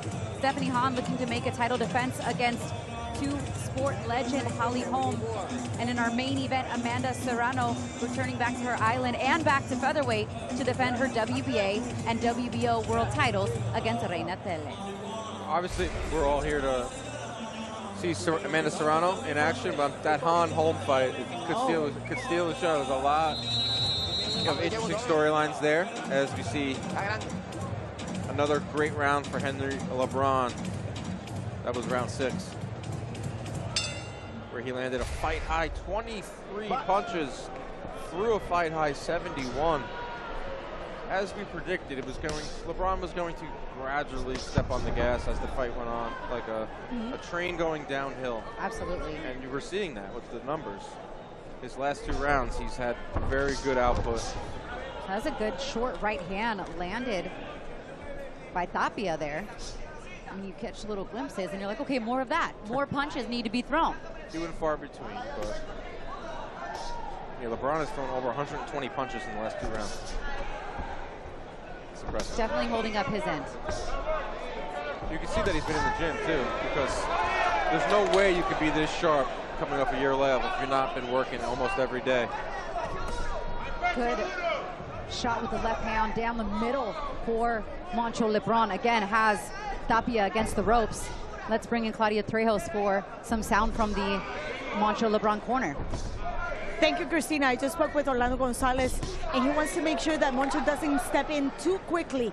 He's aware that he's been out of the ring for over a year, but he wants to make sure that he walks in, puts pressure, but precisely. Don't just throw flurries. He wants to be very precise and get out. Check, check, and check, in my opinion. Right down, I mean, he's doing exactly that, what his trainer is telling him to do. He's not being reckless, careless. He's picking his shots. Not a lot of wasted energy, but just efficient work, just like that. It's been pretty flawless. so far from LeBron. I mean, took him a little bit to warm up as expected. Considering Tapia is not engaging, it's even more impressive. Throw on the layoff. But that's kind of your point earlier, too. It's kind of hard to get a guy out of there that's not willing to engage with you either. And just a bloody mess is the face of Tapia. He taps his gloves together, showing he's still in the fight. Tough, Heck man. yeah. I mean, for what he lacks. He's taking some serious shots. Yeah, exactly. For what he lacks in the skills department, he's got a lot of heart. And he's never looked like he's been hurt aside from being cut, but he hasn't like really been rocked or wobbled, even though these have been some hard shots. Oh, his defense from is LeBron. great. His lateral movement is that's very, very good. Definitely not the problem. He's just going to watch this back and realize that he should have been busier. And also, he keeps finding himself on the ropes. And that's a testament to LeBron's footwork, being able to cut off the ring, being able to apply heavy pressure. Stop. No punches. Box. And it looks like the corner is up on the apron, actually. Bobby has decided to stop the fight. He's seen enough from his fighter, not enough offense. A lot of blood on his face. I actually that's like it. that. I'm not mad at it at all. No, listen, you gotta be there for your fighter, live to fight another day. He's badly cut, he's down on the cards. Look out for the safety of your fighter. Too often we see these corners that are just too brave, and they let the fight go on too long. And Tapia was outgunned tonight. Very, very tough fighter. But Henry LeBron, I'm telling you, that's a great performance considering all the things we talked about, Christina. The layoff, the style of Tapia, and now he can, get that win gets into the win column. Hopefully, has a nice active 2026, and makes some noise at 130. It's a division that's ripe for the taking. I couldn't agree more, and I looked at Bobby Benton when he came over to his charge, and he says, I'm not going to sit there and watch you continue to get your expletive beat. Well, yeah. You know what I mean? Like, I'm not, it's just, it is what it is. Right. The punch stats will show. He was and we were just talking about his heart, how he, is willing to stand in there. He's taking these shots very well, and he wasn't going to quit.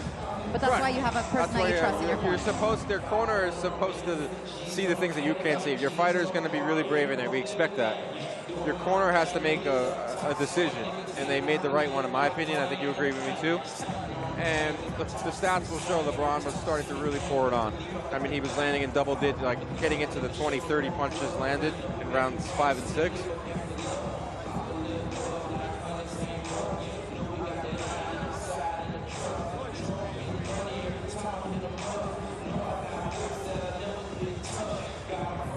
Start to feel the energy ramping up in the building.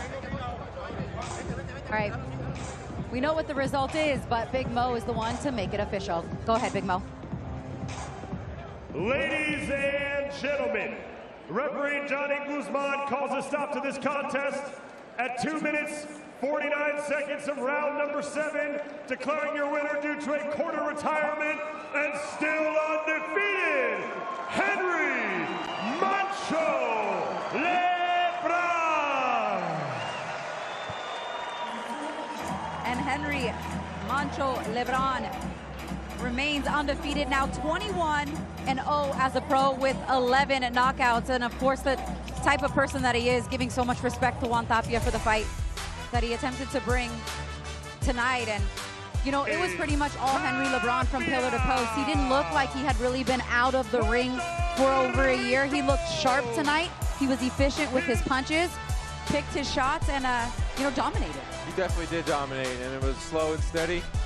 Used those first couple of rounds to get his rhythm back, and then by the middle rounds, third, fourth round, LeBron started pouring it on. A lot of those shots, you can hear the crack in those shots.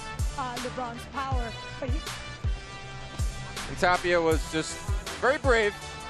Gonna try to find some good moments for him. He showed a lot of heart. He showed some good lateral movement on defense, just not enough offense. And then with the cut on top of it, and LeBron gets back to the win column at 130 pounds. And I think they're going to try to keep him pretty busy this year, so hopefully right back into the ring so he can make up for a little bit of that lost time. All right, we're moving right along, guys. Let's not waste any time. We got a lot of fights on the night. Jean Paul Rivera versus Alfredo Cruz is what's coming up next. A lot of people excited about this one. A lot of fireworks all week between these two, and let's see them finally get down to business here in the ring. Here's Big Mo.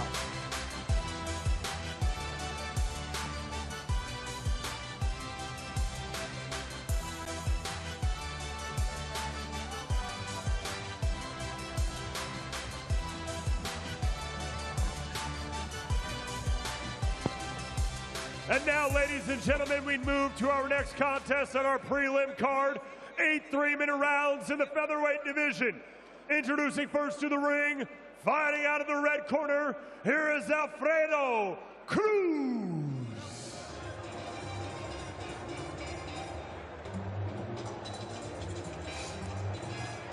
Alfredo Cruz, 10-3-1.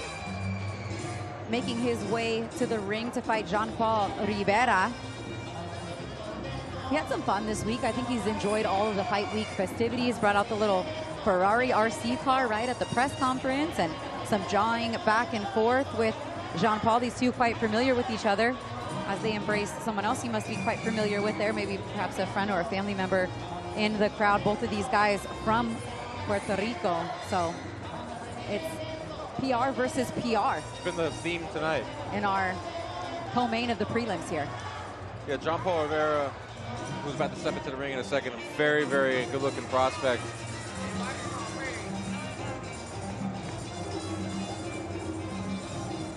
And his opponent, fighting out of the blue corner, here is Jean-Paul Rivera.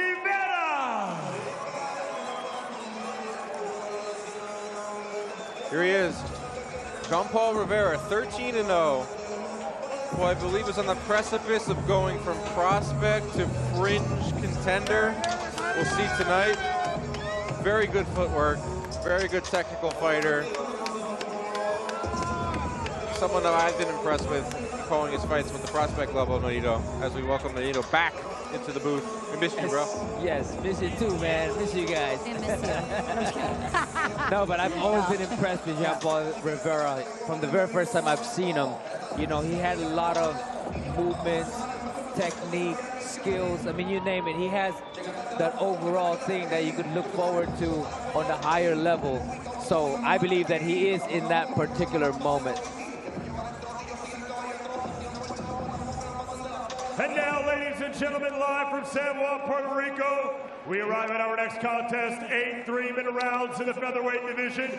This contest is brought to you by Most Valuable Promotions and is in honor of Sinagami and Latif Ayodeli, and is sanctioned by the Puerto Rican Professional Boxing Commission, with our 3 judges scoring this bout at ringside, Luis Ruiz, Jose Artores, and Gerardo Martinez. And our referee in charge when the bell rings is Ramon Pena. And now, ladies and gentlemen, 2 warriors, 1 fight. Who wants it more? Introducing first, fighting out of the red corner, wearing the white trunks with blue and green trim. He stands 5 feet, 5 1/2 inches tall. He weighed in at 126.6 pounds. Tonight, he enters the ring with a professional record of 10 victories, opposite 3 defeats and 1 draw, with 5 of those wins coming by way of knockout. And he fights out of right here in San Juan, Puerto Rico, representing Universal Promotions, Alfredo El Salcedo Cruz.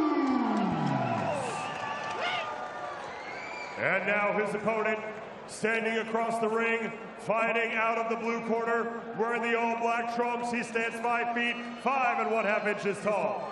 He weighed in at 126 pounds even. Tonight, he enters the ring undefeated as a professional. 13 fights, 13 victories, opposite no defeats, with 7 of those wins coming by way of knockout. And he fights out of Salinas, Puerto Rico, representing Most Valuable Promotions with Universal Promotions. He was a member of the Puerto Rican national team. He is ranked number 7 in the WBA and number 12 in the WBO. Ladies and gentlemen, introducing Jean-Paul Rivera.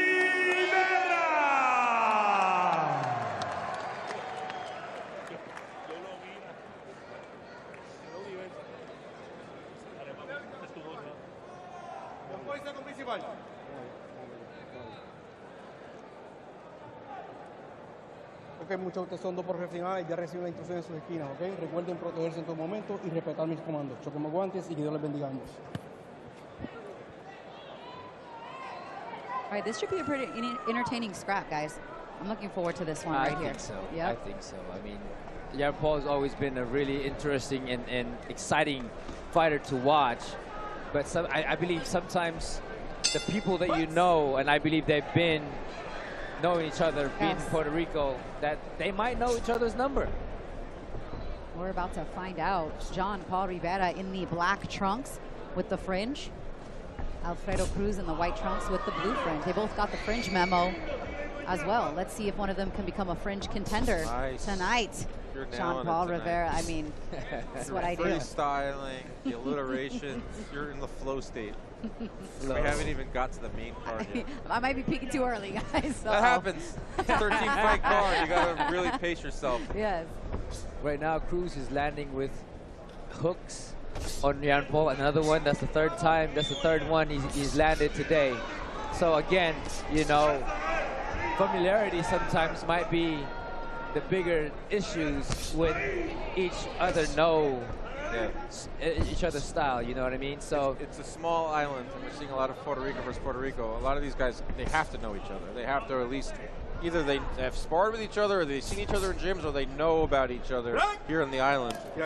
Well, so far Cruz is landing more of the telling shots on Jan Paul, while Jan Paul is still kind of adjusting to the movement of Cruz. Paul, Rivera, I should say, is a very meticulous type of fighter.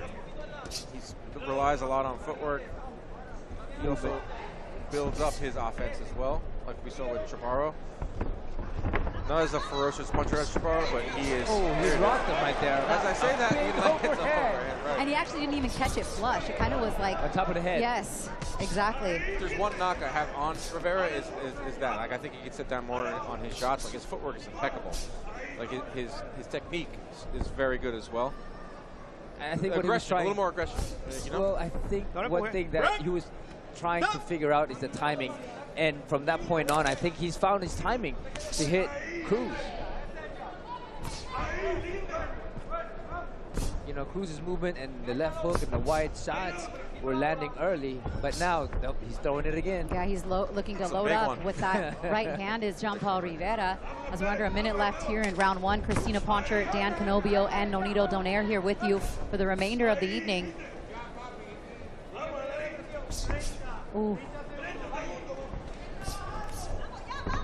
As Jean Paul Rivera looks to find his rhythm here in round one, but it's been Alfredo Cruz who's thrown more punches, and like he landed more punches here in the first round. That was a good jab there from Rivera.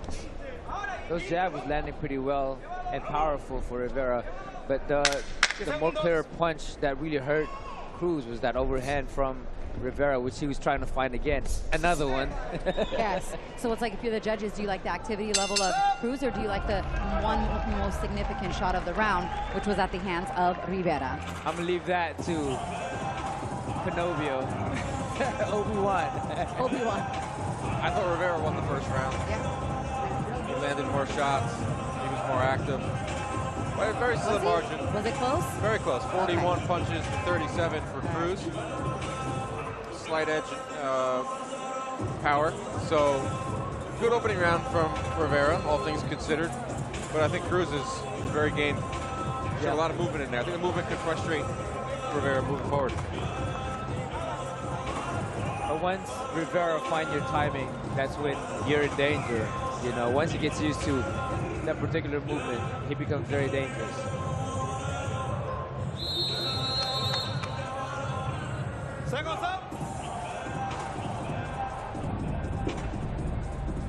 All right, round two coming up of this scheduled 8-round bout at 126 pounds. A close first round to start here. And round two starts with a jab from Alfredo Cruz. Hooking that lead hand there, ducking right under the return shot from Rivera. Tripling up on that jab there.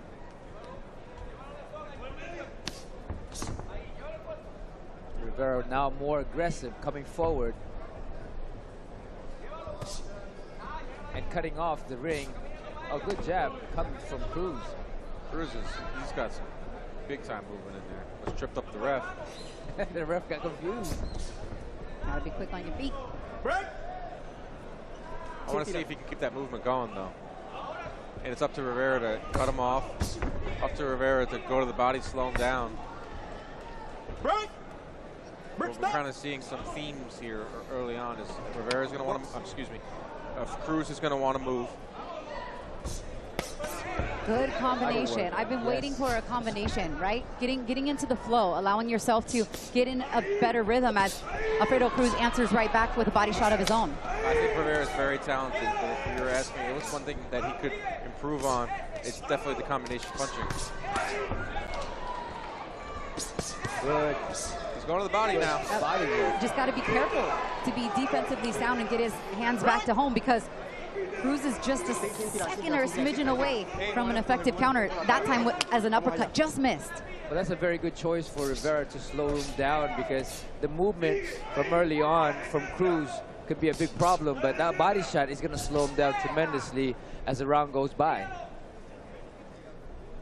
So that's good. Those are good choice of selections of punches coming from young Paul Rivera. The body shots.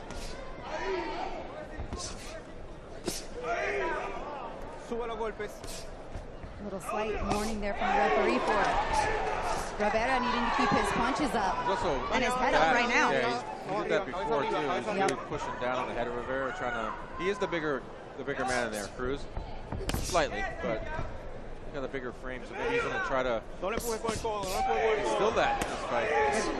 Right hand to the body there from Cruz. Who then looks to take it up top. Both fighters are starting to find their timing a little more and the range. Seeing a lot more fireworks at the end of round two. Beautiful body shots coming from Rivera, though. Yeah, they both made a heavy investment in the body early in this fight. See which fighter that pays dividends more for as this fight continues to march on as we near the end of round two.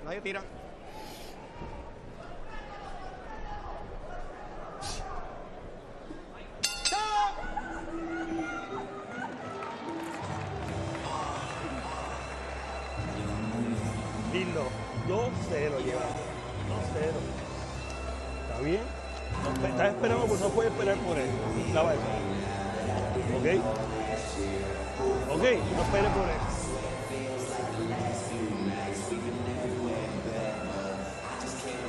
We talked about the body work all round long, so it was no question that one of those replays was going to be the body work. And there's the uppercut that just missed, is what I was talking about, Nonito.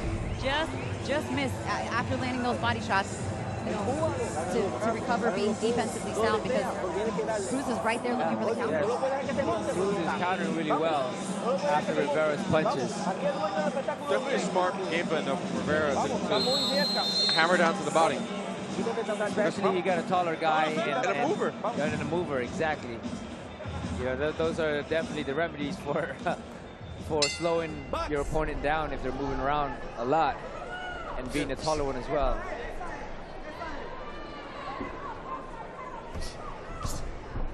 Cruz trying to use his reach with the jab by using length, throwing a hook.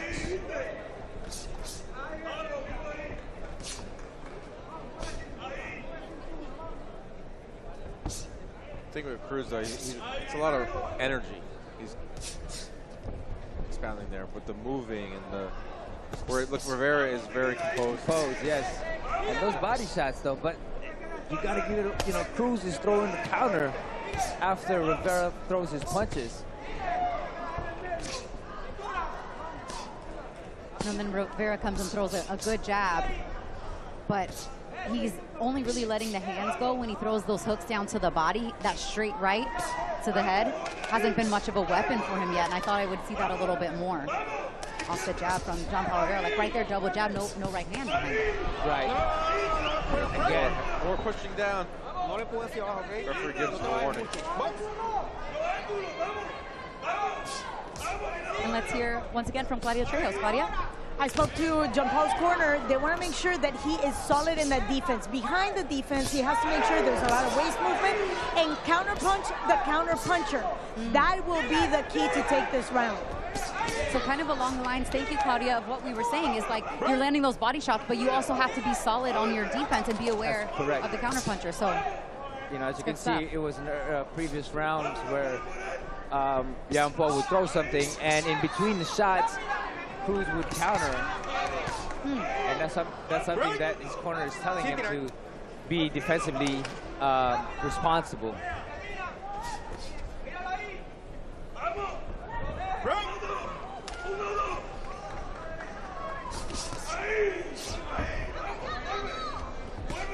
But I agree with you, Dan. You know, the movement that Cruz is doing, he's wasting a lot of energy, moving, throwing all the shots and pushing here and there.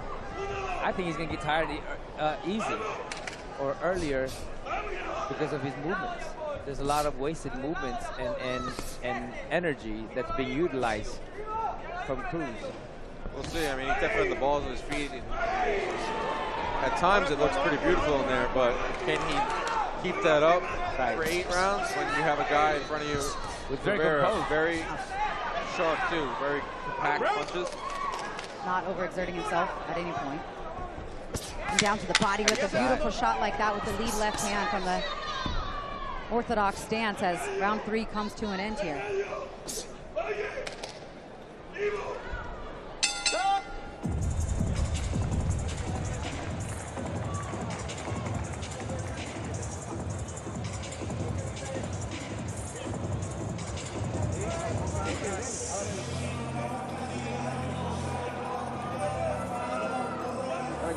Dame una toalla, viene.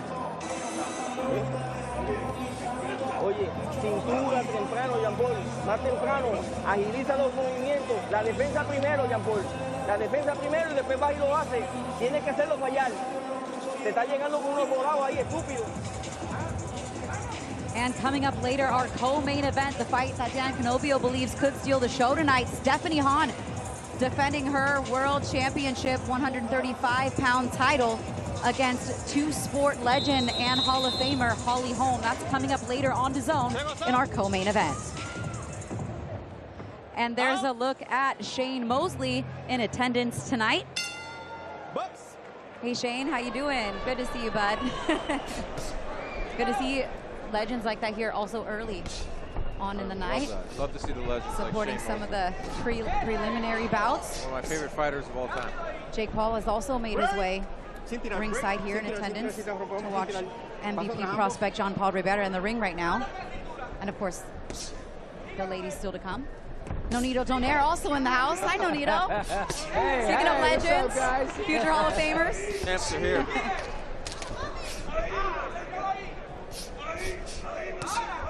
Our girls working tonight. Claudia, what do you have for us from the red corner? Going from one corner to the next. Let's go. Well, red corner is very adamant. Do not stay in the pocket. You have to go in with the jab and then use your lateral movements. Get out, get out, get out. You cannot stay in the pocket. Yeah, he's definitely been using a lot of that movement. Yeah, I mean, that's very, what we hear from the corner is what we're seeing in the ring. Yes. You know, I don't know if he can win rounds this way. Jab and move, huh? I mean, it will keep him in the fight. I just don't know if one thing I've seen from these judges is they really, really favor the fighter like Rivera, who's coming forward, bringing, quote unquote, bringing the fight. You just got to see more offense from Cruz. I mean, if you're going to move around like that, it's very hard to move, be stationary to throw those shots, keep moving at the same time. Yeah, right hand that got through for Cruz. Like how often do you see a style like that boxing? It's very rare. It's very tiring too. You got to be like an all-time great to do that. Bro, you have to get used to that kind of work in the gym. You know, and a lot of people aren't used to that kind of work. Oh yeah, just like throwing power shots while moving off your back foot. There was, he kind of did that. Like there's something. I think I have like a jinx or something. Hey. That was kind of impressive there from Cruz there. And his corners like shadow boxing. They're encouraging to throw the punches, move forward. This has been a good round for Cruz. He's outlanding Rivera. Is it any coincidence that it's been a better round for Cruz when he's been a little more stationary? And John Paul's not throwing as much. Right. Could be a little fatigue setting in Just for that one Rivera. shot there. You know, I talked about early in this, when we headed into this fight, I think Rivera's on that, in that little gray area where you go from prospect to fringe contender. And this is the type of fight that you have to win. On the way out, because he walked straight back. That's what his corner has been telling you. Number one is your defense. Number one is your defense. And you can see why, because sometimes there's that defense lapse coming from Rivera because he's very offensively minded.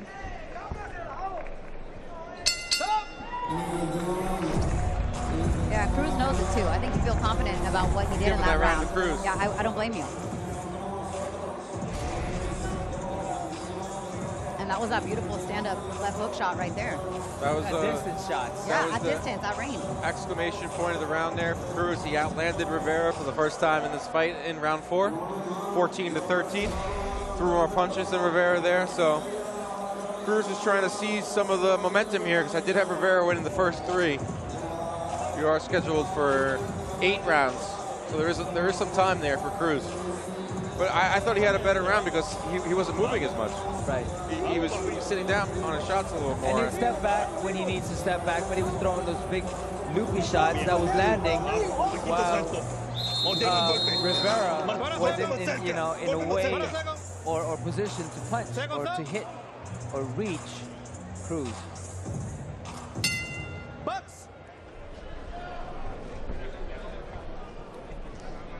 All right, on to the second half of this fight now, round 5. How do you have it scored through the first 4, Dan? I have it 3 rounds to 1 for Jean-Paul Rivera. I thought Cruz won the last round.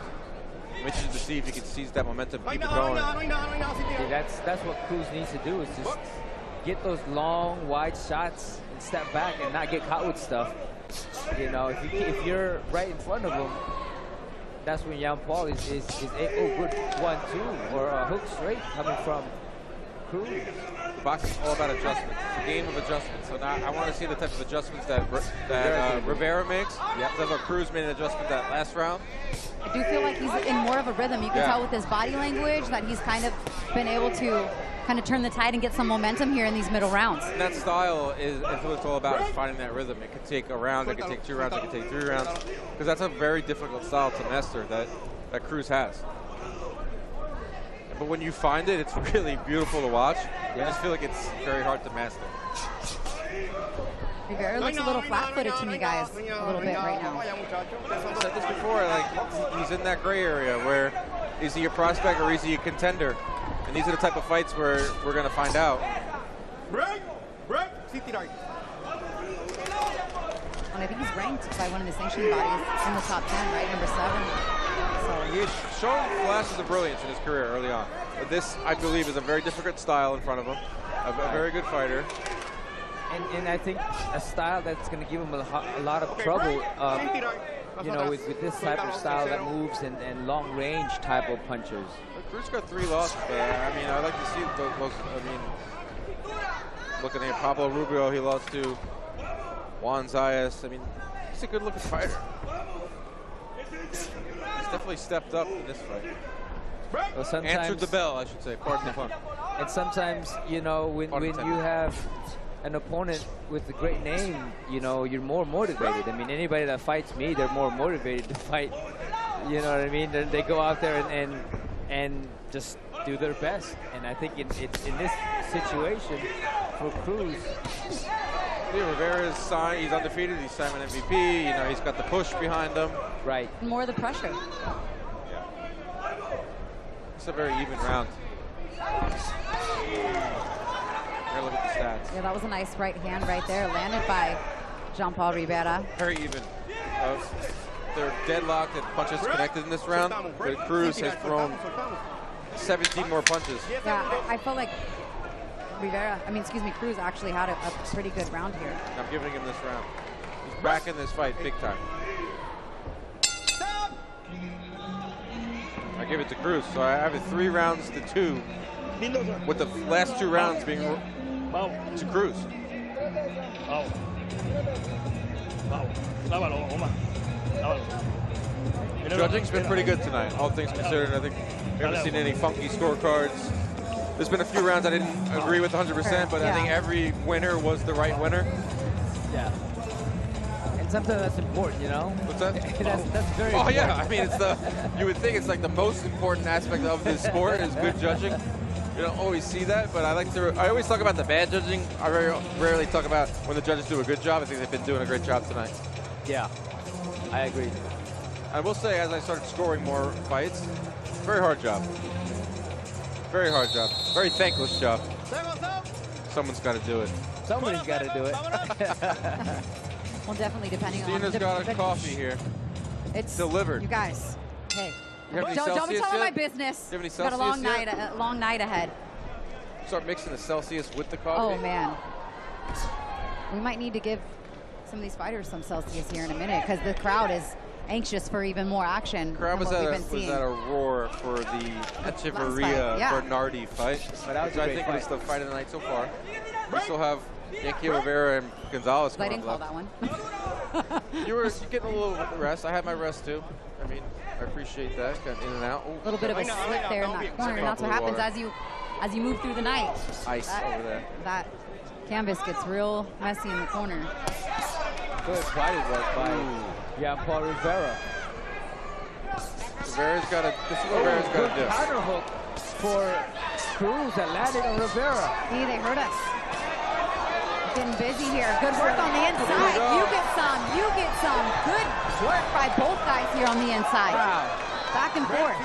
You can see some urgency from the side of Rivera. I had him losing the last 2 rounds. He came out of the corner in this round with a lot of urgency.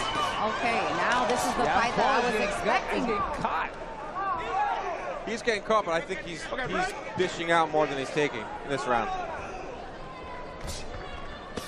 Oh, good body work by Cruz. That was a good shot. This is a little more of what I was expecting earlier in the fight, but better late than never, I guess, here in round 6 as they stand a little more toe-to-toe and exchange some combination work here on the inside. This is the combinations that I want to see from Rivera. He's going back to the body this round. And it works. It opens up Cruz.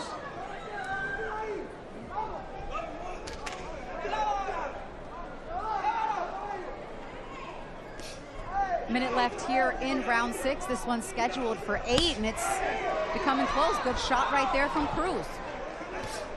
Very close round here, especially given the last 2 to Rivera. I believe, excuse me, to Cruz. Yeah. So I believe that Rivera is having a good bounce back round here to seize back the control.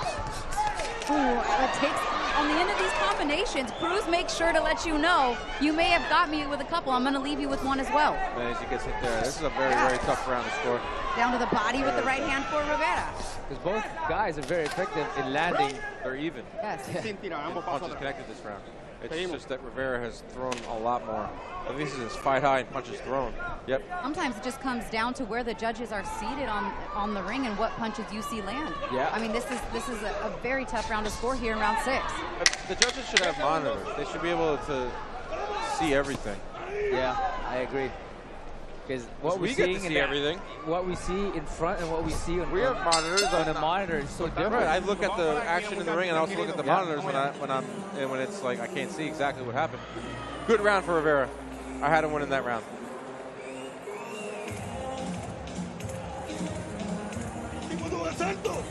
Vamos, papi, vamos. ¿Ah? Vamos. Dale agua. Vamos.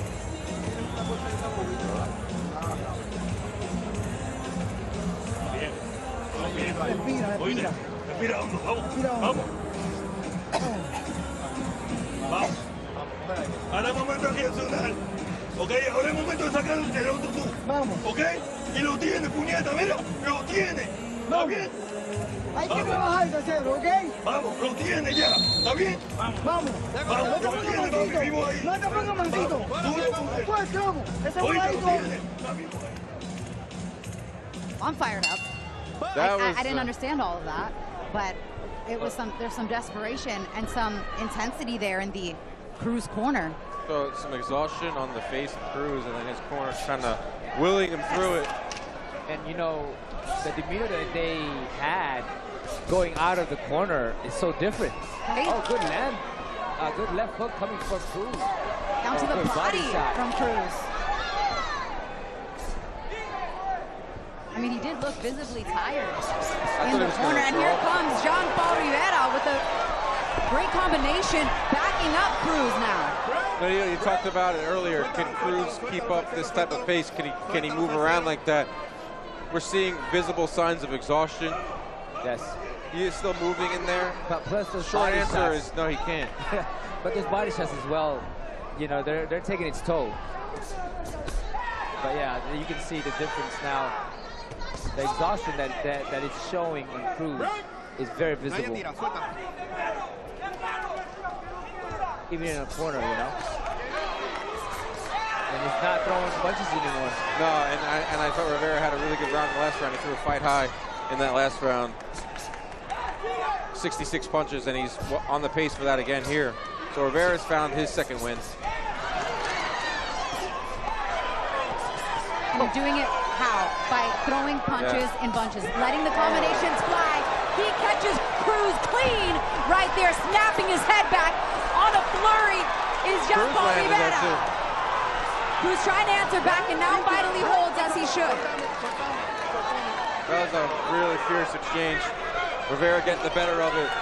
Cruz did land one shot to try to get the attention of Rivera, but it's all Rivera. That combination right there coming from Rivera, it's just, and he's cutting the rope as well. Yeah, he's sensing blood in the water here with a minute to go. A minute to go here in round 7. Another clean shot connects, and once again, Cruz is forced to hold. All I'm hearing right now is dun, dun, dun, dun, dun, dun, Jaws. dun, dun, dun, dun, dun. He's stalking right now. He is lurking in the water, Jean-Paul Rivera. I told you, he's a meticulous fighter. He's slow and steady. He'll catch you.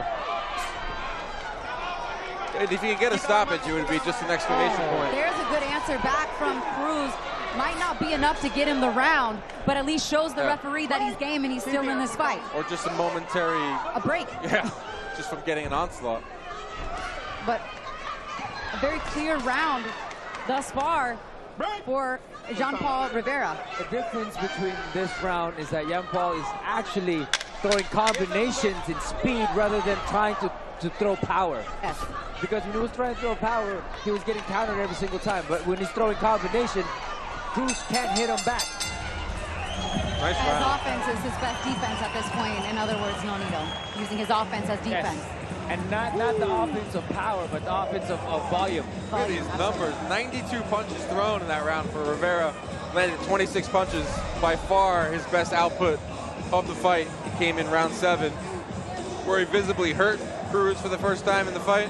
Look at his beautiful combination. Short combinations, but volume. Just showing how game Cruz is. He was able to land 2 singular shots in that round that somewhat stopped Rivera from maybe getting the stoppage.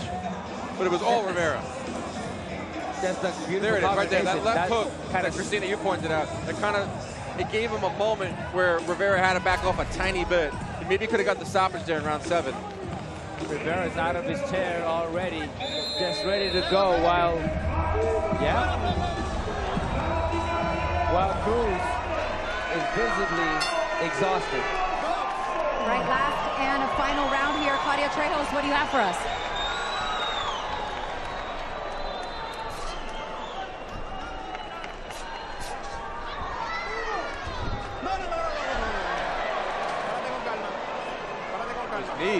His knees messed up. Dame los guantes, dame los guantes. Sacude los pies, sacúdela, vete aquí, tú vete allá. Do a little housekeeping there in the red corner. We'll try to get that report back from Claudia Trejos as we narrow in on the end of this fight here. Jean-Paul Rivera has had to cut off the ring. It's been Alfredo Cruz on the move these last 2 rounds. The last 2 rounds, Christina, has been some of the best from Jean-Paul. 66 punches thrown in round 6, 92 in round 7. That's after a fight low in round 5, which I believe Cruz had his best round in round 5. So something changed. Off. Yeah, I mean, we see that in fighters all the time. It separates. Good uppercut. by Rivera. Rivera went to a knee. That was interesting. He actually got hit by an uppercut. And then he went to a knee. And then he attempted to throw an uppercut of his own, and then almost as if his legs gave out on him there. He's fighting on fumes right here. Can John Paul Rivera get the stoppage? He's got a minute and a half to work here in round 8. He sure is teeing off on Cruz now. He wants to stop it so bad. I like that. I mean, he's going for it. Good uppercut. It's one thing to win, but it's one thing to get that stoppage. Oh, yes. In front of your people, too. Oh, good uppercut. And when it's been a little more personal between these guys all week long. It seems like it, yes. right? Okay, break. 60 seconds to go here in the 8th and final round. Puerto Rico versus Puerto Rico. This has been a decent featherweight clash here. Has John Paul Rivera done enough? Cruz is still game. Cruz is tough, man. Emptying the tank as his head gets snapped back once again. This is a fight. Seeing what the position Cruz was in a few minutes ago in his corner looking... Ooh, catches another right hand and then gives one back with a little forearm to go along with it. They laced them afterwards. 30 seconds left.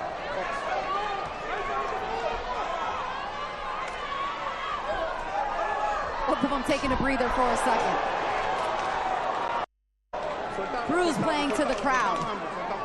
15 seconds to go. John Paul Rivera has put on a really good performance tonight, but Alfredo Cruz had to bring it out of him, didn't he? Yeah, he was tough, he was game. Cruz did his job tonight. I just think Rivera did his job a little bit better. He's got Nakisa Badarian and Jake Paul on their feet, giving them both a round of applause for the performance put in tonight. In the penultimate fight on our undercard here. The second half was much better than the first. Yes, it took a little bit to warm up. Let's take a look at the replays from what was a good scrap.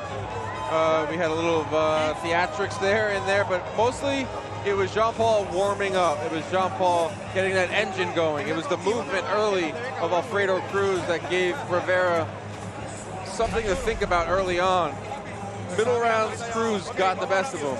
And then it was up to Rivera to answer the bell and come out in rounds 6, 7, 8 and really pour it on.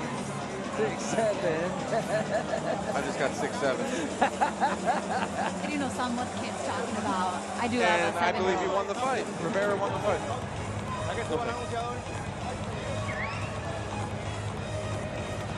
I had 6 rounds to 2 for Rivera. As the two fighters share some words here and a ton of respect between these two. San Juan versus Salinas here in Puerto Rico as they embrace. As we await the scorecards. 6 rounds to 2 on Dan's scorecard for Jean Paul Rivera. How will the judges see this one? As these two take a lap around the ring. I see Big Mo making his way. We've got one more fight to come on our prelims. Up next, Yanquiel Rivera taking on Jonathan Bomba Gonzalez, our first 12-rounder, an interim world title fight. This one could be close. Let's see how the judges have it scored. We're getting Big Mo in position. We're ready for you. Ladies and gentlemen, after 8 full rounds, we go to the judges' scorecard for the official decision. Judge Luis Ruiz sees it 76-76. While judges Jose Torres and Gerardo Martinez see it 77-75, declaring your winner by majority decision. And still undefeated, Jean Paul Rivera. I thought it could be close on the scorecards. It was. But the winner that we all thought got the decision tonight, majority decision at that, Jean Paul Rivera, now 14-0 as a pro with 7 knockouts. And a spirited effort for Alfredo Cruz tonight, but doesn't get the job done. Yeah, it was impressive stuff from Rivera. I thought the last 3 rounds was the Rivera that I've seen over the course of his career. And props to Cruz, who brought it out of him. Did not see it as an even fight at all. Didn't necessarily see it as that close of a fight. I had it 6 rounds to 2. But the right guy won. The right guy got his hand raised. we've talked about how we want to see Rivera go from prospect to contender. These are the type of fights you got to win, Nonito. 100%. You know, this is one of those things that tests your ability and where you can go and how far you can go and how much you have to change in order for you to get the victory. You know, how to be able to read your opponent and be able to change according to your opponent's style. That's part of this game that makes him better, and that's what he showed today. Well, and that's why matching him against a guy like Alfredo Cruz, who even though he has 3 losses, those have all come against undefeated opponents. So now a 4th loss, but again, against an undefeated opponent. That's the right type of test for the young Jean-Paul Rivera tonight. Well done to him, getting the job done and closing the show, most importantly. He walks away now 14-0 right here in Puerto Rico under MVP. All right, we do have one more preliminary bout left to set the tone for our main fight card tonight. It's the ladies taking center stage, the return of Ebony Bridges taking on Alexis Araiza. Crystal Rosado looks to get back to her winning ways against battle-tested Tanya Walters. And then our 2 world championship fights, Stephanie Hahn looking to make her world title defense against Holly Holm, and of course Amanda Serrano versus Reina Tellez in our main event. Let's look at the tail of the tape for our final preliminary bout. A WBA interim world flyweight title on the line for Yanquiel Rivera versus Jonathan Bomba Gonzalez. Gonzalez more experienced, older, but does have the disadvantage when it comes to the height and the reach. And now, ladies and gentlemen, we have arrived at our main event of the prelim card. 12 3-minute rounds, and it is for the vacant WBA interim flyweight championship of the world. Introducing first, fighting out of the red corner, please welcome to the ring, Jonathan Gonzalez.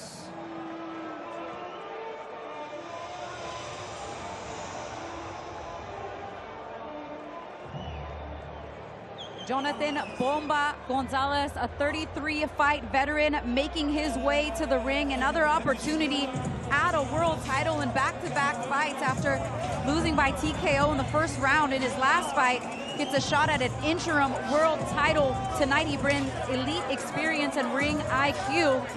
And he's here to remind the division, and in particular, Yanquiel Rivera, what a veteran championship contender looks like.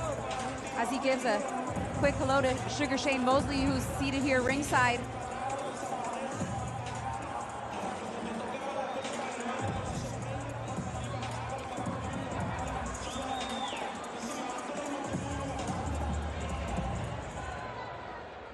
And his opponent, fighting out of the blue corner, please welcome to the ring, Yanquiel Rivera.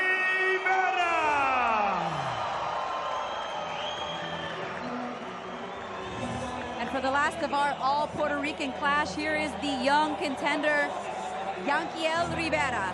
Undefeated, 7-0 with 1 draw, 3 knockouts. A huge step up in opposition and a huge opportunity for him to win an interim world title in only his 9th professional fight. I don't know if he can bring the guy in Transformer behind him into the ring. Hopefully he won't need it, but that's a good weapon to have on your side, no? There was some talk, could he fit in the arena? And he can, the Transformer. No question about it. Wow. Pre-fight kiss to his family there. Ringside. Huge opportunity, and I'm sure you remember what those butterflies were like getting ready to fight for your first world title, Nonito. Oh yeah, you can never forget that moment, man. It's just one of those things, there's all this excitement and just the feeling of this is all for all or nothing. You know, you just try to convince your mind, your body to that this is the moment and you gotta make this happen, you know? So not only that you have that mindset, but yes. Big moment here, and Big Mo knows how to handle that. And now, ladies and gentlemen, this is the main event of our prelim card.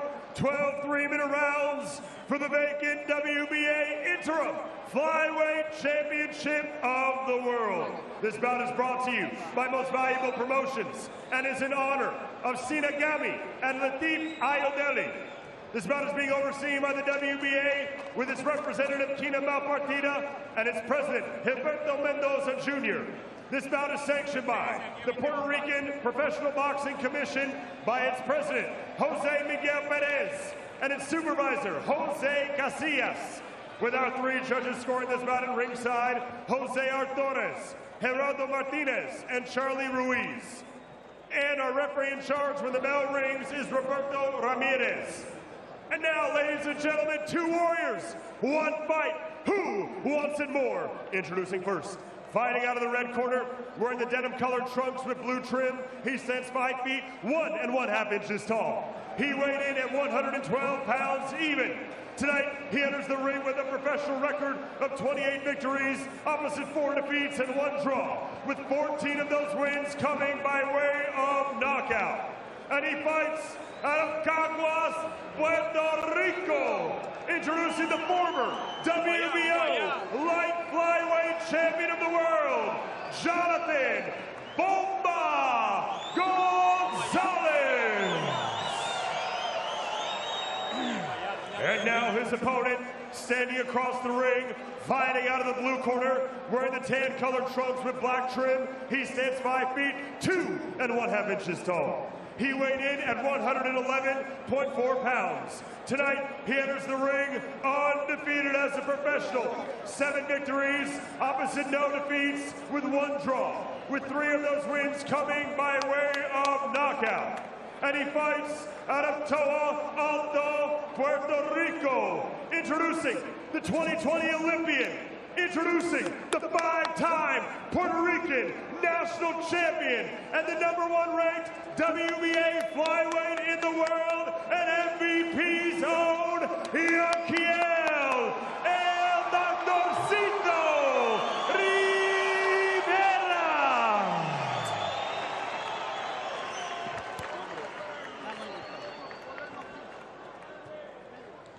Ponle el mouthpiece. Ya lo tiene. Vamos al medio. Caballeros, buenas noches. Ustedes están peleando esta noche por un título de la WBA. Acuérdense que los golpes son varios de las caderas, de esta área hacia arriba, y cuando digo break es un paso para atrás sin tirar. ¿Están de acuerdo? Choquen los guantes, Dios los bendice. Vámonos. All right, a last-minute change elevated this fight to the WBA interim 112-pound flyweight championship. A lot at stake for both of these men at 2 very different points in their career. I can't believe I fought in this weight class way back in the days. You fought here in this building, in fact, didn't you, Nonito? Yes, I did. We're here at the Coliseo. Roberto Clemente, Nonito Donaire, Dan Canobio, and Cristina Poncho here with you for the main event of our prelims. Yanquiel Rivera in the black and cream colored trunks. Bomba Gonzalez, former world champion, in the blue trunks. You talk about the different points in their career. Yanquiel has less than 10 fights. And you have Jonathan Gonzalez, who has over 30 fights. Gonzalez coming off of a first-round stoppage loss. Yanquiel coming off of one of the ugliest fights I have ever been a part of against Angelino Cordoba. A fight that ultimately I believe that Yanquiel learned a lot in, having to deal with a guy in Cordoba that just had every trick in the book. And when I say trick, I mean dirty tricks. It was a sloppy fight that Yanquiel could just get away from. He already tasted some of that power from Bomba early, already punching 2 right hands from the former world champion. Bomba talked all week about how confident he was, and he's come out in this first round and has rocked Rivera. With the left hand. The young gun's getting tested here early, no doubt about it. Gonzalez coming off of a first-round stoppage loss, looking to deliver a first-round stoppage win here. Probably has a little chip on his shoulder from that fight. Down to the body, Yanquiel looks to recover up top. Got to weather this early storm. Got to. You got to. Not holding it all, just standing his ground once again. You can see the difference in the experience. Yep. One is very calm. It's an interesting fight to handicap because, yes, Gonzalez has all the experience, over 30 fights, former world champ. Stopped in the first round of his last fight. So it makes you think, is he past it? It was not a pretty situation. I think I called that fight, and got caught again. where I think some people thought, including myself, that he could have continued and couldn't because of the eye injury. So he needs got to a TKO in that first round. But that's the reason why really good start here in the first round. He needs to keep his hands up. Just tighten up for a minute. Recover past, get past through this first round. Because he's really hurt. Yeah, but he's hurt, but Gonzalez is not really doing much to seize that. He's got a wounded fighter in front of him.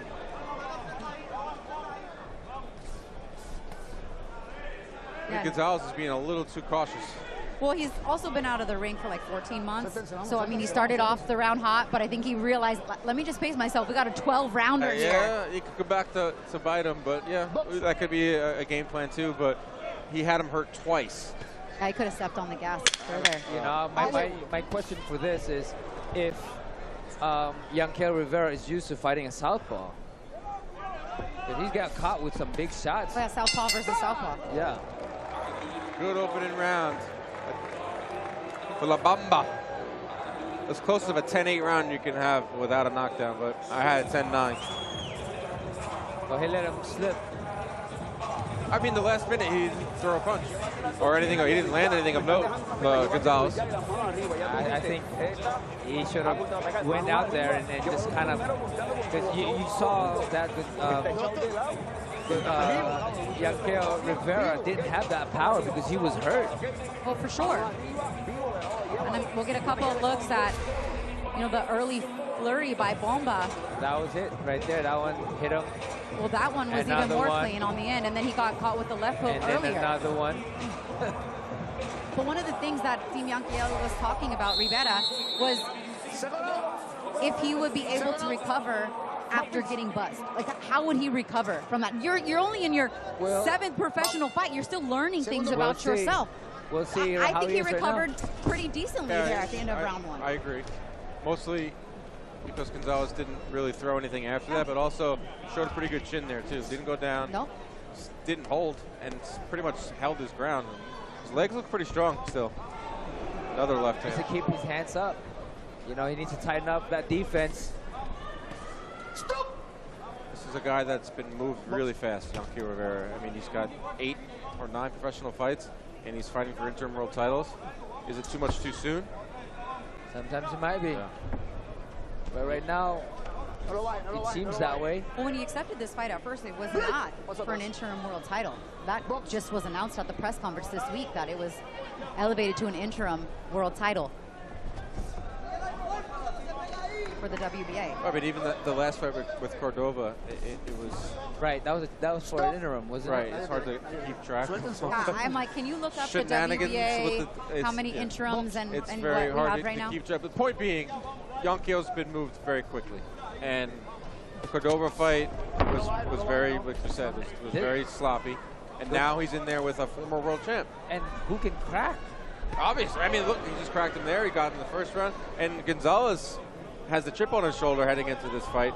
Extremely confident at the weigh-in. Extremely confident. Oh, another one. Staggered him. Top of the head shot. That one scores the knockdown. Yankel Rivera hits the canvas here in round 2.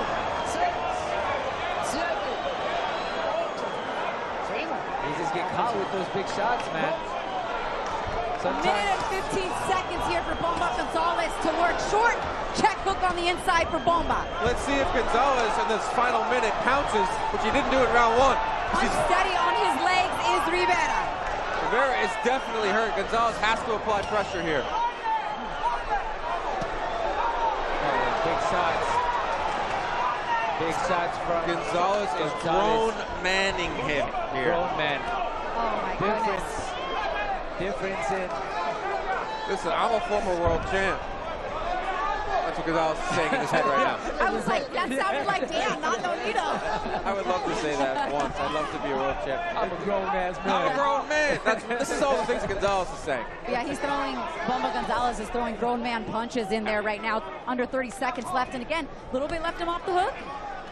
Not as badly as the first round, but yes. But look at the recovery ability of Yankel Rivera. His legs look a little wobbly. Wobbly. The first round, definitely had sturdier legs, but now we're looking at like he's been hurt 4 separate times. He's going to make it out of this round as well. He's going to get countered when he opens up, just like that. Right on cue, Nonito.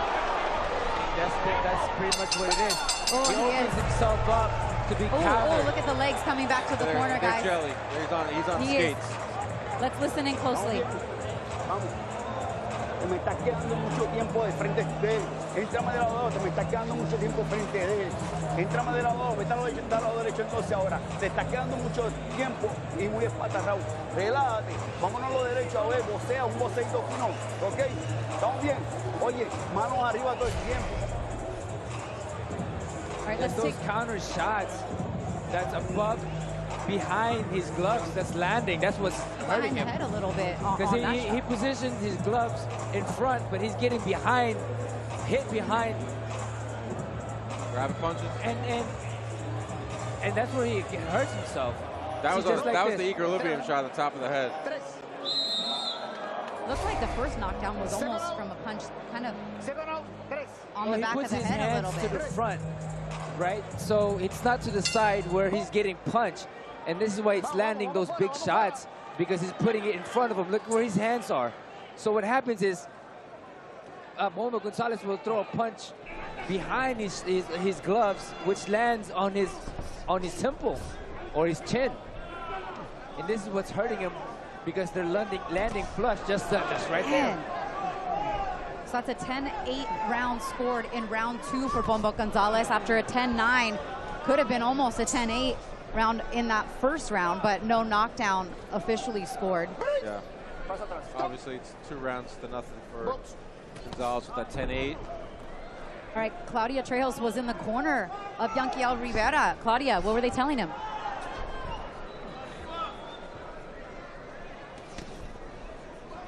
Lateral movement, let the hands go, but lateral movements do not stay in front of Bomba. Bomba is dangerous, and he can actually go into a very dirty boxing. He is hot. He literally has to throw those hands, let them be, but hands up with defense as a priority. Thank you, Claudia. Yeah, defense has to be of a priority when you are nearly knocked down in both of the first 2 rounds. This opportunity, Bomba Gonzalez showing Yanquiel Rivera a whole nother level of boxing so far to start this fight. See, the thing what Yanquiel Rivera is doing, he's trying to land every shot. You could be punching in the arm, you could be punching in the shoulder to set up the straight, but because you're trying to reach for it, that Bomba is being able to hit you with big shots because you're reaching in. That's what he's doing. This is why he's getting hit with big shots instead of like right there, punch him in the gloves, feint him right there. But if you reach in, you're going to get hit with big shots, and this is what was hurting him early on. Right now he's keeping his distance, which is good. But don't get caught in there. This is what they kept telling him to do. Don't stay in there because he's going to get hit with something big. The referee letting them work on the inside here. They're telling them to work their way out, as long as there's really no serious clinch. And now a warning for hitting in the back of the head as these two touch him up, and we're under a minute left to go here in round 3. Punch him in the arms, punch him in the shoulder, punch him in the gloves.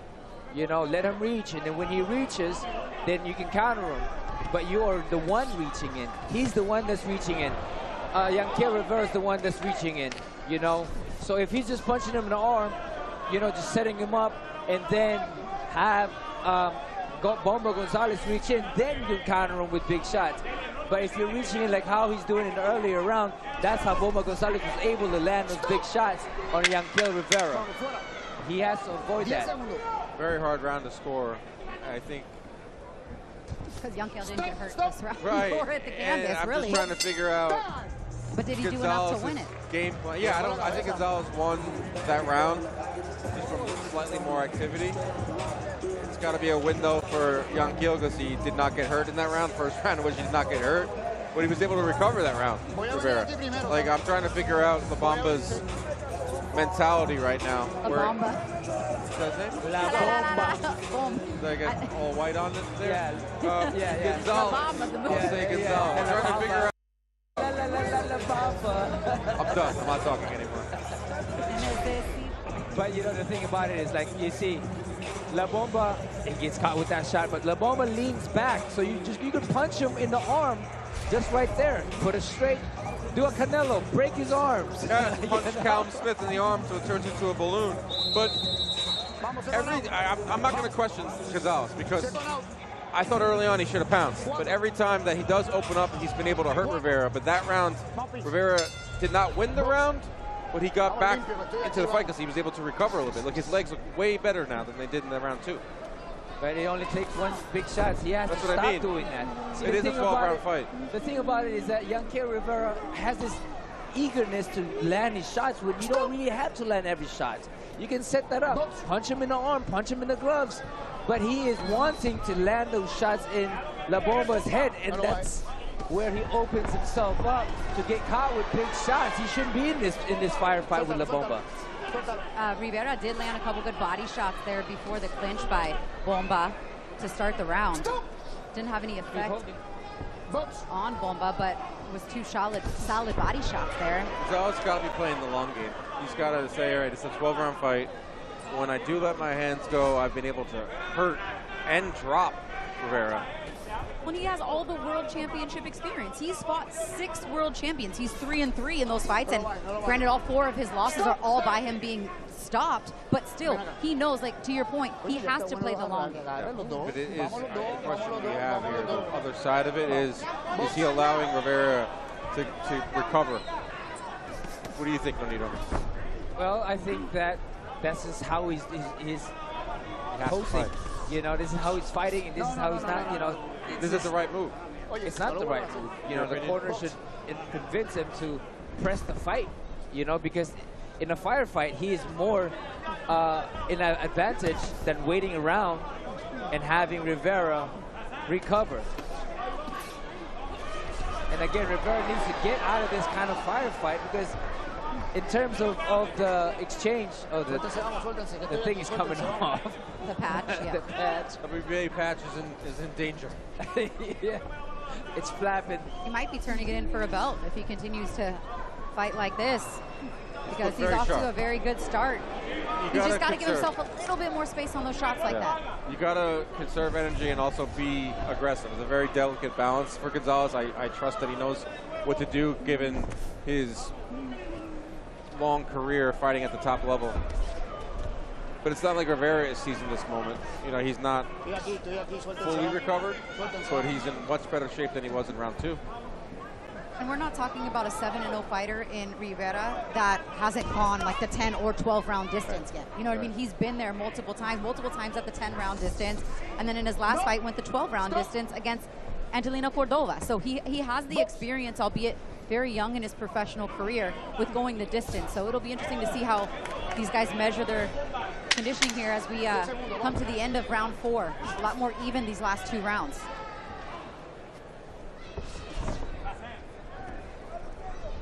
Oh, Bomba takes a shot there to end the round. Maybe a little momentum boost for Yankel going back to the corner here.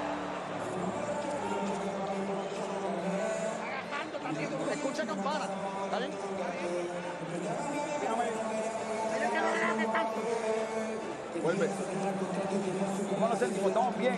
Ok, vamos a seguir el mismo plan, pero no me tires más que un solo golpe por la cabeza. Empiézame por medio con él. Por medio, Yankee, por medio, porque está contraatacando por medio. Lado a lado y vuelvo y ponemos las manos. No te metas para allá, si te va a meter, metemos la mano en open. Cuando esté moviendo para atrás, camina para tu mano derecha y pone la mano izquierda a la bola. ¿Está bien? Vamos arriba, estamos bien. ¿Ok? No te quedes de frente tampoco. Vamos.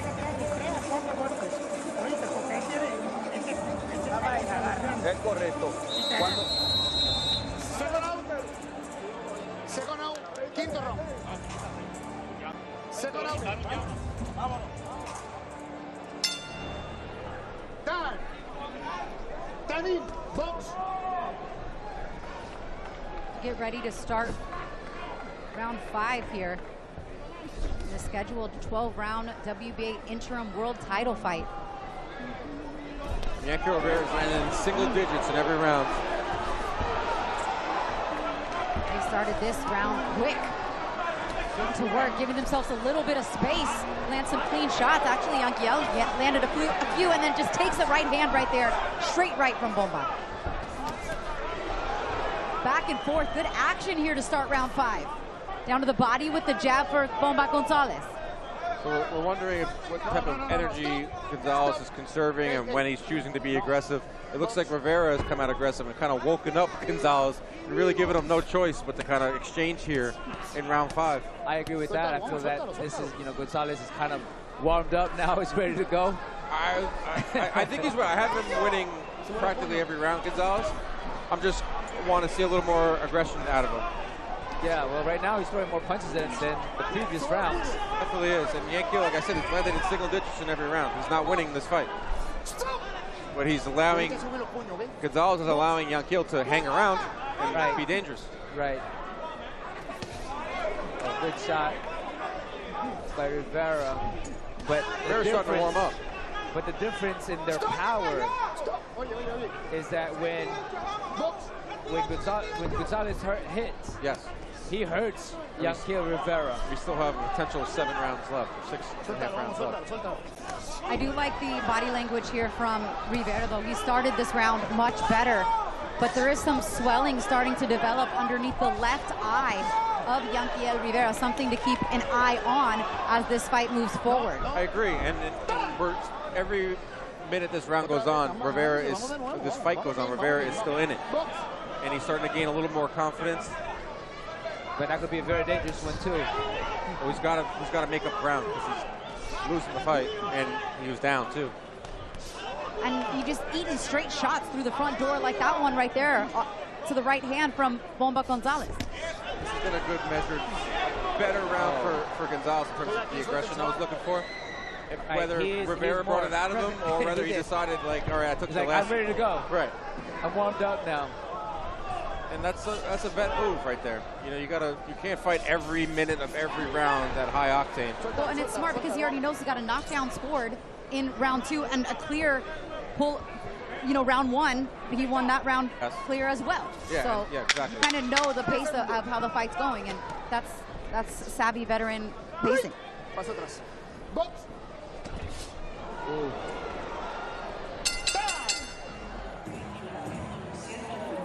The fireworks have started. That was a good round.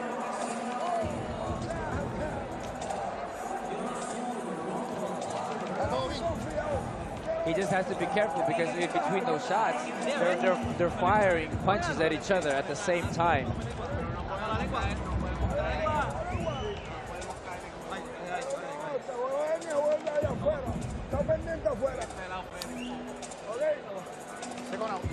All right, Dan. This is a shutout for you. Yeah, for Gonzalez. Yeah, absolutely, Christina. With the second round knockdowns, with all Gonzalez, he's picking and choosing his spots to be aggressive. That last round was, I liked what I saw from Gonzalez there too, whether it was Yanquiel bringing it out of him or whether it was him deciding I need to step on the gas a little more, but full control for Jonathan Gonzalez. All right, that's our unofficial scorecard here ringside. Dan Canobio, great job. Nonito Donaire, Christina Poncher here with you as we are just about at the halfway point in there here, round 6 in this scheduled 12-round interim world title fight. The WBA belt on the line at 112 pounds. Jonathan Bomba Gonzalez scores a knockdown in round 2. Almost had the knockdown as well in round 1. Really dominant start from him. Yanquiel Rivera looking to get in some sort of rhythm and on Dan's scorecard get his first round 1 in this fight. As again deals with some swelling and that right hand right there from Bomba Gonzalez. Again. Well, this last round he threw fight highs Rivera. 57 punches. He upped it up. He slipped it up. 19 landed. So Rivera is waking up a bit. Oh, good uppercut. It's the big question in this fight is should this fight even be on still? Should have Gonzalez gotten him out of there? And will Rivera find that second win? Be the younger, fresher fighter, you would think. And we saw that in round. I didn't have him winning round 5, but it was his best round in terms of production. But I do think Gonzalez is in control. Even when he's in the corner like that. Right? You can just see the levels.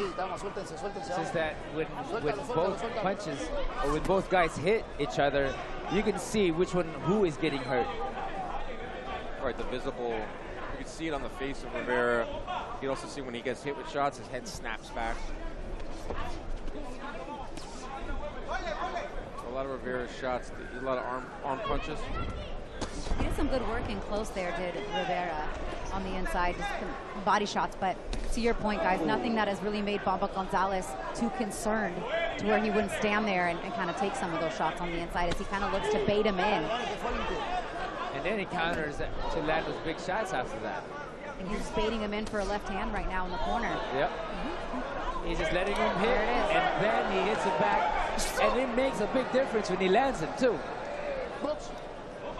And if you're Yanquiel, Nonito, are you continuing to move forward like this while Bomba just stands there and waits for you to charge at him? Or are you saying, okay, no, I'm going to stand here and wait for you to come this way? The difference with what Yanquiel is doing is he's trying to land those shots every single time on Gonzalez's face. You don't need to do all of that stuff. You can hit him in the jabs, you can hit him in the gloves, you can hit him in the shoulder, you can hit him anywhere else. You don't have to try to land your shot every single time, you know. Instead, when you're trying to land it, you're reaching. That's what he's doing, is he's reaching.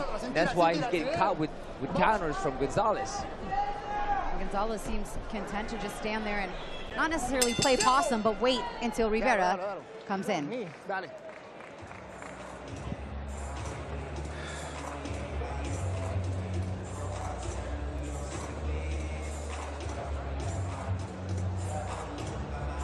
All right, still to come, 4 women's fights, 3-minute rounds in 3 of them. Of course, leading up to our main event tonight, the Unified World Featherweight Championship. Puerto Rican's boxing queen, Amanda Serrano, is back, taking on last-minute Reina Tellez, who is very game and ready for her moment and ready for this opportunity, but she's fighting off a lot here in the main event against the... I mean, there's a lot of adjectives I could use to describe Amanda Serrano, but she's one of the greatest women's fighters of all time. And that pretty much explains it all.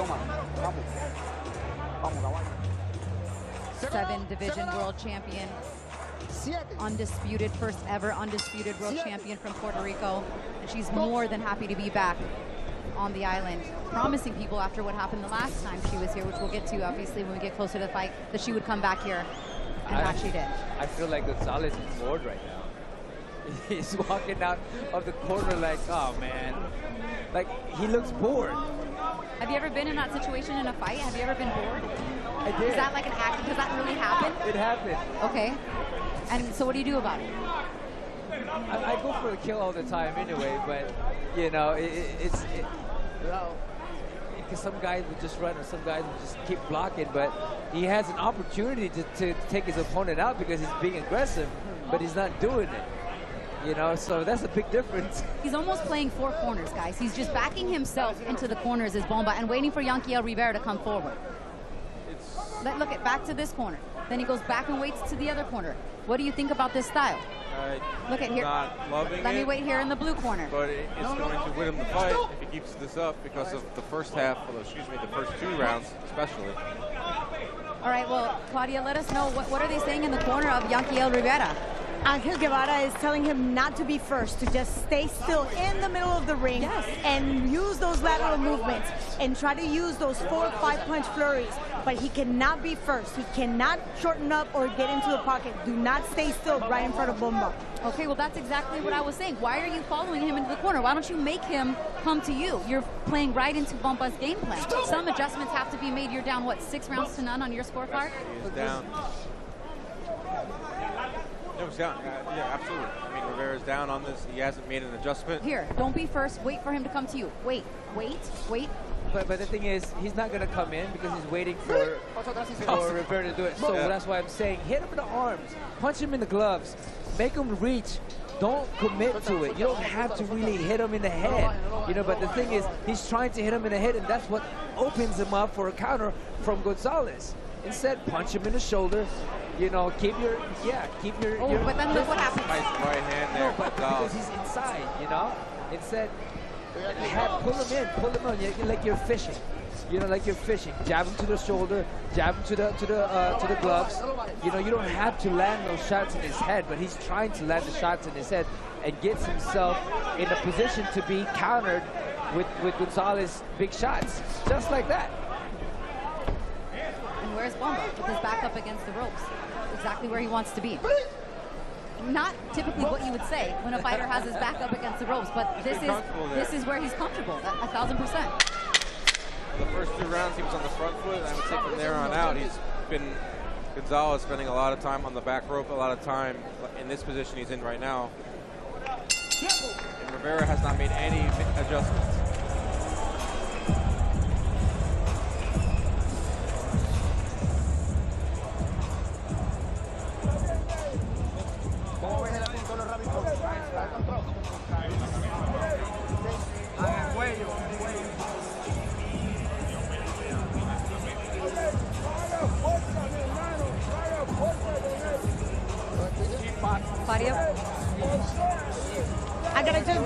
I just got a chance to speak to Luis Gonzalez and Bomba. They're very confident that they're ahead in the cards. They just want to make sure that they don't press too much right now. They just want to give him some space. Do not go into the ropes because his offensive doesn't look as sharp when they're in the ropes.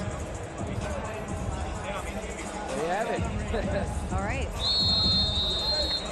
You know, that's pretty much what it is. He's in control, regardless if he's being pushed back or anything like that. I mean, he's landing those shots more clear.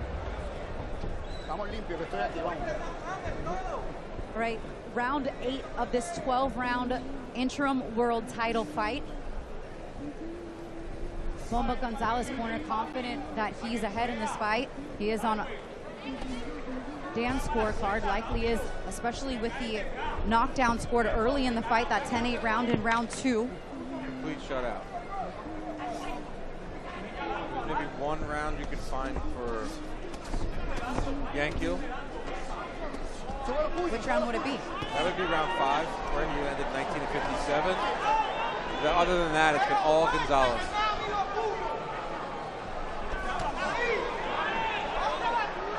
Yankiel needs to give himself a little bit of space here to work. Give himself a just to be out of range from those counter shots for Bomba. That's what he's waiting for. I'm waiting for a moment for Yankiel. Anything to turn the tide of this fight. His corner is telling him not to be first, which is kind of absurd. I don't know if that moment's going to come. But he's having a better round here.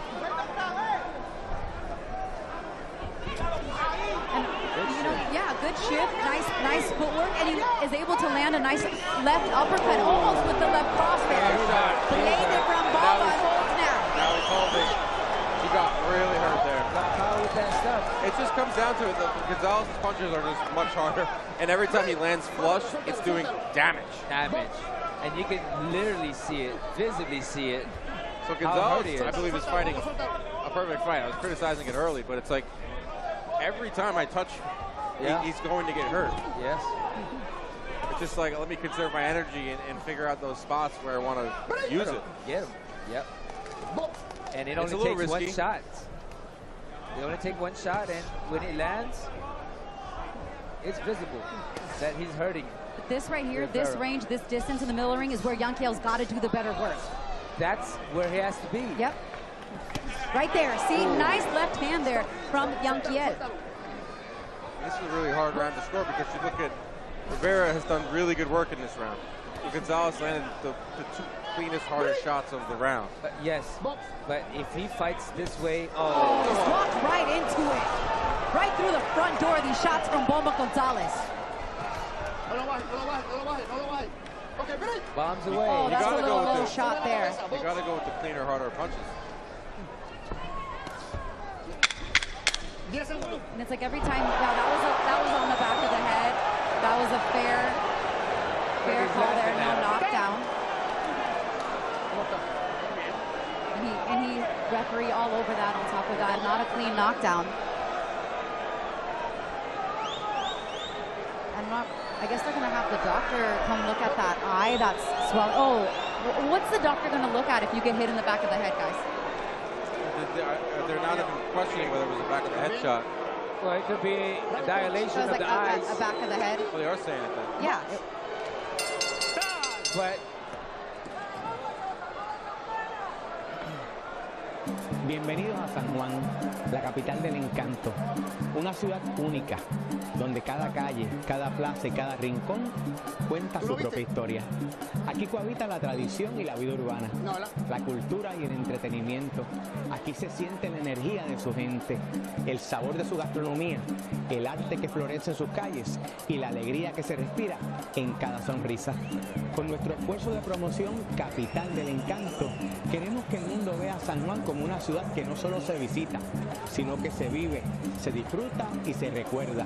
Ven y descubre por ti mismo la ciudad donde el pasado abraza al presente y donde el encanto de Puerto Rico se siente en cada momento. San Juan, la ciudad capital, te espera.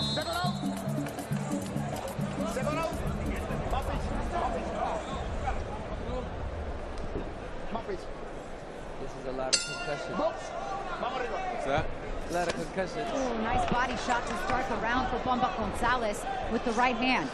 But you got to give it the heart of Rivera, man. You know, he's still trying to find a way to figure him out, which the heart of a champ. Well, and he's recovered well every time he has gotten hurt, and that says something too. I know that was one of the keys for his team, to see how he would recover if he does get buzzed. He in fact did. I think they anticipated, you know, the disparity in power a little bit, but he's recovered very well. Bomba Gonzalez is more aggressive in this round. He's pressing. I think they're telling him he's hurt. You got to go for it now. Don't wait for it. Oh, nice shot up top for Yanquiel Rivera. But that same shot coming from Bomba would have hurt Yanquiel Rivera, right? That's kind of the difference we talked about all fight long. It's just the disparity in the power has just been a big difference tonight. He's very heavy-handed. You got just even that. It's crazy. It's like a Golovkin type of punch. It's just heavy.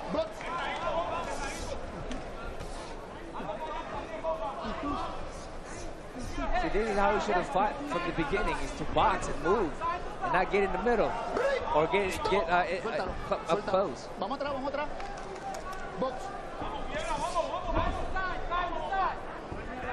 But right now he's on survival mode, though. That's what I feel. Yanquiel Rivera is just on right now. Oh, nice left. Oh my goodness, he gets caught with a big shot up top at the hands of Bomba Gonzalez.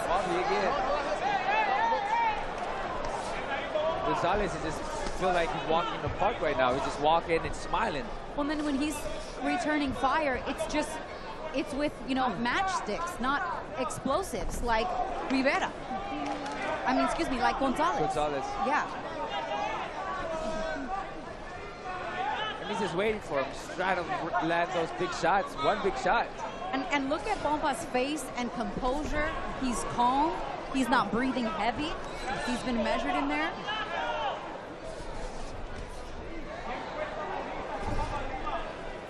I feel like he's just bored, man. He's like...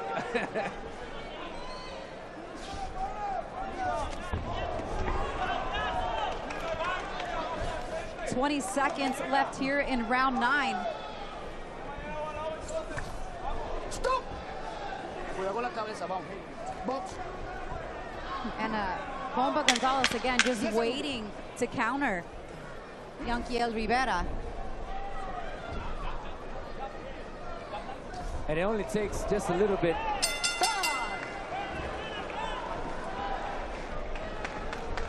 Va para encima. En nombre de Jesús. ¿Cómo está? On DAZN, the fights never stop. We're locked in for even more huge fight nights in 2026.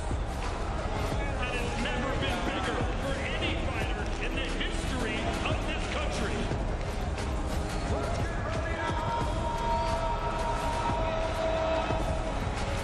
Every week, it's on. So take your seat and join us ringside. The undisputed global home of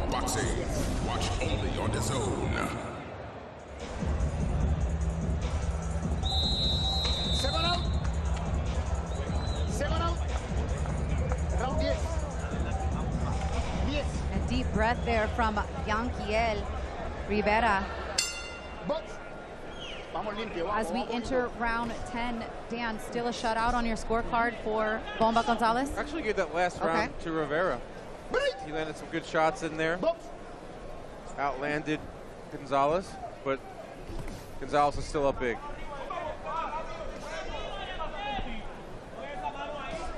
Jabbing his way in and having some success there is Yanquiel Rivera.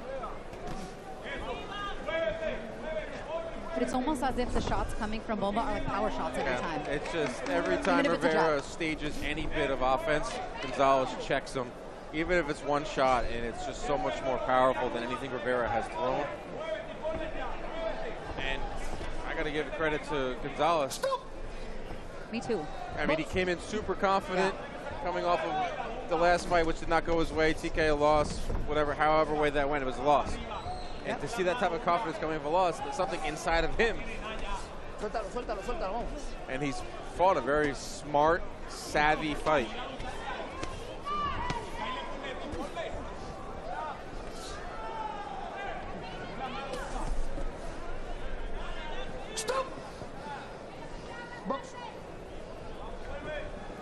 Nodito, if you're Yanquiel Rivera right now, what are you telling yourself? What do you got to do? This is an opportunity, sometimes only comes once for a world title shot.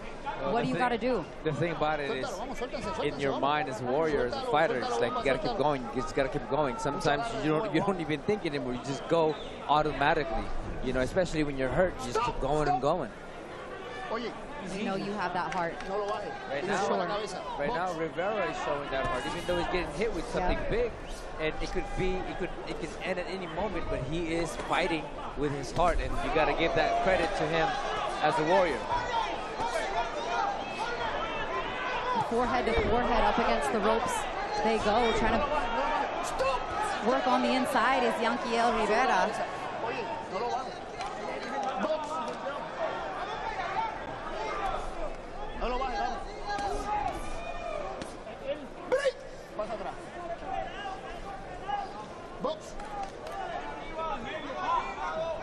Pace has slowed it down, Dan, quite a bit here in this round. Absolutely has. And Rivera, this you was trying to pick up a little bit right here in the corner with 25 seconds to go.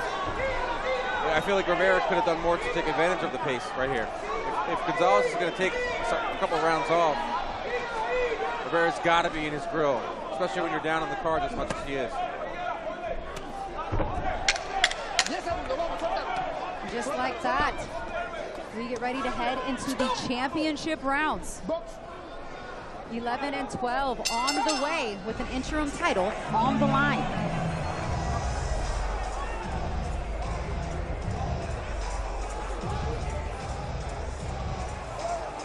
It's interesting to me what's going in Gonzalez's mind right now. How do you figure? Like, what's going on in his mind? Like, you know you can hurt the guy, and yet you're just really doing nothing. He's winning.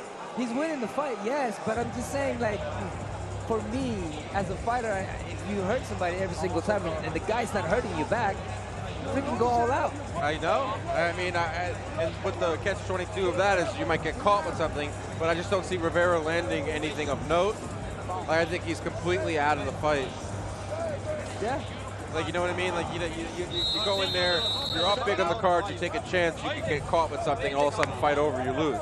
I mean, you know what? Maybe this is the championship round. Maybe he'll come up all in on this one. We'll see. All right, well, he's got 6 minutes to figure it out. If not, Bomba Gonzalez once again becomes a world champion, an interim world champion at that, but nonetheless, he's walking out of here with the strap.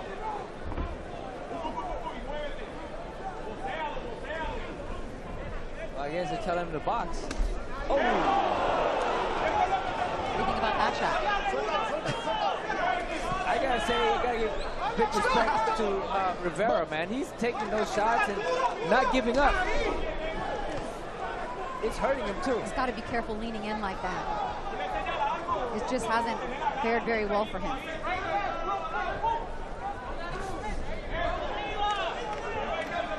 He's given a valiant effort, But this same game plan right here for Bomba Gonzalez has worked out just fine. Yeah, he's definitely slowed the pace tremendously, Gonzalez.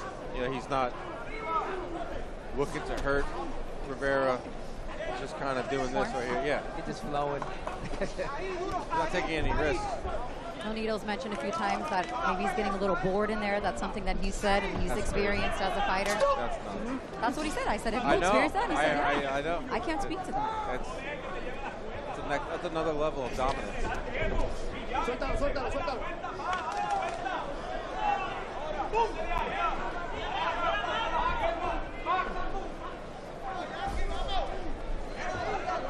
Gotta give it up. Suéltalo, que estoy aquí.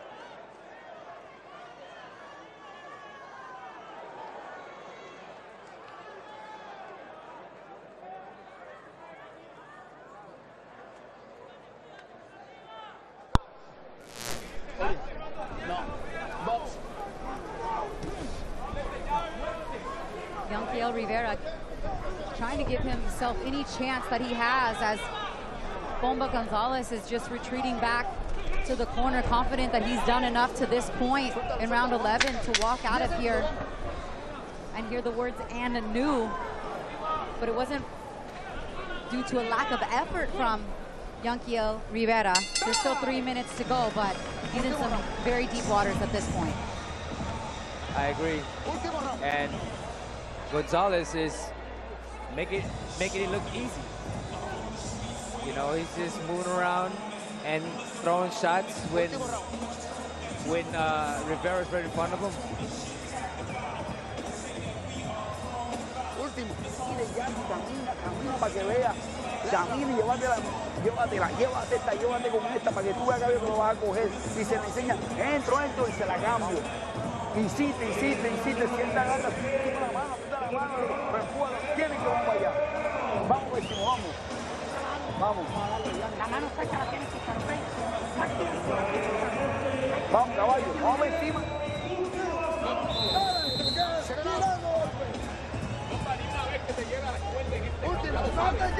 Tienen gasolina para regalar. As they touch him up here to start the 12th and final round. Bomba Gonzalez getting back to his championship form here through the first 11 rounds, scoring a knockdown in round 2 of Yankiel Rivera, who has given a valiant effort, but the savvy veteran has taken him to school tonight. Yeah, I've been super impressed with Gonzalez. Early was the power. Late, it's been some savvy veteran moves, total control. Even with his back against the ropes, he's in control. And on the other side of things, Rivera has not been able to make any adjustments.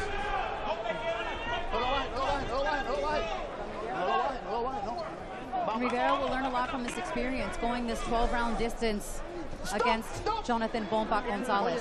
Last fight was a draw, that was one of the more uglier fights. And now this one here, he's probably going to come up just short. All within the first 10 fights of your career is pretty crazy. Eating hooks just like that from power Bomba. early and maybe power late for Gonzalez. You know, one thing that he will learn in this fight is that to have one style can be a detriment to a fighting thing. If somebody has your number, you can't adjust, and you have to come up with different style. You got to come up with different weapons going into this fight or going to any fight. It's so true. It's why Bomba Gonzalez has been able to fight the way he has the rest of the fight, because it's worked. If it's not broken, no need to fix it, no need to make adjustments. He's fought much of the fight right here, just like this. I believe the most fascinating part of boxing is the adjustments that fighters can make in fight. It separates the good from the greats. It's when you can go to plan B and your plan B can work. And Rivera could get to that. Go to plan C. Right, and Rivera could get there. I mean, he is. And he's only 7-0, right? You know that you learn, you live, you learn, you get those experiences, and that's what helps you develop those wrinkles in your game. He just tonight was outclassed by a more experienced veteran, former world champion. Yeah, I can't say enough about Gonzalez too to come back from that loss in his last fight. Being able to sit down on those shots early on, be in complete control. Just the confidence all week long. I always say that boxers are delusional. You have to be delusional. You have to have self-belief because no one else is going to believe, and you don't have a team. That's correct. And Gonzalez all week long was I'm going. He said yesterday at the weigh-in, this guy doesn't have a plan. He only has one plan. I mean, it's kind of coming true. He was spot on with that. He was confident at the press conference, confident at the weigh-in. You know, the stare down, Yankel was kind of smiling. He was like stone-faced. Like, when he said that, I was kind of like taken back a little bit. Like, oh, really? Like, I believe that Rivera has a lot more facets to his game, but you know, Gonzalez saw something and capitalized. He's going to win this fight. And he's still capitalizing right now to the final bell. This one is over. We're going to the scorecards. And down to his knees for a prayer goes Jonathan Gonzalez, who is starting the next chapter of his career likely tonight as an interim world champion.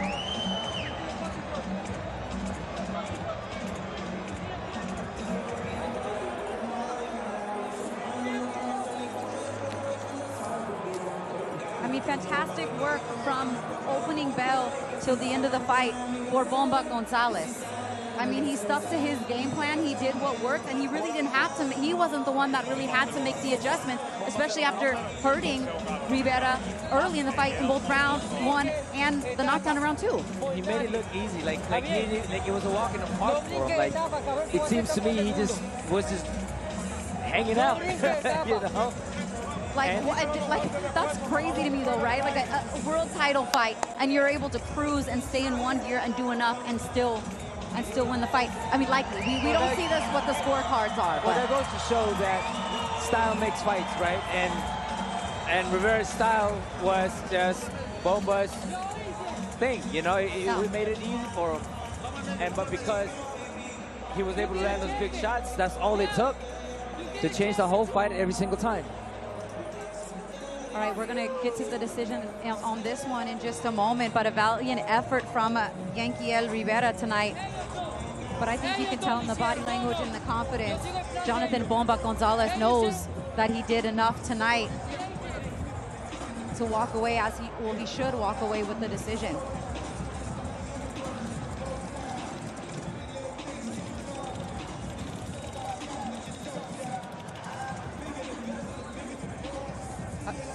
All right, we're ready for Big Mo. Ladies and gentlemen, after 12 full rounds, we go to the judges' scorecards for the official decision.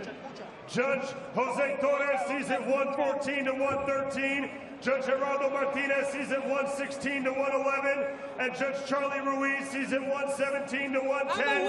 Declaring your winner by unanimous decision. And now the WBA interim flyweight champion of the world, Jonathan Bomba Gonzalez.